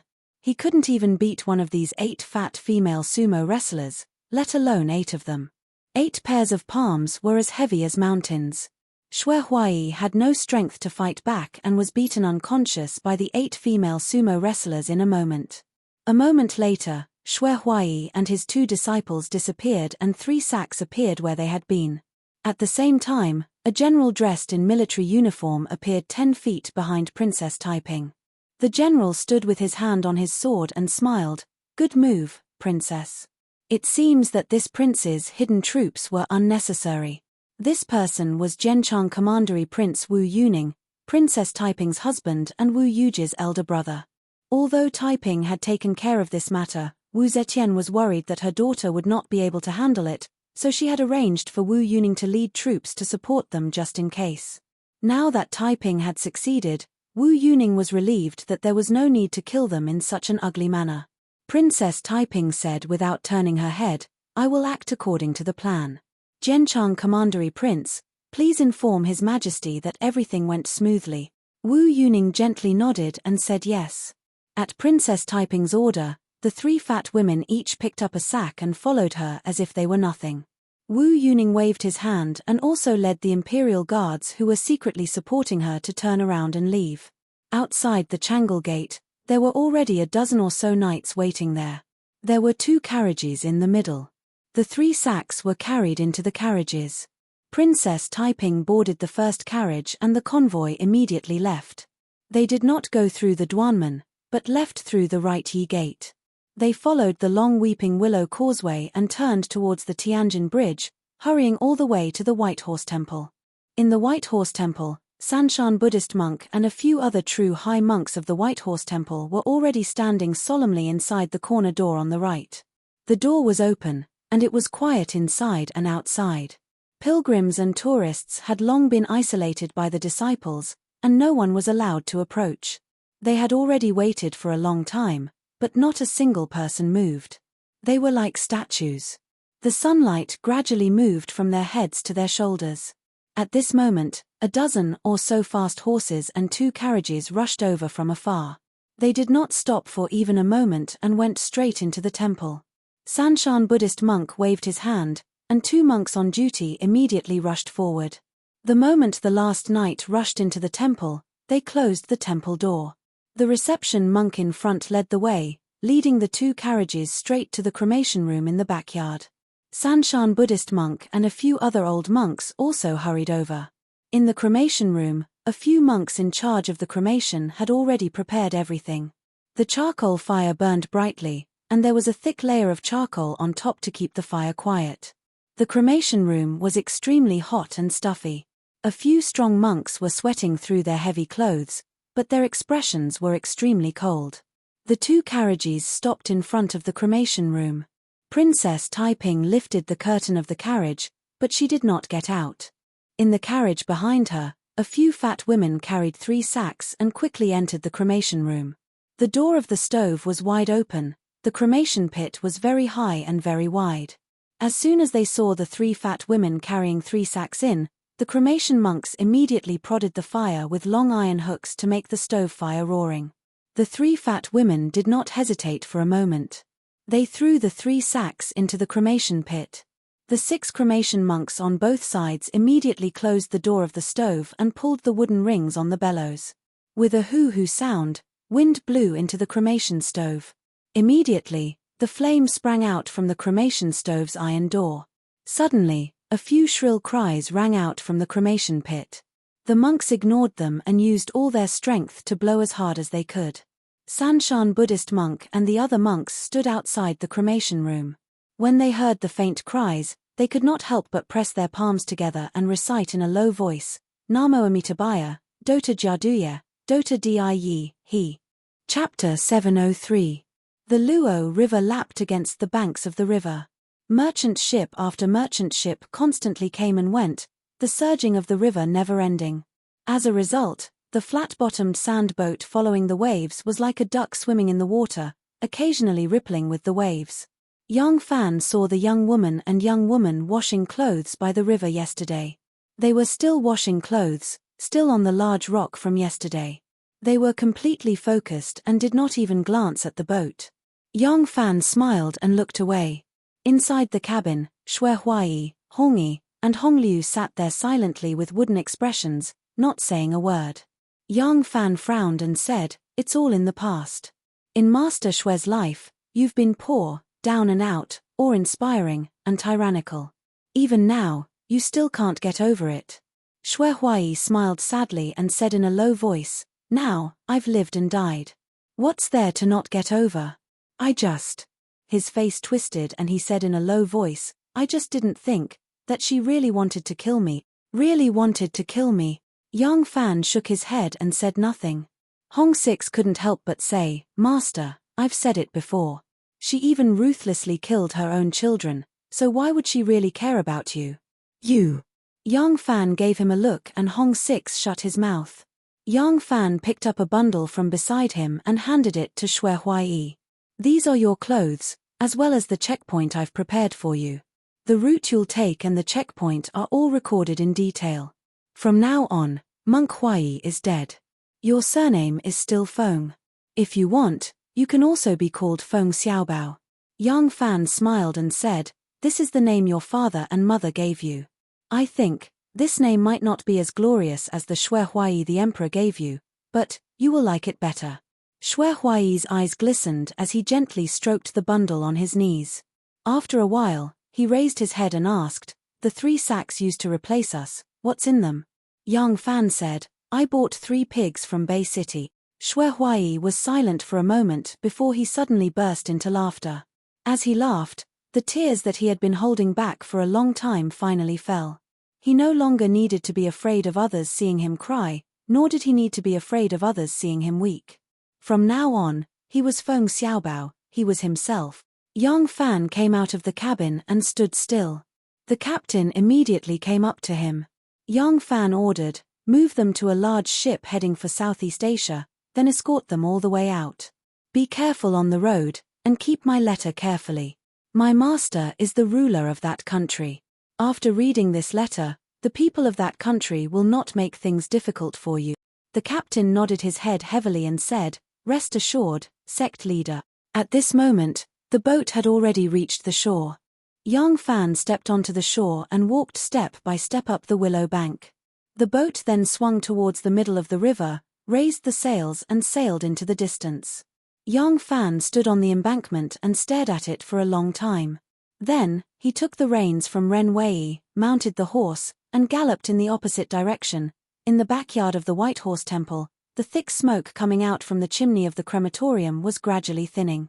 Princess Taiping sighed and said to Sanshan Monk, "Abbot Huai passed away in his meditation room this morning. From today onwards, Abbot Sanshan is the abbot of the White Horse Temple." Sanshan Monk chanted the name of Buddha and took a step forward. He twirled his Buddhist beads and said in a low voice, "Shui Huai's sudden death might cause criticism. I think that we can order our disciples to secretly announce that he drank too much and died suddenly. What does your highness think?" Princess Taiping said indifferently, "Do not let me know about this. Do what you think is appropriate." Sanshan Monk put his palms together and chanted the name of Buddha again. Princess Taiping's carriage still left through the corner door. In a short while, they were far away from the White Horse Temple. At this moment, at the main entrance of the White Horse Temple, Luoyang Commandant Tang Zong had already led a large number of patrol officers and bailiffs. They carried iron chains and shackles and barged in aggressively. The ruffian monks of the White Horse Temple swindled, fought, and even humiliated officials. The Luoyang prefecture had long piled up complaints about them. Now, it was finally time to settle the score. Shui Huai was the same as the old nun from Hanoi. He also had many disciples. However, most of them were recommended by ruffians and became his disciples. The ones who usually followed him were only the dozen or so people who fooled around with him in the streets. Half of these people listened to Hong Yi and Hong Liu and did not come to the temple for the past few days to avoid trouble. The remaining people who did not believe in evil were all captured by Tang Zong. The White Horse Temple, which had been in a foul atmosphere for 10 years, finally had peace. Sanshan Monk returned to the abbot's meditation room, which had changed owners for 10 years. Tears streamed down his old face. After listening to Hong Yi and Hong Liu's words, Monk Yizhua was very vigilant these past few days. Especially when Shui Huai entered the palace today, he immediately hid out and coincidentally avoided the Luoyang prefecture's search. After the Luoyang prefecture's officials escorted a group of people away, Ijwa sneaked back to the White Horse Temple. He went to the steely forest in the backyard and dug out his belongings. Inside the belongings, there were some things that he recorded, some gold, silver, and silk that he had saved over the years, and the daoist robe that he had taken off in the past. When he dug out the daoist robe, it had long been rotten. The former head of the Hongsho monastery was stroking his tattered daoist robe, and tears streamed down his face. Tang Zong escorted those people back to the yamen. He first put those ruffians in prison, then he went to Lai Junshen's detention room to report. When he arrived at the door, he saw 4 patrolling inspectors armed with swords standing guard. Tang Zong said, "Is the prefectural magistrate here? The group of ruffians from the White Horse Temple has been captured. I have come to report to the prefectural magistrate," a squad leader said politely. "The prefectural magistrate is personally investigating a case. County Lieutenant, please go back first. We will report on your behalf." In the detention room, a white-haired old man stood in front of the desk with his head lowered. 4 patrolling inspectors stood with their hands on their swords. Lai Junchen stood behind the desk with a baby in his arms. He carefully looked at the baby and said with a smile, "Old man Xiao, is this your eldest grandson? I heard that you have 3 sons, but now you only have this eldest grandson? Ha ha ha, this child is very cute. He really looks like you." Old man Xiao begged, "This child is innocent, please show mercy to the prefectural magistrate." Lai Junchen curled his lips and said, "Of course the child is innocent. Why would the prefectural magistrate do anything to an ignorant child? However, if you don't open your mouth, your entire family will be imprisoned. I will only let you out after I find out the truth." Lai Junchen gently patted the child and said with a smile, "It's not very comfortable in prison, especially after a winter. The weather has just warmed up, and the smell, hey, the child is so young and delicate. If there's an accident or illness, it's your fault as a grandfather." Lai Junchen turned his head and asked a scribe next to him, "Yesterday, how many suspects in the prison contracted a serious illness and died?" Old man Xiao's forehead was full of sweat. Suddenly, his knees went soft and he knelt on the ground. He said with tears in his eyes, I confess. I only ask the prefectural magistrate to let my grandson go." Lai Junchen said with a smile, "Don't worry. As long as you confess, the prefectural magistrate will not make things difficult for you." As Lai Junchen said this, he slowly walked over and handed the child to him. Old man Xiao quickly took the child and hugged him tightly in his arms. He said with difficulty, "Master Li has received a generous gift from Sun Wanrong." Lai Junchen was overjoyed. He hurriedly gave the scribe a look and told him to quickly record the confession. He turned around and sat down behind the desk. His tone became more and more amiable. "Don't rush, speak slowly. When did Sun Wanrong give gifts to Li Xiaoda? What gifts did he give? What did he ask Li Xiaoda to do? Tell me clearly and you can bring your precious grandson home." Ha ha ha. Old man Xiao had no choice but to confess in detail. It turned out that this old man Xiao was originally the steward of Li Xiaoda's residence. When Li Xiaoda was demoted to Lingnan, he dismissed his family and old man Xiao returned home. In the end, Li Xiaoda did not go far. Because of the impeachment of Li Xiaoda for meddling in the selection of officials in the southern border, the officials gradually shifted the blame to someone else. They tried to use Wu Sanxi as a breakthrough point and implicate the Wu clan. Wu Zetian saw through this plot in time. Therefore, she pardoned Li Xiaoda's heavy crimes and only demoted him to an imperial censor. She allowed him to stay in the capital and thus ended the investigation of the case. Although Li Xiaoda returned to the capital, he was no longer the prime minister. There was no need for so many servants at home. Therefore, only a portion of them were recalled. Old man Xiao was already old and was not among them. Now that Lai Junchen wanted to deal with Li Xiaoda, he looked for old man Xiao. As the steward of the prime minister's residence, if someone were to send gifts or socialize with him, he would know. Old man Xiao was loyal to Li Xiaoda, but Lai Junchen used his grandson to threaten him. This little grandson was his flesh and blood, and he had to protect him even if he had to sacrifice his own life. Left with no choice, he could only confess everything. Speaking of Sun Wanrong, He was a tribal leader of the Khitan Dae clan. His grandfather, Sun Outsao, surrendered to the Sui dynasty and was appointed as the imperial minister. During the Tang dynasty, Sun Outsao submitted to the Tang dynasty and was placed by Li Yuan in the vicinity of Yingju, Longcheng, now Chaoyang, Lianing. He was also given the title of General Yunhui and was placed in charge of Liaozhou, Liaodong City, now Liaoyang, Lianing. From then on, the Sun clan settled there. During the reign of Emperor Gaozong Liji, the military governor of Songmo and the Khitan great chieftain Ku Ji passed away. The successor, Abgu, led the tribes and the Shi clan to rebel. However, they were defeated by Liji's troops and Abgu was captured alive. As a result, the Khitan clan no longer had a great leader. From then on, the leaders of the most powerful tribes jointly governed the Khitan clan. Sun Wanrong, who was the leader of the Khitan Dae clan, had once stayed in Chang'an as a hostage for a long time. After he became the tribe leader, he had always worked hard to maintain a close relationship with the imperial court. Gradually, he stood out among the major tribes and grasped the greatest power, becoming the de facto leader. However, without the recognition of the central government, he had no right to give orders. As a result, Sun Wanrong prepared a generous gift and went to the capital. He looked for Li Zhaoda, who at that time was the absolute boss in front of Wu Zetian. After some business, Li Zhaoda spoke on his behalf and asked Wu Zetian to confer him the title of General of the Right Jade Seal Guards, Provincial Governor of Guicheng Prefecture, County Duke of Yongla County, a third-rank official. This way, whether it was in terms of strength or status, he had the qualifications to govern the various Khitan tribes. But now, Sun Wanrong had rebelled. Although Sun Wanrong restrained the various tribes, he mainly relied on his own strength. Although Li Zhaoda asked the imperial court to bestow him an official position and title, it was based on the strength he already possessed at that time. But no matter what, Sun Wanrong had rebelled. Now that Sun Wanrong had rebelled, Li Zhaoda could not escape the responsibility of indulging bandit.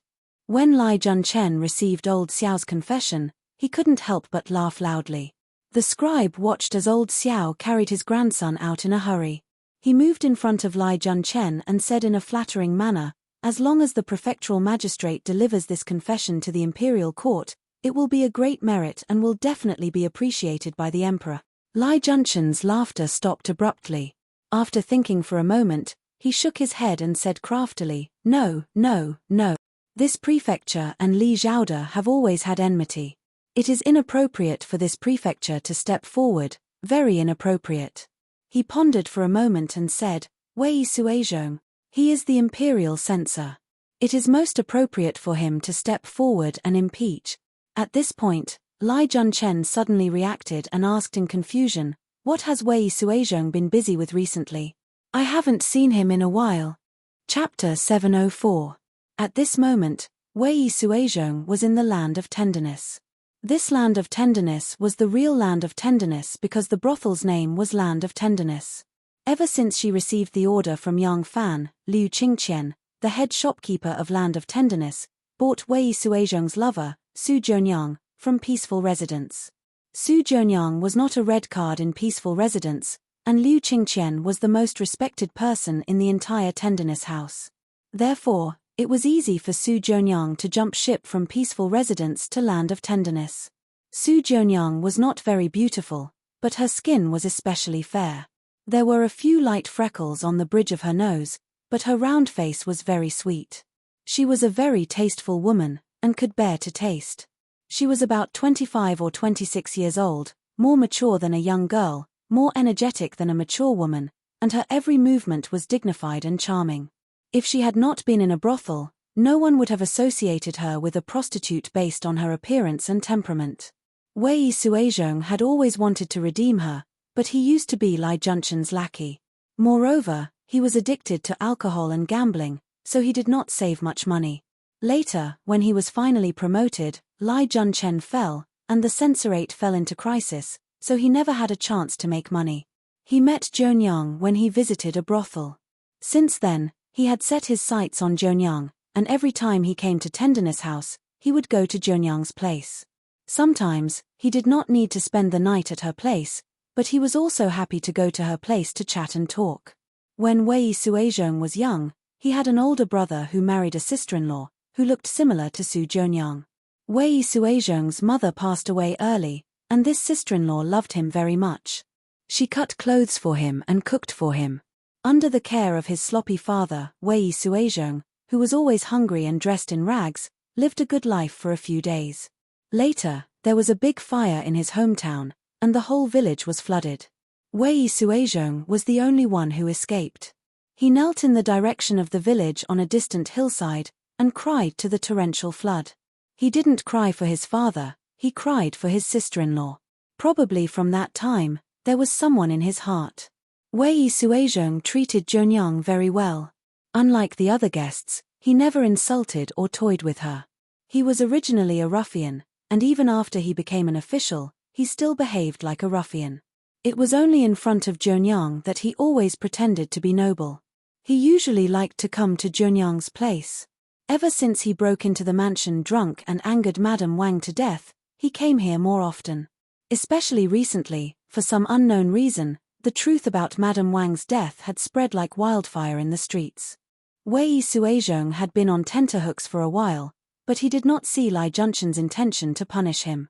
Originally he had just calmed down, but now he was afraid again. So he did not even go home and stayed at Junyang's place every day. He drank too much today. Junyang's petite body exerted a great deal of strength to carry him to the bed. "Don't go," Wei Suizhong mumbled as he grabbed Junyang's hand. Junyang was amused and annoyed at the same time. "I'm going to pour you a bowl of soup to sober you up. I don't want to drink. I want you to accompany me," Wei Suizhong said with a slurred tongue.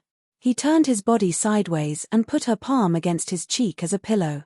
Su Junyang sighed softly and tidied the messy hair on his forehead.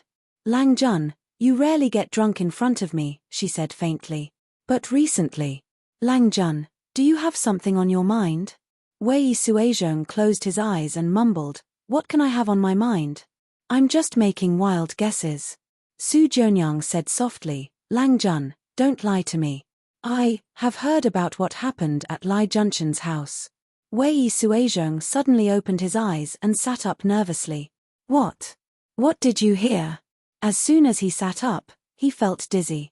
He could not help but lie down again, holding his head and moaning. Su Junyang changed her position and sat next to his head. She gently massaged his head. "Lang Jun, this matter has spread among the commoners. In this world, no matter how big or small the matter is, the courtyard will know the fastest. How could I not know? Alas, Lai Junchen is a person who will seek revenge for the smallest grievance. This time, Lang Jun has caused a big trouble. No wonder." Wei Suizhong was originally very comfortable being massaged by her. But when he heard this, he became nervous again. He grabbed her hand and opened his eyes. "You also think that he will definitely take revenge on me?" Su Junyang said, "What possibility? This is inevitable. The hatred of killing one's father and stealing one's wife is absolutely irreconcilable. Although Lai Junshen's wife was kidnapped from someone else and he may not take it to heart, she is after all his legitimate wife and not a concubine. Even if he doesn't care about this wife, he cares about what the world thinks.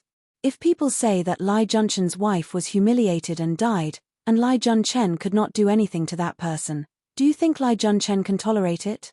Wei Suizhong sat up uneasily. He resisted the nausea in his heart and said, "He won't.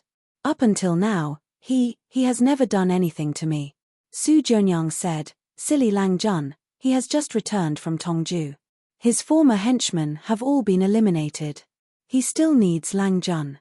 Naturally, he can tolerate you for a while. When he has gathered more henchmen and no longer needs you." Wei Suizhong's face turned pale. Su Junyang said, "Lang Jun, you know Lai Junshen's character. If he wants to do anything to you, it will be too late for regrets. Lang Jun will never be able to defeat him. It is better to avoid him as soon as possible." Wei Suizhong said blankly, "Avoid? Where can I go?"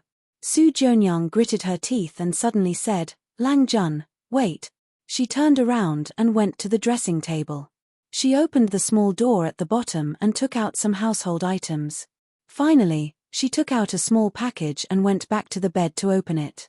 Wei Suizhong saw that the package was full of gold hairpins, silver ornaments, pearls, and cat's eye jewelry.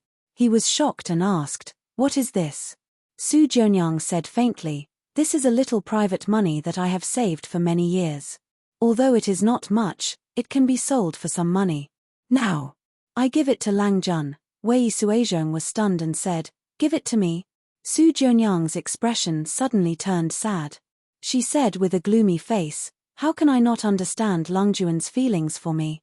I was hoping that one day, I would be able to wash away all the dirt and become a good person. I would serve Lang Jun and give birth to Lang Jun's children. Now I don't dare to have any more hopes. I only hope that Lang Jun will be safe." As Su Jianyang said this, 2 lines of tears rolled down her cheeks. She choked and said, "Lang Jun, listen to my advice. Hurry and escape. If you wait for Lai Jun Chen to make trouble, Lang Jun, it will be too late to regret." Wei Suizhong was born a ruffian, so he had never seen such a scene. Su Jianyang's words, "Wash away all evil, abandon the lowly and become a good man, serve Lang Jun from now on, bear children for Lang Jun's sake," were like a bowl of ecstasy, making him feel like his soul was floating, unable to go up to heaven or down to earth. Seeing that she took out all the private money that she had saved for many years and gave it to him just for his safety, Wei Suizhong's heart trembled. His whole heart was already burning hot. Jianyang, I didn't dote on you for nothing. I didn't misjudge you." Wei Suizhong hugged Su Jianyang tightly. He couldn't help but shed tears. "I won't go. Where can I go? It wasn't easy for me to become an official. I still want to marry you as my wife. We can live a good life together." Su Jianyang said anxiously, "Lang Jun, although I'm not the favorite in this courtyard, it will cost a lot to redeem me. Where can Lang Jun find the money? Lai Jun Chen is the enemy of the whole court. Lang Jun works for him. You are not popular in the court. Now you have offended Lai Jun Chen. If you don't leave now, I'm afraid there will be no place for you in this big world." The more Su Jianyang said this, the more Wei Suizhong regarded her as a treasure. How could he bear to abandon her and escape alone? When Su Jianyang said that Lai Jun Chen is the enemy of the whole court, Wei Suizhong's heart brightened. It was as if an aperture had been opened. Su Jianyang saw him kneeling on the bed and suddenly became like a wooden statue. She couldn't help but ask with concern, "Lang Jun, what happened to you?" Wei Suizhong's face became a little ferocious. "I, Wei Suizhong, am not easy to bully. Whoever wants me dead, I will kill them." Su Jianyang said fearfully, "Lang Jun, what happened to you?" Wei Suizhong changed to a gentle tone and said, "Jianyang, I'm fine. Don't worry. Bring me a bowl of soup to sober up. I want to sober up." "Okay." Su Jianyang replied and turned to walk out. At the end of the long corridor, Liu Qingqian put one hand behind her back and another hand holding some fish food. She threw it into the pond and watched the golden carps rushing and jumping for food. Su Jianyang walked slowly to his side and stopped. She bowed slightly and said, "Lord Liu." Liu Qingqian sprinkled a handful of fish food and said lightly, "How is it?" Su Jianyang said, "He has the intention to resist Lai Jun Chen, but I think he hasn't figured out how to do it." Liu Qingqian said, "Continue to consolidate his ideas. Make sure he is not acting on a whim. I'll help him when the time comes." Su Jianyang replied, "Yes." She agreed but stood there hesitantly and didn't leave. Liu Qingqian didn't look back and said, "Don't worry. As long as he obediently does as I say, I will protect him and fulfill your wish." Only then did Su Jianyang reveal a sincere expression of joy. She bowed and said, "Thank you, Lord Liu, for fulfilling my wish." Liu Qingqian threw the last handful of fish food and clapped her hands. She walked away with her hands behind her back. There were only 3 days left before Yang Fan married RNU. Yang Fan didn't want to make it a grand wedding. Anyway, even if he was still in the Ministry of Personnel, the wedding wouldn't be as grand as Xiaoman's wedding. There wouldn't be a marriage bestowed by the emperor, and there wouldn't be a banquet to celebrate with the princes, princesses, and imperial masters. What's more, he was just a small soup supervisor with no real power. He was also suspended at home indefinitely.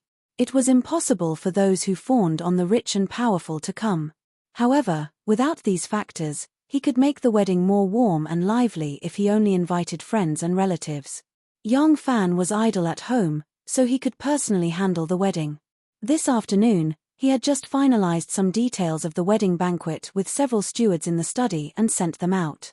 Before he could take a breath, Ren Wei came in with 2 secret reports, one happy and one sad. Chapter 705. The news sent by Ren Wei was mixed with joy and worry. The joy was that Wei Suizhong had finally made up his mind. Yang Fan instructed his people to spread the truth of Madame Wang's suicide and create various rumors to put psychological pressure on Wei Suizhong. Then, she made use of Wei Suizhong's trust in Su Jianyang. By redeeming Su Jianyang's freedom, helping her and Wei Suizhong to be together, and giving them a sum of money that was enough for them to live the rest of their lives in peace, she made Su Jianyang persuade Wei Suizhong. Now, it finally worked. On the outside, the Zhong brothers, who were more favored by the emperor, plotted against him. On the inside, Wei Suizhong, who knew all his dirty deeds, betrayed him. With these 2 factors combined, Yang Fan believed that he could not bring down Lai Junchen. But under the joy, there was also a worry. That worry was, it seemed that Li Zhaoda was going to be unlucky again. This news was not too detailed. It was sent by Li Jing, the new recording military advisor of Luoyang. Li Jing provided Lai Junchen with a large number of names of people who were sheltered under the protection of the 3 scammers, evaded taxes, and used public power for private purposes through the old nun of Hanoi, Taoist Shifang, and Molei. Not only did he cut off the last force of young Master Jiang in Luoyang with Lai Junchen's help, but he also gained Lai Junchen's trust. Because of this, Li Jing knew Lai Junchen's plan in advance, but he had not inquired about the details. Lai Junchen did not need him for the matter of Bai Yi, so he would not tell him too much. If he deliberately inquired about it, it would arouse Lai Junchen's suspicion. From the information he had now, he only knew that Lai Junchen wanted to deal with Li Zhaoda, and the reason was that the kitten leader Sun Wanrong, whom he recommended, had rebelled. The imperial court system had always had the system of involving people. Although it was not as strict as in the Qin state, if an official recommended an official who committed a crime, he would be held responsible. This was also the reason why officials above the 5th rank had the right to recommend someone, but dared not to recommend someone at will. Now that Sun Wanrong rebelled, even if Lai Junchen did not deliberately make trouble for Li Zhaoda, he should also bear the responsibility. However, he had already been unlucky. Most officials would not do such a ruthless thing, which would affect their image in the officialdom. Moreover, Li Zhaoda's recommendation had a special reason: Sun Wanrong was a foreign official. The kitten tribes were dependent on the imperial court, and the imperial court's policy towards them was to keep them in line. Whichever tribe was stronger, the imperial court would give the leader of that tribe a higher official position, so as to win them over and not cause any trouble. This had always been the policy of the Tang dynasty since its founding. Li Zhaoda was the prime minister, so it was only natural that he would weigh the pros and cons before making a recommendation to the emperor. This was what Li Zhaoda was supposed to do as the prime minister, but he accepted the gift, so it was hard to explain. Why did you recommend Sun Wanrong? Was it for the sake of stabilizing the border, or out of selfishness? The gifts Li Zhaoda received included a sea dragon fur robe, a bushel of pearls, a box of ginseng, and 4 horses. Speaking of which, given his status as the prime minister, these gifts were not very valuable. When Li Zhaoda was the prime minister, he had already become the biggest obstacle to Li Tang's recovery. Now that he was only a supervising censor, he was already harmless to others. Yang Fan couldn't help but feel some compassion. Yang Fan thought for a while and ordered, "Think of a way to leak this news to Li Zhaoda, so that he can prepare early. As for Wei Suizhong, we need to work harder to win him over and prevent him from turning back. Once he has made up his mind, we will begin the entire plan to eradicate Lai Junchen." Ren Wei agreed and quickly walked out. As soon as Yang Fan destroyed the 2 secret reports, Third Sister called out from outside the study, "Ah Lang, Envoy Guo and Madam are here to bring Miss and you." Hearing this, Yang Fan hurriedly adjusted the belt on his robe and ordered, "Quickly open the door, I want to personally welcome them." Guo Jingji was going to be transferred from his post in Weiju to another place, so he specially came back to the capital to report on his duties. Coincidentally, it was the festive season, so he stayed in the capital for a few more days. At this time, Guo Jingji's old mother had already passed away, so Guo Jingji didn't need to leave his wife at home to take care of his old mother, so his whole family had to follow him to take up his post. Madame naturally had to come along, but because her brother was born a little simple-minded, he couldn't manage the household alone in his hometown, so he brought her along as well. Because Guo Jingji had also brought his wife along, Yang Fan hurriedly ordered someone to find Xiao Man, and the husband and wife joined hands to welcome them. The door was wide open, and Yang Fan and his wife walked all the way. Just as they reached the door, they heard a loud shout, "Where's my family's cousin? Why hasn't she come to see me? I'm going to find her." Yang Fan took a step out of the doorway, and coincidentally saw an awe-inspiring burly man walking towards them, and someone shouted from behind, "Erlang, you can't, stop right there." Yang Fan took a look at this man. He was as strong as a bull, with thick eyebrows and big eyes, and regular facial features. He was definitely a burly man, but he was full of simple-mindedness, lacking a bit of quick-wittedness and calmness. Yang Fan's heart skipped a beat, and he thought to himself, could this be the Guo family's Erlang, Guo Xiaofan, that Anu mentioned before? Yang Fan smiled and cupped his hands, saying, "Are you the Guo family's Erlang?" The burly man was stunned. He looked him up and down, and scratched the back of his head in puzzlement. "Who are you? How do you know me?" At this time, Guo Jingji and his wife, who were standing at the bottom of the stairs, quickly walked up. Guo Jingji laughed and said, "I presume this is the Erlang?" "Haha, thank you, Madam Yang, for coming out to welcome me. I am ashamed." Guo Xiaofan continued to scratch the back of his head. He was even more puzzled. "Big brother, why don't you recognize me? What are you thinking? I am the Erlang." Madame Guo did not know whether to laugh or cry. She glared at him fiercely, and tenderly scolded, "Go away." Guo Xiaofan pouted and whispered, "You're still so fierce to me in front of my big brother, you tigress." At this moment, Yang Fan was sizing up Guo Jingji. He saw that this provincial governor was 9 feet tall, with a purple face and a long beard. He had a square face and big ears. His stature was tall and sturdy, his physique strong and sturdy. If his leopard eyes were replaced by red phoenix eyes, and he wore a green turban on his head, and held a crescent saber in his hand, he would look very much like the Marquis of Han Shouting, Guan Yu. Yang Fan thought, this is Provincial Governor Guo. As expected of the descendant of the great Han dynasty's Marquis Ailing, truly awe-inspiring, what a great man. Guo Jingji was also sizing him up. Yang Fan was only wearing casual clothes, a moon-white long robe embroidered with bamboo patterns. His hair was tied up in a jade bun, and he had a jade-colored headband that reached his eyebrows. His figure was tall and handsome, his face like jade, his eyes like bright stars, and his eyes as clear as water. Guo Jingji saw his character and was secretly impressed, thinking, this is the new sect leader of Xian sect. His character and demeanor are no less than Lu Binmi's. Compared to Lu Binmi's cold arrogance that pushes people 1,000 miles away, he is more likable and approachable. The two of them were thinking of each other, but their hands were not slow. Yang Fan first bowed and said with a smile, "Envoy, madam, this Yang and my wife did not go out to welcome you. Forgive us, forgive us." While they were sizing each other up, Xiong Ruolan was also watching from the side. She first looked at Xiaoman and saw that her appearance was charming, her figure was enchanting, and her looks weren't inferior to her sworn sister, RNU. She couldn't help but nod silently. Xiaoman looked at her wide-sleeved robe, jade-colored silk skirt, her slender neck, and her exquisite facial features. She was as enchanting as the orchid in the bottle, and her every movement was dignified and elegant. Xiaoman couldn't help but be silently impressed. As expected of a daughter of a prestigious clan, a noble madam. Such a disposition is truly extraordinary. Xiong Ruolan looked at Yang Fan again and saw his appearance. She was delighted. No wonder my sworn sister is infatuated with him. He is truly a talented man. Now, he is the sect patriarch of Xian sect and is worthy of my sworn sister. With the two clans being married, the relationship between the Xian sect and the hidden sect will no longer be as hostile as before.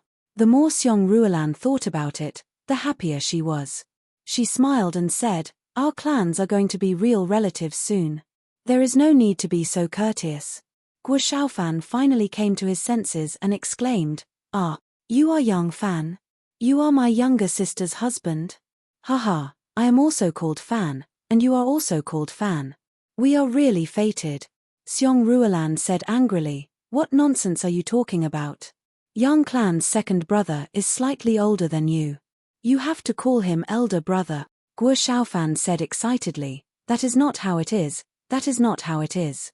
Our Nu is my cousin. Even if he is 80 years old now, he still has to call me elder brother. I am older than him." Ha ha ha, Xiaoman burst out in laughter and quickly stepped aside to let the guests in. "Envoy, madam, Guo Clan's second brother, please go to the hall and have a chat. Let us not stand at the entrance." The group walked inside in a lively manner. Guo Xiaofan loyally played the role of the elder brother. "This young lady is so beautiful. You are Beta Pers's wife, right? Let me tell you, our Nu is my younger sister. She married into your clan and became your younger sister. You cannot bully her. If you bully her, I will not allow it." This time, Guo Jingji's face also darkened. "Erlang, shut up." Guo Xiaofan straightened his neck and challenged his elder brother. "Elder brother, are you talking about Beta Pers's son or Guo Erlang? If you are talking about Guo Erlang, then I will shut up. If you are talking about Beta Pers's son, then I will not shut up." Guo Jingji put his hand on his forehead. He had a headache. Xiaoman rolled her eyes and held back her laughter. "Our Nu often talks about you, especially Guo Erlang. She misses you very much. Does Erlang want to see our Nu?" This Guo Xiaofan could be said to be stupid, but he was also a bit narrow-minded. As soon as he heard Xiaoman's words, he did not care whether she was talking about young Erlang or Guo Erlang and immediately agreed. Xiaoman then said, "Steward, take Erlang to see Miss Anu." Guo Xiaofan happily followed the young resident's housekeeper to see his cousin. After luring this unreasonable person away, both the host and the guest then took their seats and started to discuss the details of the wedding. Young Fan knew that the Guo clan was a Taiyuan aristocratic clan and had a close relationship with the hidden sect. Guo Jingji also knew that he was the evident sect patriarch. Speaking of which, other than being relatives, they were already considered a family. However, this family wasn't harmonious. Because the evident sect and the hidden sect used to fight openly and covertly, some things were hard to say now. A faction's grudges and conflicts weren't something that could be decided and controlled by the faction's leader alone. Some things had to wait for young Fan and Shun Mu to meet and discuss and resolve it before there would be no future troubles. Shun Mu was still in Shinluo and had yet to return. As a member of the hidden sect, it wasn't good for Guo Jingji to have too much contact with young Fan. Young Fan was also aware of this. Therefore, he only discussed the wedding with Guo Jingji.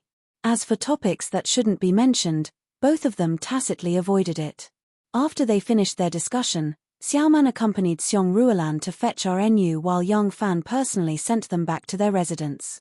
Coincidentally, after Guo Jingji and his family entered the capital city, they rented an empty residence that belonged to Wu Sance's family. It was the residence that Nu and young Fan rented in order to trick Liu Junfan and pretend to be a prestigious clan in Dunhuang.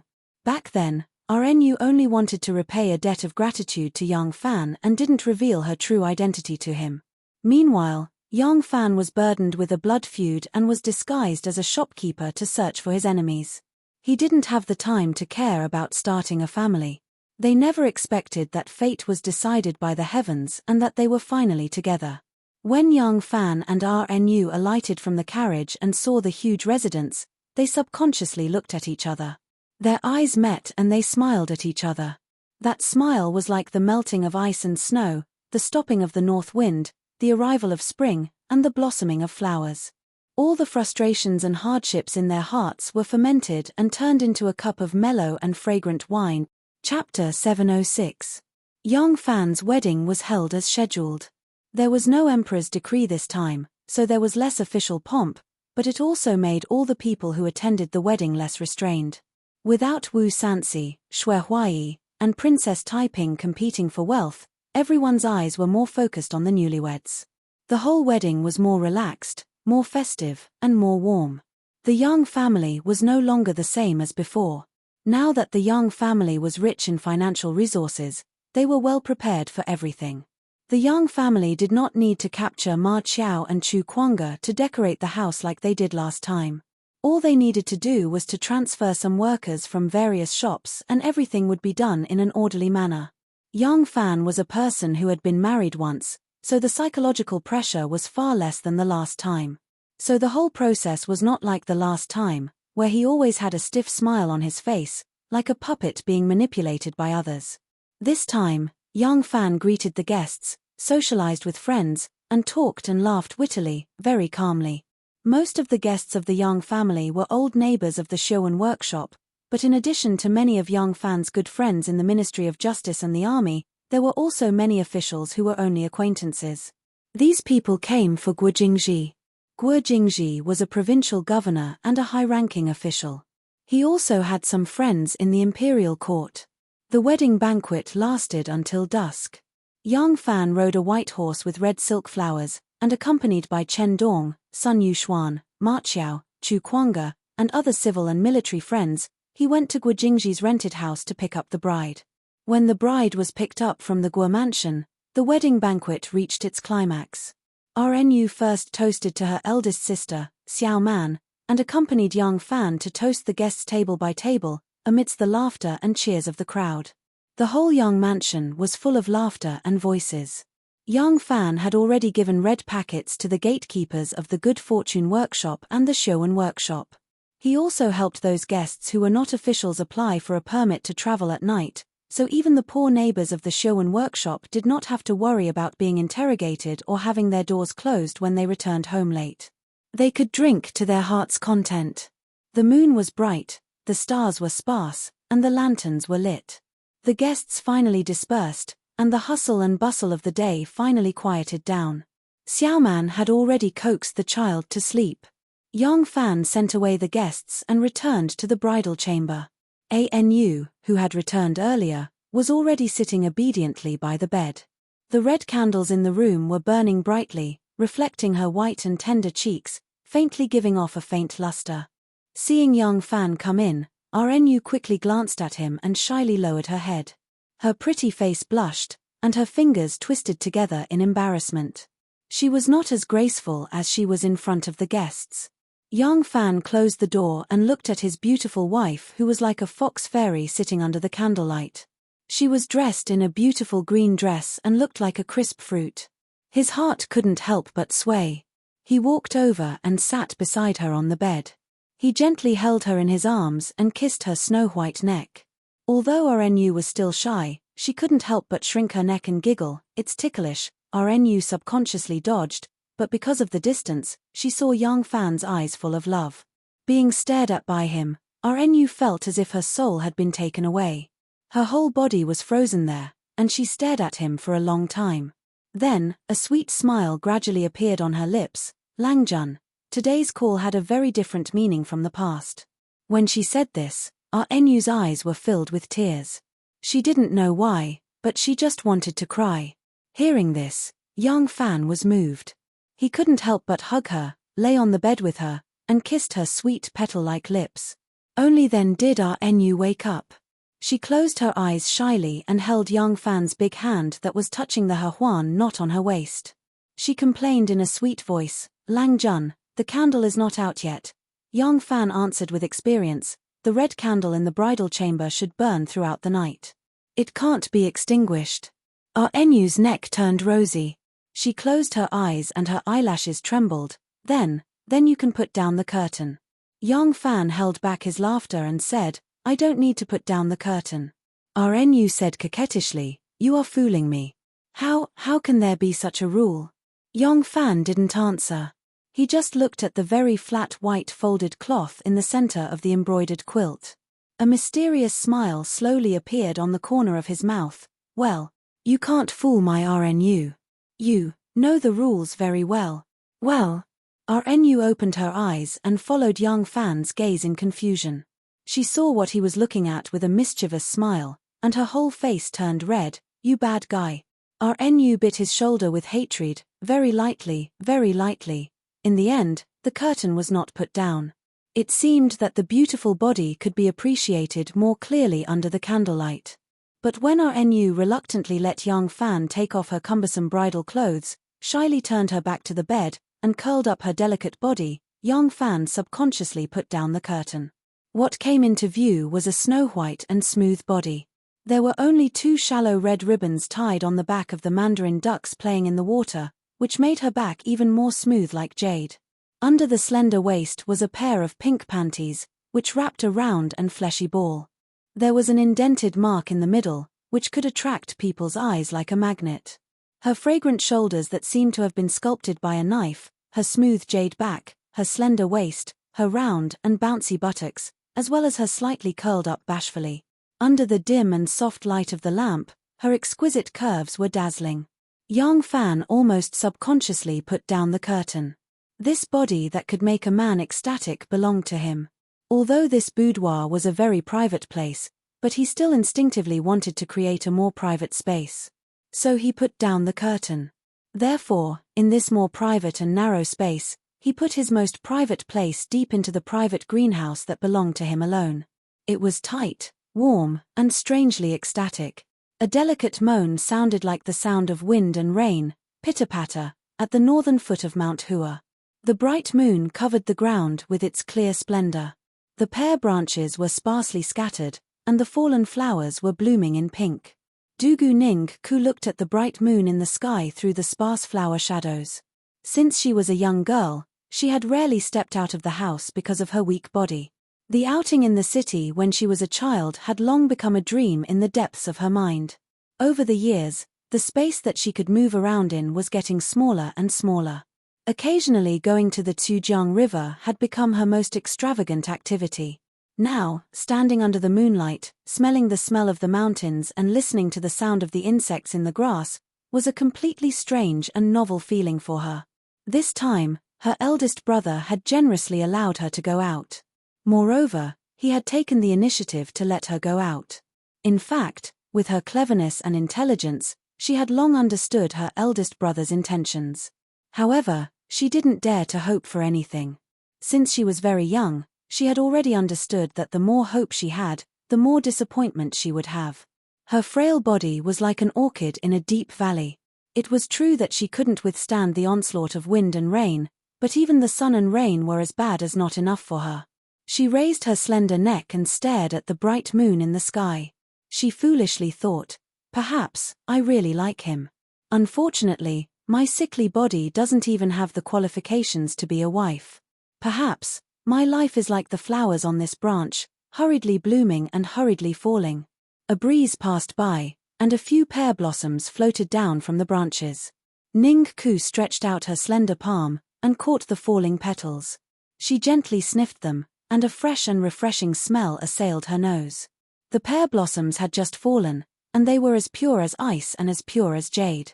Like a doting mother, the boat lady just looked at her with a smile.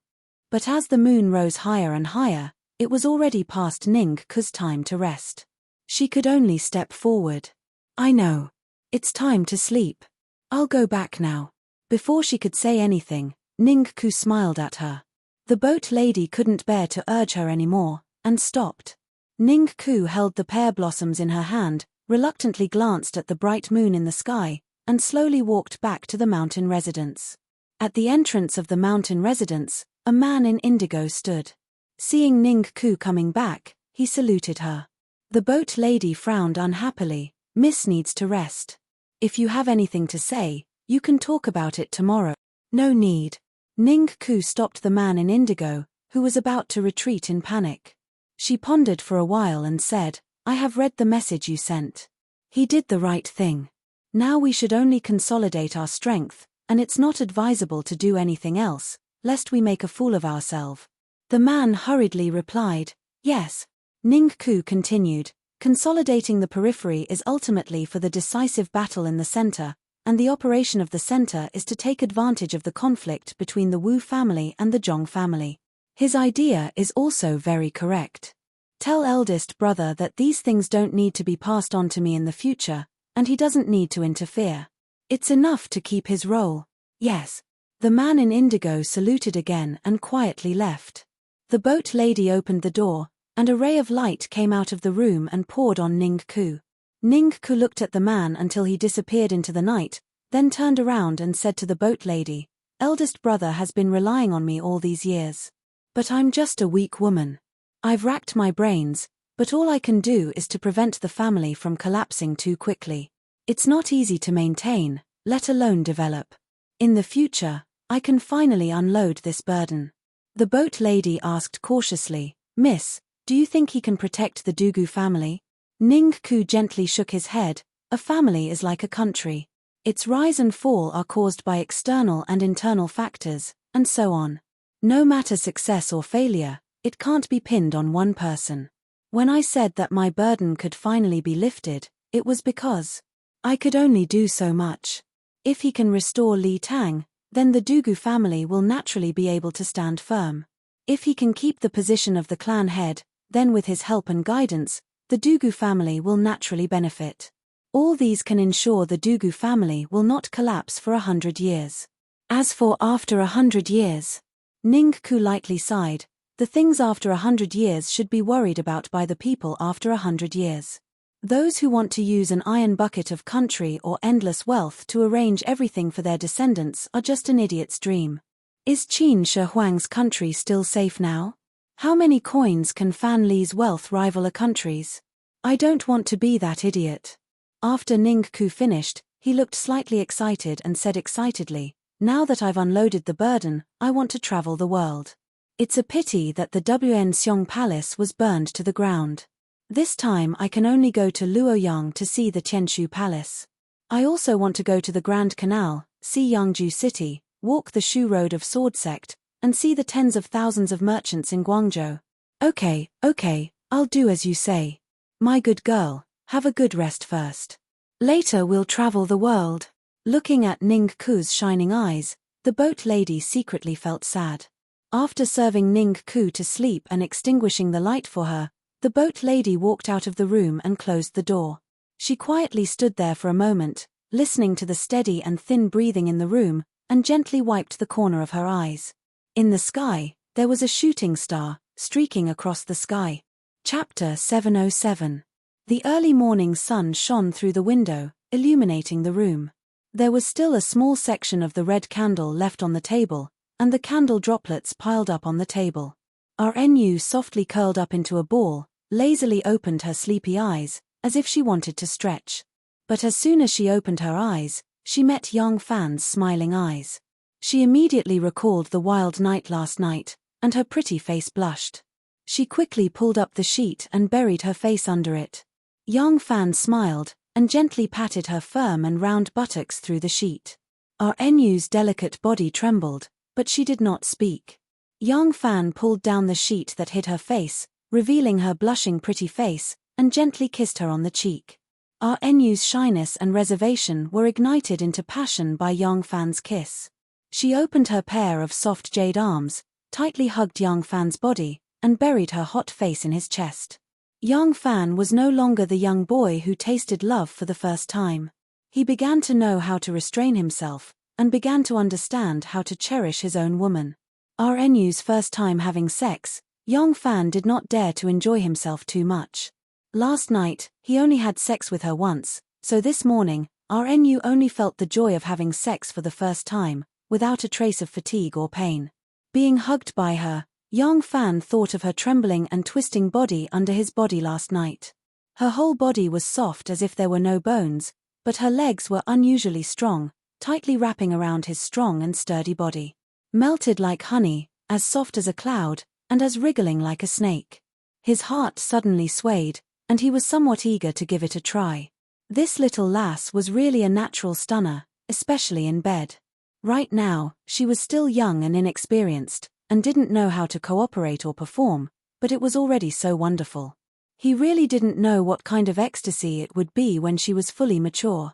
Yang Fan endured the desire in his heart, and patted her little buttocks. "All right, don't be shy, quickly get up, if you sleep late, Xiao Man will laugh at you."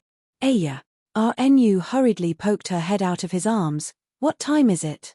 Looking at the bright sky, RNU became even more anxious. The The sky is already so bright, why didn't you wake me up? Now I'm too ashamed to face anyone. Nu hastily sat up and rummaged through her clothes on the bed. Suddenly she saw young Fan's hands as a pillow, looking at her with a smile. Only then did she realize that her body was exposed. She cried out again, "Don't look." She pulled a pillow and pressed it on young Fan's face. Young Fan didn't move. His mischievous voice came from under the pillow, "Women are really hard to understand. Last night, you held me with your legs and didn't let go. Now that I look at you, you're so embarrassed." Ouch. Miss Anu exerted her obscenity by kicking the stinky guy who rode on her body last night off the bed. Young Fan's honeymoon began in a unique way. Anu's wedding was much happier than Xiao Man's. At that time, Xiao Man was still in love with her elder brother, but she didn't know her elder brother. She spent her wedding night alone, and eating at the same table with young Fan every day was a kind of torture. As for Anu, she got married last night, and this morning, she was already a proper bride. Young Fan's work was suspended by Li Junchen, and Li Junchen had long forgotten about it, but no one dared to deal with the decision he had made. Therefore, young Fan had been idle at home. This was equivalent to taking a long vacation, and he could accompany his lovely wife every day. Spring was warm, flowers were blooming, and everything was recovering. Every day, young Fan accompanied his lovely wife and a pair of children to enjoy the flowers, go boating, and go fishing. He was very happy. After a cold winter, in this spring, it seemed that everyone was a little restless. After the appearance of Taoist Zhong in the case of Liu Sili and Zhuo Lianyao, and the clumsy performance of the old nun in Hanoi, Taoist Shifang, and the barbarian Molei, until Shui Huai, the fake monk, burned down the divine palace of Wanxiang, Wu Zetian was sick of monks, nuns, immortals, and Buddhas. In this spring, she issued an imperial edict, announcing that Ci Shi Ugu would be removed from her emperor title.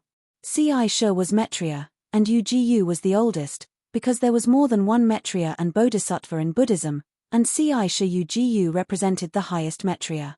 But now, she no longer needed Maitreya, so she added a new title for herself, Tianshu Golden Wheel Saint God Emperor. Tianshu, appointed by God. Later, Tianshu Golden Wheel Saint God Emperor established the Crane Control Bureau, and conferred Zhong Changzong and Zhong Yizhi as officials. The officials of the musical house were good at singing and dancing to entertain the emperor, but the two officials of the Crane Control Bureau relied on their good looks and skills in bed. Li Junchen collected all the evidence and finally instructed Wei Suizhong to impeach Li Zhaoda. Although Li Zhaoda had been warned by Yang Fan in advance, he had no way to deal with it. A phoenix without wings was inferior to a chicken. Today, Li Zhaoda had been deserted by everyone. Li Junchen made a false accusation, and many prime ministers could do nothing about it. Even Di Renjie, who was nicknamed Old Fox, was helpless, not to mention that Li Junchen did have solid evidence. Wu Zetian did not want to hold Li Zhaoda responsible for this matter.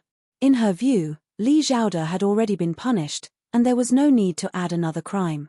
However, Li Junchen had evidence to punish him, and this evidence was Li Zhaoda's own doing. Back then, Xiangyang was suspected by King Huiwen of Qin, so he disguised himself and escaped back to his fief. But when he escaped to the city gate, it was already late. According to the law he made, no one was allowed to leave the city after dusk except for official business. According to his rules, no one was allowed to wander on the street after the curfew. He wanted to stay in an inn, but because he had made a rule that no one was allowed to receive unidentified people, he was finally caught by the officers and soldiers and was finally sentenced to death. Zhong Chujin, the assistant minister of the Ministry of Justice of the Wuju dynasty, also had such a problem. He once made a new law: even if one had the golden token of exemption, pardon, if he committed the crime of rebellion, he could only be exempted from the death penalty. Any male over the age of 15 in the family would still be beheaded, and children and women would have to serve as official slaves. As a result, he happened to be a person who had the golden token of exemption, and was arrested by Zhu Xing for the crime of rebellion. As a result, all the men in the family were beheaded, the women became officials, and he himself was sent to the frontier. A good family was destroyed. As for Li Zhaoda, he followed in the footsteps of these two sages. When he was the prime minister, He once asked Wu Zetian to issue an imperial edict. Those who committed crimes in public would be sentenced to hard labor, those who committed crimes in secret would be sentenced to exile, and those who did not surrender for more than 100 days would be severely punished and sentenced to death by hanging. Wu Zetian liked to change the name of the year, and she would change it 2 or 3 times a year. Every time she changed the name of the year, she would issue a general amnesty to the world. Thus, Li Zhaoda had many chances to be pardoned. Li Zhaoda accepted bribes from Sun Wanrong, which was a crime. In between, he had received many chances to be pardoned, but he did not surrender. Thus, he was sentenced to death by hanging. When Li Zhaoda had been in power, he had never thought that he would end up like this. Back then, he had been the chief writer of the political affairs station and had been very proud of himself. How could he turn himself in for no reason and admit that he had taken bribes? Now that Lai Junchen had found out about this, Wu Zetian had no choice but to lock him up. At this time, Wu Zetian still had no intention of killing Li Zhaoda, but the series of political changes that followed finally triggered Wu Zetian's desire to kill him. There was a reason for the Khitan rebellion this time. Last year, the Khitans suffered a famine, and the people of the various tribes had nothing to live on. They were extremely poor, and people starved to death every day. Under these circumstances, the governor of Ying Prefecture, Zhao Wenjin, not only did not provide relief, but he was insatiably greedy. Using the food shortage as an excuse, he squeezed the Khitan people even more. Sun Wanrong could not take it anymore and joined forces with his brother-in-law, Li Jinzhong. The 2 major tribes rebelled at the same time, captured Ying Prefecture, and killed Zhao Wenjin. As the banner of righteousness was raised, the various Khitan tribes that had been bullied and humiliated by the officials of the court responded. In just over 10 days, they gathered tens of thousands of soldiers and horses. Then, they attacked Chongju and captured the deputy commander of the Longshan army, Xu Qingji. When the news reached the capital, Wu Zetian was furious. Originally, Wu Zetian thought that the Khitan rebellion was just a small tribe stirring up trouble and could be destroyed in a flash. In the end, the border army lost 2 prefectures in a row, and the rebels grew in numbers. The court had no choice but to mobilize troops and raise funds to suppress the rebellion. At this time, looking at the matter of Li Zhaoda asking for a title for Sun Wanrong, it was no longer an insignificant matter. After Li Zhaoda heard the news that Ying Prefecture and Chongju had fallen, he leaned on the bars of the prison cell and sighed to the sky. This time, the court has sent troops to suppress the rebellion. If they win, I can live. If they lose, I will die. When the court was in chaos, Yang Fan traveled every day. He looked like he was having a great time, but in secret, he was scheming. On one hand, he mobilized the power of the Hall of Succession and used his connections and reputation in the southern borderline prefectures to create a good political atmosphere for the newly appointed officials to consolidate their positions and influence. On the other hand, he pulled the noose that was on Lai Junchen's head and quietly tightened it. Wu Zetian changed her title to Tianshu Golden Wheel Great Saint Emperor and established the Crane Control Bureau. She publicly raised Zhong Changzong and Zhong Yizhi, the 2 male escorts, in the palace. They were called the High Offerings, but in reality, they were her empress. Through the 2 Zhong, she selected more young and handsome youths to enter the palace. It was clear that she wanted to create a big harem. However, Wu Zetian was already over 70 years old. Even if she took in 10,000 male concubines, she would not be able to have another child. Everyone knew that the current crown prince, Li Dan, was just a decoration. The empress would not allow him to inherit the country. Thus, the establishment of an heir became a matter that the court paid more attention to. Although the court paid attention to this matter, no one dared to suggest to the emperor about the establishment of an heir. In the past, the prime ministers had done such things and did not have a good ending. Now, they did not know what Wu Zetian was thinking. Wu Zetian did not issue an edict to ask. Who dared to say anything? However, no one suggested anything, but Yang Fan could create an atmosphere that someone was suggesting something. There was Shangguan Wn in the palace. There was Princess Taiping in the royal family. Yang Fan controlled the Hall of Succession and had a few officials in the court who could influence it. Through this inside and outside, from top to bottom, It was easy to create an atmosphere. Someone is secretly suggesting to the emperor about the establishment of an heir. Li Junchen expressed his serious attention to this rumor. In the past, Li Junchen was very slow in this aspect. At that time, he only wholeheartedly worked for Wu Zetian and did not care who the heir was. However, after being exiled to Tongju for several years, he gradually became enlightened. He began to understand that the heir was the future emperor. Whether he could be rich or not depended on the current emperor, and whether he could remain rich or not depended on the future emperor. Thus, like a curious duck, Li Junchen waddled over and took the initiative to stretch his neck into the noose that Yang Fan had hung there. Chapter 708. The crescent moon hung high in the sky, and the willows fluttered in the wind. In Shangshan Lane, there was a magnificent mansion located directly outside the lane wall. Suddenly, the middle door opened wide. 2 rows of Gaoli servant girls carrying lanterns walked out leisurely. The Kunlun slaves led the horses in and knelt on one knee, waiting for their masters to step on their knees and mount the horses. King Liang and Wu Sanxi had drunk so much that their faces were red. They were already 60 to 70% drunk. Supported by 2 enchanting beauties, they cupped their fists and bid farewell to the guests. Those who could make King Liang personally come out to welcome them were naturally not ordinary people. Under the lanterns, a pair of beautiful women stood out. They were Zhong Changzong and Zhong Yizhi, who were as pretty as lotus flowers. Zhong Changzong and Zhong Yizhi, who were secretly called the Empress and Imperial Concubine by the common people, were also attending King Liang's banquet today. The 3 brothers Zhong Tongxiu, Zhong Changqi, and Zhong Changyi, as well as the Kui brothers, Zhong Shuo, Jiao Jian, and a few other young talents.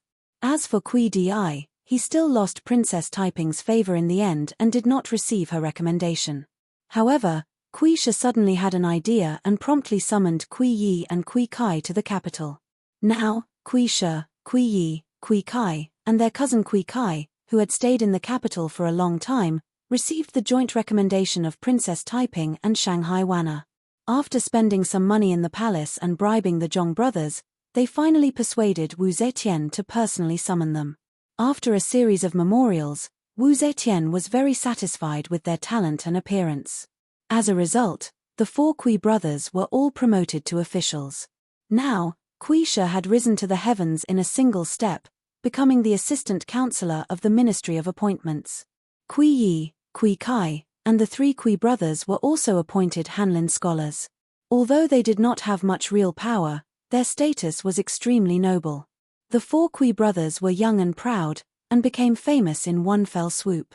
Rumors of their romantic affairs with Princess Taiping became more and more popular among the common people. However, everyone had to admit that the 4 Kui brothers were indeed talented, or else they would not have been able to handle the imperial memorials alone. Wu Sanxi personally escorted Zhong Changzong and Zhong Yizhi out of the king's mansion. Zhong Changzong and Zhong Yizhi bid farewell to their friends and returned to the imperial palace. The empress was very infatuated with them now, so they couldn't be separated from them for too long. The rest of the crowd took advantage of the alcohol to wander about. On the periphery, there were servants carrying lanterns and torches. They strolled along the long embankment of the Luo River, very carefree. Today's banquet was single-handedly organized by Kui Shi. Now that both the guests and the host were enjoying themselves, the first step of the plan that Princess Taiping had instructed Kui Shi to carry out had been carried out smoothly. He could not help but feel proud of himself. Taking advantage of the wine, he leisurely recited, "A small boat on a quay, fishing for the evening stream in front. The goose flips the cattail leaf, the fish swam in the flower. A pomelo hung with gold, and a pomegranate was broken in a pearl room. Sigh, the clear moon is half in the west tower." Not only was his poem written without thinking, it was also beautifully worded. Zhong Shuo, who was also invited to the banquet, heard it and stroked his beard with a sigh. He said to Jiao Jian in admiration, with this kind of literary talent and status, Zhong might be able to catch up to him. But to have such achievements at his age, Zhong would be hard-pressed to catch up. Jiao Jian smiled and said, "The Kui family is a rich and powerful family with generations of high-ranking officials. That's why they have such a foundation. It's only natural that you and I are inferior to them. Zhong Shuo pointed at him and said with a smile, Brother Gao's breadth of mind is something that even Zhong is inferior to. Kui Shi rode his horse in front and could vaguely hear the conversation between the two. He could not help but laugh. Outsiders only saw the glory, but did not know that the status of the four brothers today was not only obtained by relying on their family background. The four brothers of the Kui family entered officialdom at the same time. For a period of time, they were unparalleled. This was not just because of their knowledge. There were many people who had knowledge but could not enter the sect. The joint recommendation of Princess Taiping and Shangguan Wana was an important reason why they were able to enter officialdom. But for Princess Taiping to agree to the recommendation and to help them persuade Shangguan Wana to agree, there was a price to pay. Creating an atmosphere to the world that the Zhong brothers took the initiative to make friends with Wu Sansi was part of the price. The four brothers of the Kui family were distinguished and elegant. They were the people that the Zhong brothers liked to make friends with. Now that the Zhong brothers were recruiting soldiers and buying horses to expand their power, they valued these noble, talented, and young people of similar age. The two sides could be said to hit it off. Under the intentional pandering of the four Kui brothers, they very quickly became honored guests of Zhong Tongxiu, Zhong Changxi, and the other two brothers. One day, the four Kui brothers invited the three brothers of Zhong Tongxiu and his brother to drink wine by the side of the Luo River and chat. The three Zhong brothers happily attended the banquet. During the banquet, Kui Yi seemed to incidentally mention the matter of Li Zhaoda's imprisonment. Kui Kai immediately said, the emperor bypassed the three law divisions and handed this case to Lai Junchen. It looks like it won't be long before Lai Junchen can be transferred back to the three law divisions and regain control over the officials. When Zhong Changqi heard this, he could not help but worry. That day at the Dragon's Gate, Lai Junchen and us three brothers had a very unpleasant quarrel. We have long heard that Lai Junchen harbors hatred in his heart and is waiting for an opportunity to retaliate. If we allow him to regain control of the three law divisions, I'm afraid it will be disadvantageous to our Zhong family. Zhong Tongxiu sneered and said disdainfully, who does Lai Junchen think he is? Why should we be afraid of him? Looking at the entire court, who has the qualifications to be enemies with our Zhong family? Kui Kai advised, Tongxiu, we cannot be careless in this matter. The major figures that Lai Junchen has toppled over these years are not just one or two. Which one of these people did not hold great power and play an important role in the court? It is not a good thing to be stared at by this kind of person who is like a poisonous snake. Zhong Tongxiu was still unconcerned. Soldiers come with arms, water comes with an earth weir. Why should we be afraid of him? Kui Kai smiled slightly and said in a low voice, one can be a thief for 1,000 days, but one cannot guard against a thief for 1,000 days. If Tongxiu is this careless, it is hard to guarantee that one day he will not seize the opportunity to bite you. Zhong Tongxiu frowned and said, what else can we do? Kui Kai moved closer and said in a low voice, to deal with someone like Lai Junchen, we should strike first to gain the upper hand. Zhong Tongxiu said, Brother Kui, do you think I do not want to punish that savage villain? It is just that the Empress values this lackey very much and relies on him as an arm. Although my Wulang and Wulang are doted on by the Empress, without a sufficient reason, it is impossible to make the Empress cripple her own arm with just a few words. Kui Kai laughed coldly and said, why not let him be blinded by greed and seek his own death? Zhong Tongxiu's eyes lit up and he hurriedly asked, if that is the case, could it be that Brother Kui has a brilliant plan? Kui Kai moved closer to his ear and whispered a few words. After listening to Kui Kai's words, Zhong Tongxiu thought carefully for a while and said hesitantly, will this plan work? What if Lai Junchen succeeds instead? Kui Kai smiled and said, so what if he succeeds? If Lai Junchen succeeds, then he will be borrowing Lai Junchen's hand to get rid of another big obstacle for us. Wei Wang has long been dissatisfied with Brother Zhong planting more and more arms and legs in the court and suppressing his power. Zhong Tongxiu said hale and hearty, that is right. Whether this plan succeeds or fails, we will still be able to profit. Ha ha ha, brilliant plan, it really is a flawless brilliant plan. I will enter the palace now and discuss it with Yi Ji and Changzong. Kui Kai pulled him back and said, Tongxiu, This matter is not urgent. Now is the time of spring, let us drink to our heart's content first. Zhong Tongxiu had something on his mind. How could he still be in the mood to drink? After a while, he left Zhong Changqi and Zhong Changyi to accompany the four Kui brothers and excitedly entered the palace. It was already afternoon. Wu Zetian left the court and first went to Wucheng Hall to deal with a few important memorials to the throne. She also asked Shanghai Wana about the progress of the transportation of rations, troops and weapons in preparation for quelling the Khitan rebel army. She then returned to lovely Spring Terrace. After chatting and laughing with Zhong Changzong and Zhong Yi for a while, she felt tired and went to bed. Zhong Changzong and Zhong Yiji saw that Wu Zetian was taking a nap, so they went to the garden to play on the swing. Feeling bored, they went fishing again. They had just cast their fishing hooks into the pond when an eunuch came to report that Zhong Tongxiu had arrived. The two brothers were very happy. They quickly put their fishing rods aside and asked someone to invite their older brother over. Zhong Tongxiu was led to the pond. Zhong Changzong and Zhong Yiji sat down in front of a stone table with him. The palace maids served fresh fruits and candied fruits before withdrawing.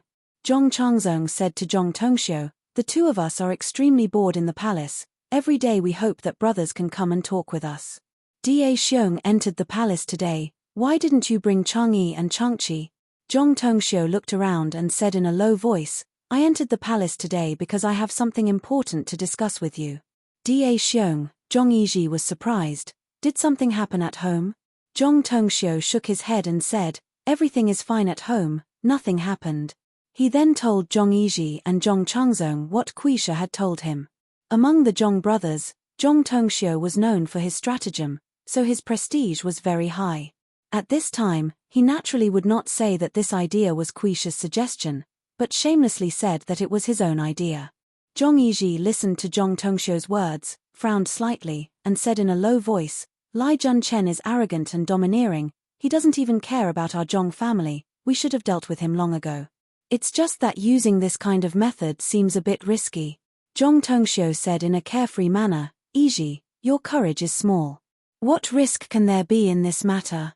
I have already carefully calculated, with the Empress's love for you and Changzong, if this matter is exposed, at most she will reprimand you. Other than that, what else can she do?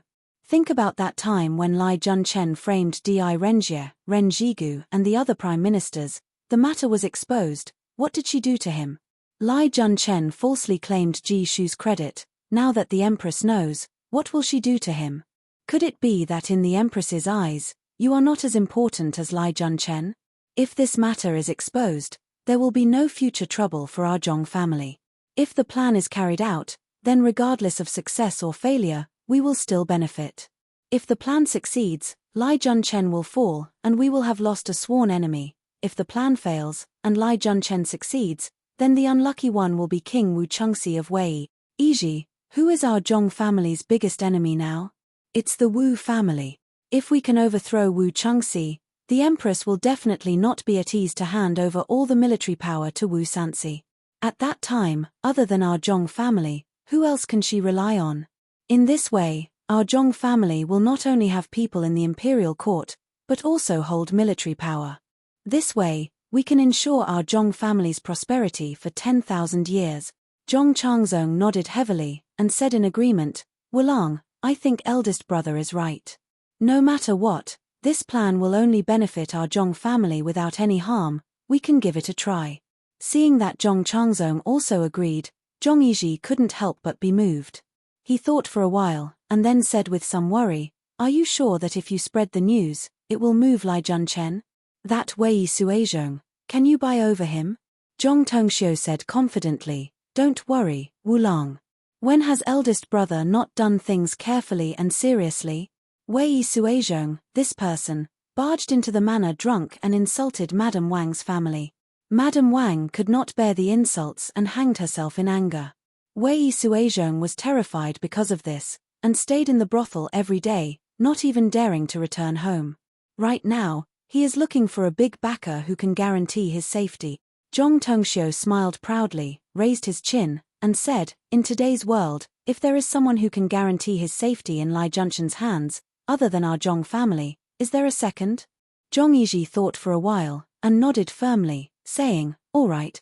We'll do as you say. Eldest brother, you must be careful when you do things." Chapter 709. After Zhong Changzong and Zhong Yizhi were convinced by their cousin, Zhong Tongxiu, they would visit the Liang estate every time they left the palace. The Zhong brothers were a rising power in the court, but they had already shown great power. Their close relationship with King Liang immediately attracted the attention of some people. All the officials in the court were trying to find out the reason behind this move, especially the king of Wei, Wu Chengxi. Wu Chengxi and Wu Sanxi had been fighting for many years. Both sides had their fair share of victories and defeats, but their overall strength had always been balanced. Now that the Zhong brothers and Wu Sanxi were acting so friendly, Wu Chengxi couldn't help but suspect that they had formed some sort of alliance. However, no matter how hard he tried, he couldn't find out what kind of insider trading the Zhong brothers and Wu Sanxi had. Lai Junchen was also very concerned about this, but he wasn't as anxious as Wu Chengxi, so he didn't pay too much attention to this matter. However, even though he didn't pay too much attention, he found out something that even Wu Chengxi hadn't heard. The emperor has decided to appoint an heir. The news that Lai Junchen received was that the empress had decided to make Prince of Liang, Wu Sanxi, the crown prince. However, this was a matter of great importance, so it was kept a secret and only made preparations in secret. Zhong Changzong and Zhong Yizhi were the empress's bedmates, so they knew this big secret. Lai Junchen finally understood. Wu Sanxi will be the future emperor. The Zhong brothers are clearly looking for a way out for themselves by being so close to him. Lai Junchen could understand why the empress had kept this a secret. After all, the people of the world still had a very high opinion of Li Tang. If the court suddenly announced that the Wu clan would inherit the throne, it might cause a huge political upheaval. In particular, Wu Chengxi and Wu Sanxi had always been competing fiercely. If Wu Chengxi learned of this, he would also mobilize his forces to oppose it. Therefore, just like when she had ascended to the throne, the empress needed to first settle all the obstacles and lay out everything. Only then would she announce her decision to replace the crown prince. To ensure that this information was accurate, Lai Junchen even used his connections in the palace. When he was the deputy imperial censor, Lai Junchen had bribed a few servants in the palace to act as his eyes and ears. Later on, he was demoted to Tongju, so he lost contact with these servants. After Lai Junchen returned to the capital, he immediately restored his relationship with these people.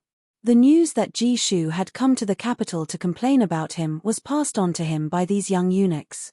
Some of these eunuchs were still ordinary eunuchs, and some were already small eunuchs, so they could gather more information. Through these spies in the palace, Lai Junchen quickly confirmed the information he had received. The information was correct. The emperor was indeed changing the crown prince, and the new candidate was Wu Sanxi. Since the information was correct, Lai Junchen immediately prepared a generous gift and went to the Liang household to pay his respects. There was nothing wrong with currying favor with the future son of heaven. In the end, when Lai Junchen excitedly rushed over to the Liang household, the door was slammed in his face. Lai Junchen has always been close to the Prince of Wei, Wu Chengxi, but his relationship with the Prince of Liang, Wu Sanxi, is not very harmonious. Back when Yang Fan was imprisoned, Wu Sanxi came to the censorate with a ceremonial carriage. Lai Junchen hummed along and did not give him much face. Later, in some political turmoil, Lai Junchen and Wu Chengxi also exchanged glances with each other. After Lai Junchen was demoted to Tongju, the one who sent the gifts was also Wu Chengxi. From start to finish, he did not establish any contact with Wu Sanxi. Now, Wu Sanxi is on good terms with the Zhong brothers. When Wu Sanxi heard that Lai Junchen and the Zhong brothers were at odds in the Dragon's Gate, how could he accept him and make the Zhong brothers unhappy? Lai Junchen hit a snag and dejectedly moved the gifts back home. He then found a group of trusted aides to discuss important matters. Lai Junchen did not have any trusted aides. These so-called trusted aides were only two, Li Jing in the civil field and Wei Suizhong in the military field. Now that this was a political matter, he naturally had to listen to Li Jing's opinion. In Lai Junchen's view, although Li Jing was only a military supervisor, He was knowledgeable and had worked for the Luoyang government for many years. His eyes were still very sharp. There was no great general in Sichuan, so Lai Junchen could only seek help from this pair of stinky cobblers. After listening to Lai Junchen's explanation, Wei Suizhong carefully said, King Liang is not willing to receive you. One reason is because the magistrate was too close to King Wei in the past, which made him unhappy. The other reason is because of the two Zhong brothers. In my opinion, the magistrate might as well send a generous gift to the two Zhong brothers first to appease their anger, then pay a visit to King Liang. If the first time doesn't work, you can go again. You will definitely be able to open the door. Lai Junchen was not at the point where he had no other way out. He was very unwilling to be submissive like this. He rolled his eyes at Wei Suizhong and turned back to Li Jing. In Lai Junchen's opinion, Wei Suizhong could be beaten or scolded. Rolling his eyes at him was already a very light reprimand.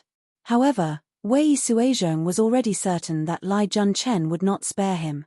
A mere eye roll was enough to make him feel a little uneasy.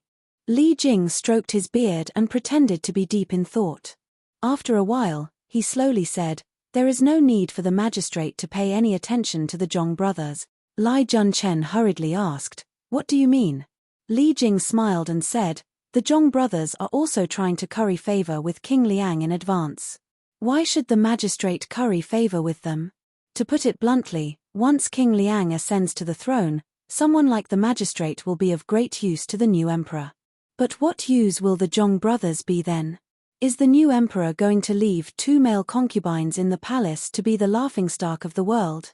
Lai Junchen nodded repeatedly. That makes sense. That makes sense. But King Liang is not willing to accept me. What should I do? Li Jing said, King Liang is not willing to accept the magistrate for his own reasons, but also because of the Zhong brothers. As for the second Zhong brother, it is because King Liang has not yet ascended to the throne, and he still needs the Zhong brothers to speak on his behalf in front of the emperor. That is why King Liang does not want to offend them because of you. As for his own reason, it is because the magistrate has been too far away from him in the past. Lai Junchen anxiously said, That's right. I also understand this logic. The problem is, what should we do now? Li Jing's eyes turned and he smiled slyly. If the magistrate makes a great contribution to King Liang, he will gladly accept you and place you in an important position. Lai Junchen's expression tightened.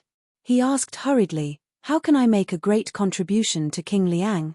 Li Jing asked in return, Who is King Liang most afraid of? The empress has already made a decision about the crown prince, but has kept it a secret. Who is it for? Lai Junchen lowered his head and thought for a moment. He slowly said, King Wei? Li Jing said, Correct. Lai Junchen's eyes wavered. What do you mean? Li Jing said, During the era of Emperor Wu of Han, there was a concubine called Go Jezi. Wei Suizhong was an ignorant and incompetent person. When he heard Li Jing's story, he could not help but be surprised. Lai Junchen had never heard of this person before. He did not know why Li Jing was telling this story, but he knew that it must be related to the answer he wanted. He said, Continue. Li Jing said, In the later years of Emperor Wu of Han, someone secretly reported that someone in the palace had cursed the emperor with witchcraft. Empress Wei Zifu, Crown Prince Liu Ju, and the others died because they were framed. Emperor Wu intended to make Lady Go Jezi's son, Liu Fuling, the crown prince, but he was already old. He was worried that Lady Go Jezi would interfere with court politics after his death. So before making Liu Fuling the crown prince, he ordered Lady Go Jezi to die. Lai Junchen thought for a moment and said, I understand what you mean. You are saying that since the emperor is determined to make King Liang the crown prince, he will remove all obstacles for him in advance to ensure the smooth succession of the throne? Li Jing hurriedly said, I do not dare to speak carelessly about the emperor's plans. However, the current crown prince is but a bird in a cage. The prince of Fang province can be killed with a single edict and 2 lines of words. King Liang's only enemy is King Wei. Lai Junchen frowned. They are both nephews of the emperor. Will the emperor kill one nephew just to ensure the succession of the throne? Li Jing smiled sinisterly and said, The fathers of the emperor's nephews were both killed by the emperor. Even these two nephews were exiled to the desolate border by the emperor and changed their surname to Wei. The emperor values the Wu clansmen because the Wu clansmen support her the most. The reason why she wants to pass the throne to the Wu clansmen is because only the Wu clansmen will allow the Zhou dynasty she created to continue. If we are talking about closeness, the emperor's closeness to these two nephews is far less than Emperor Wu's closeness to Lady Gojezi. Li Junchen slightly narrowed his eyes. Li Jing did not miss the opportunity to add, if you can make such a great contribution, not only will King Liang be grateful to the prefectural magistrate, but even the emperor will be overjoyed that the prefectural magistrate has solved a big problem for her. Li Junchen slowly paced around the room while Wei Suizhong, who was at the side, listened with trepidation. He had followed Li Junchen by his side and saw with his own eyes the people Li Junchen had dealt with.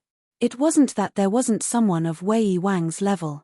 Li Junchen had killed prime ministers and generals, princes and dukes, but those princes were after all from the Li clan. Li Junchen clasped his hands behind his back and only took a step forward after a long time. He paced around the room for a full hour before he slowly stood up and ordered in a deep voice, "We will discuss this matter later. Keep your mouths shut. Do not reveal a single word to anyone." Wei Suizhong's heart trembled. Based on his years of experience following Li Junchen, he knew that Li Junchen was determined to become the murderous Emperor Wu of Han. Not telling anyone usually meant that you could only tell someone who was absolutely close to you. Wei Suizhong now told Zhonyang everything that was on his mind so that he could sleep soundly.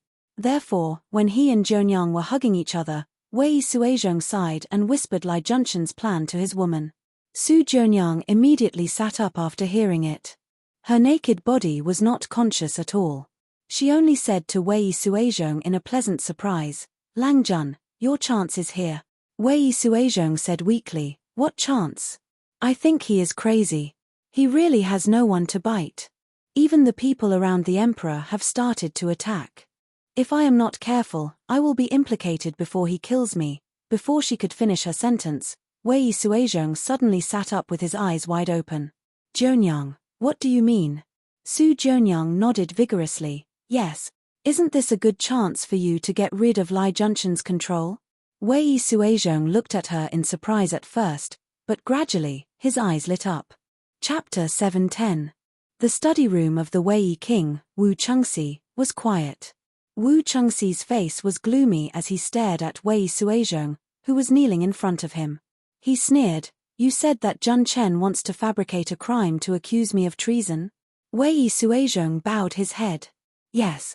Wu Chengxi leaned forward and asked, "You are one of Li Junchen's henchmen. Why did you leak this information to me?" Wei Suizhong bowed and replied respectfully, "Ants trying to shake a tree, this lowly official is not willing to die with them." Wu Chengxi looked at him coldly and slowly sat up. "Li Junchen was able to return to the capital because I protected him.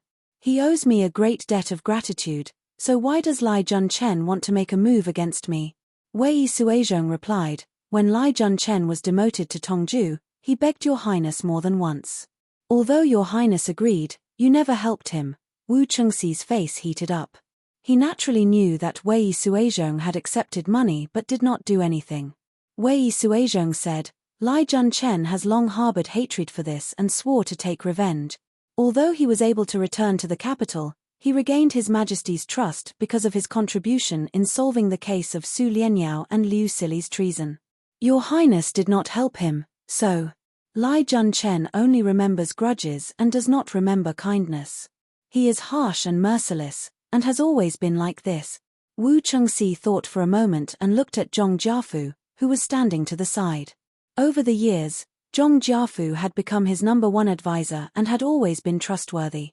"Jiafu, do you think this is possible?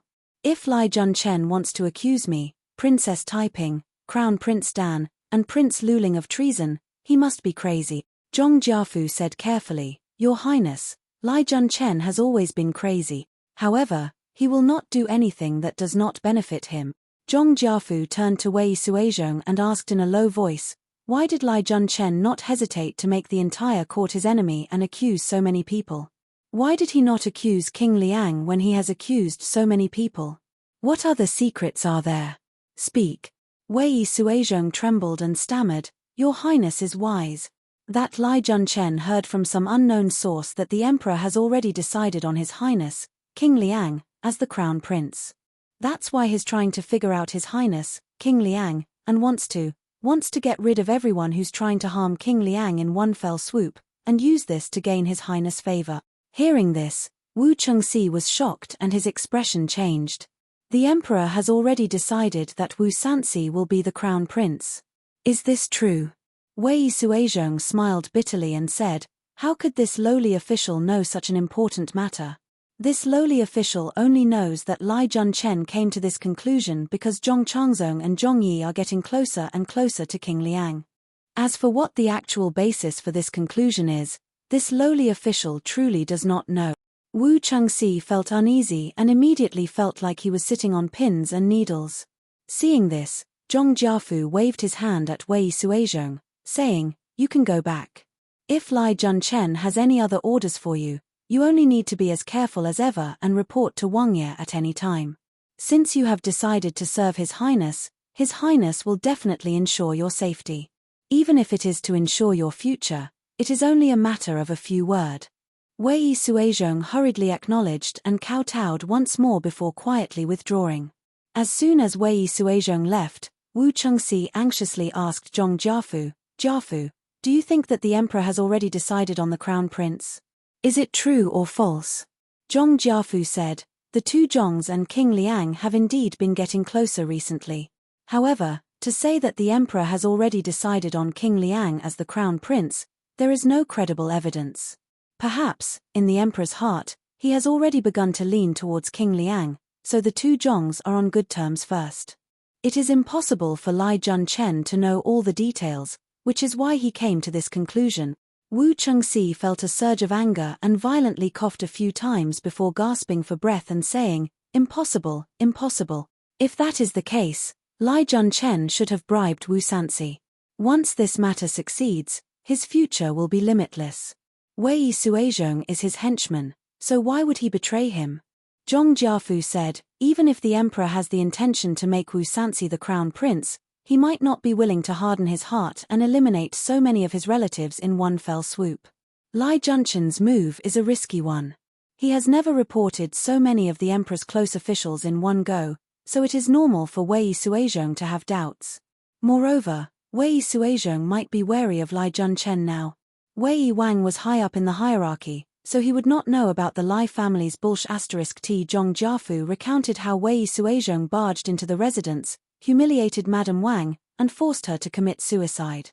After Wu Chengxi heard this, he no longer had any doubts about Wei Suizhong's motive for joining him, but he was even more convinced that the emperor had already decided to make Wu Sanxi the crown prince. He said in panic, If that is the case, the emperor's intention to make Wu Sanxi the crown prince is very credible. What should I do? Zhong Jiafu said, Your Highness, do not panic.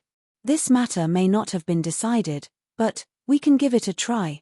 Wu Chengxi asked, How do we try? Zhong Jiafu said, Lai Junchen's intentions are not good for the emperor. No matter what, he must be eliminated. The emperor might as well use this matter to contact all the relatives of the emperor who have been reported by Lai Junchen and work together to impeach Lai Junchen. Once Lai Junchen is brought down, one of the threats will be removed. From this matter, we can also observe the emperor's intentions.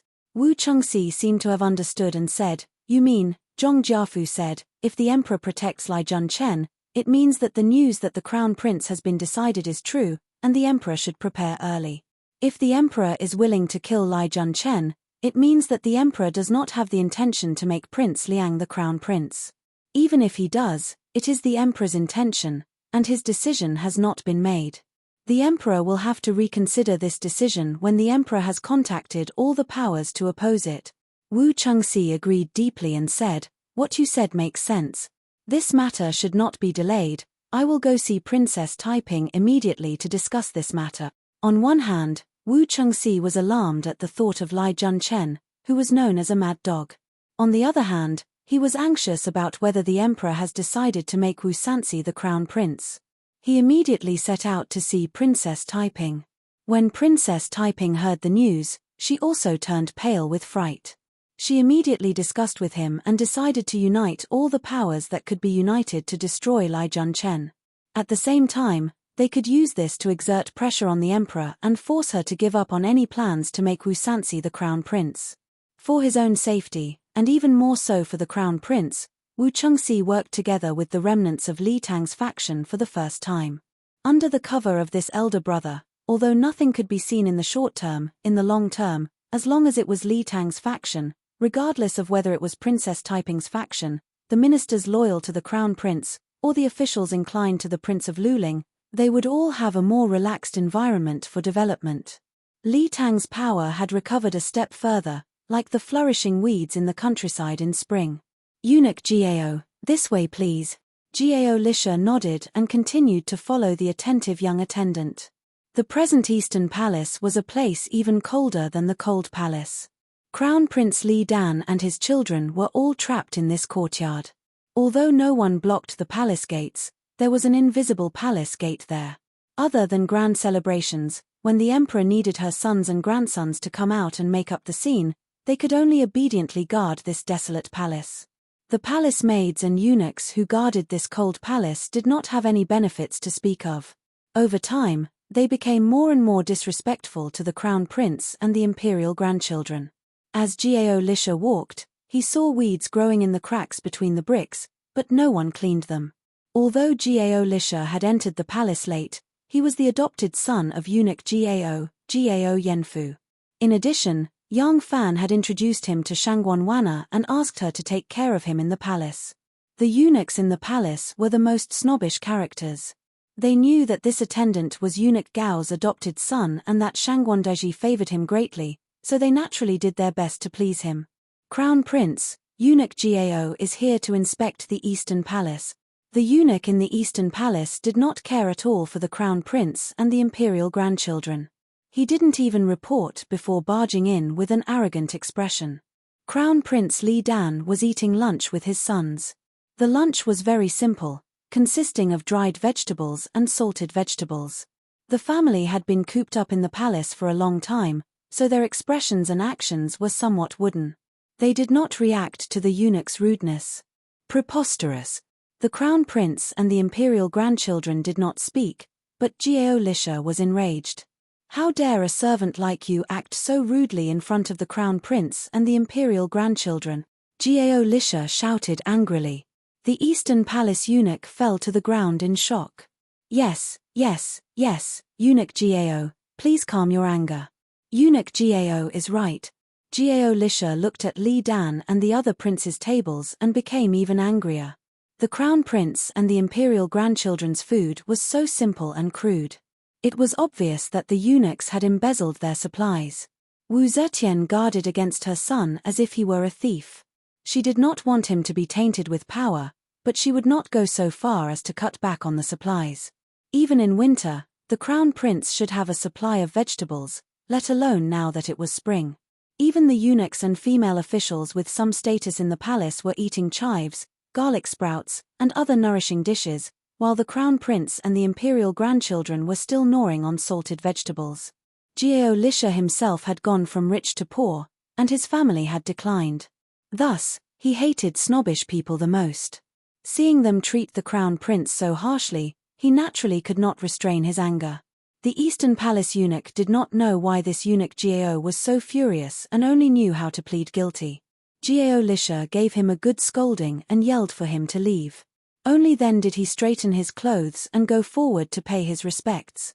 This servant Gao Lisha greets the crown prince and the various princes. Li Longji was now a 13-year-old youth. He had been under house arrest in the Eastern Palace for so long, but his spirit had not been tempered in the slightest. When Gao Lisha angrily rebuked the Eastern Palace eunuch, his face was red with anger. Li Longji watched coldly from the side and saw that he was not pretending. He couldn't help but have a good impression of this little eunuch. Li Dan saw Gao Lisha kneel down to pay his respects and stood up in fear. He mumbled, "Eunuch, but does the Empress have a decree for me?" Gao Lisha saw that there was no one in the hall waiting on him to eat. After the eunuch leading the way had been dismissed by him, Only the crown prince and the imperial grandchildren were left in the hall. He did not ask the crown prince to dismiss his attendants. Instead, he took out a secret letter from his sleeve, walked forward on his knees, and respectfully handed it to Li Dan. Li Dan and his sons were trapped in the Eastern Palace and depended on each other for survival. They had long since lost many of the strict rules of the imperial family. Furthermore, Li Dan usually had no one to discuss matters with. The only confidants he could truly trust were his sons. Thus, Li Longji and the others all crowded around Li Dan and read the secret letter together. When Li Dan, the prince, was born, Wu Zetian was already extremely powerful. Growing up at the side of this powerful mother, Li Dan and Li Xian were far inferior to their two older brothers. The two of them had the same cowardly personalities. During the days of house arrest in the Eastern Palace, Li Dan was like a bird startled by the twang of a bowstring. The slightest rustle of grass in the wind would cause his heart to palpitate.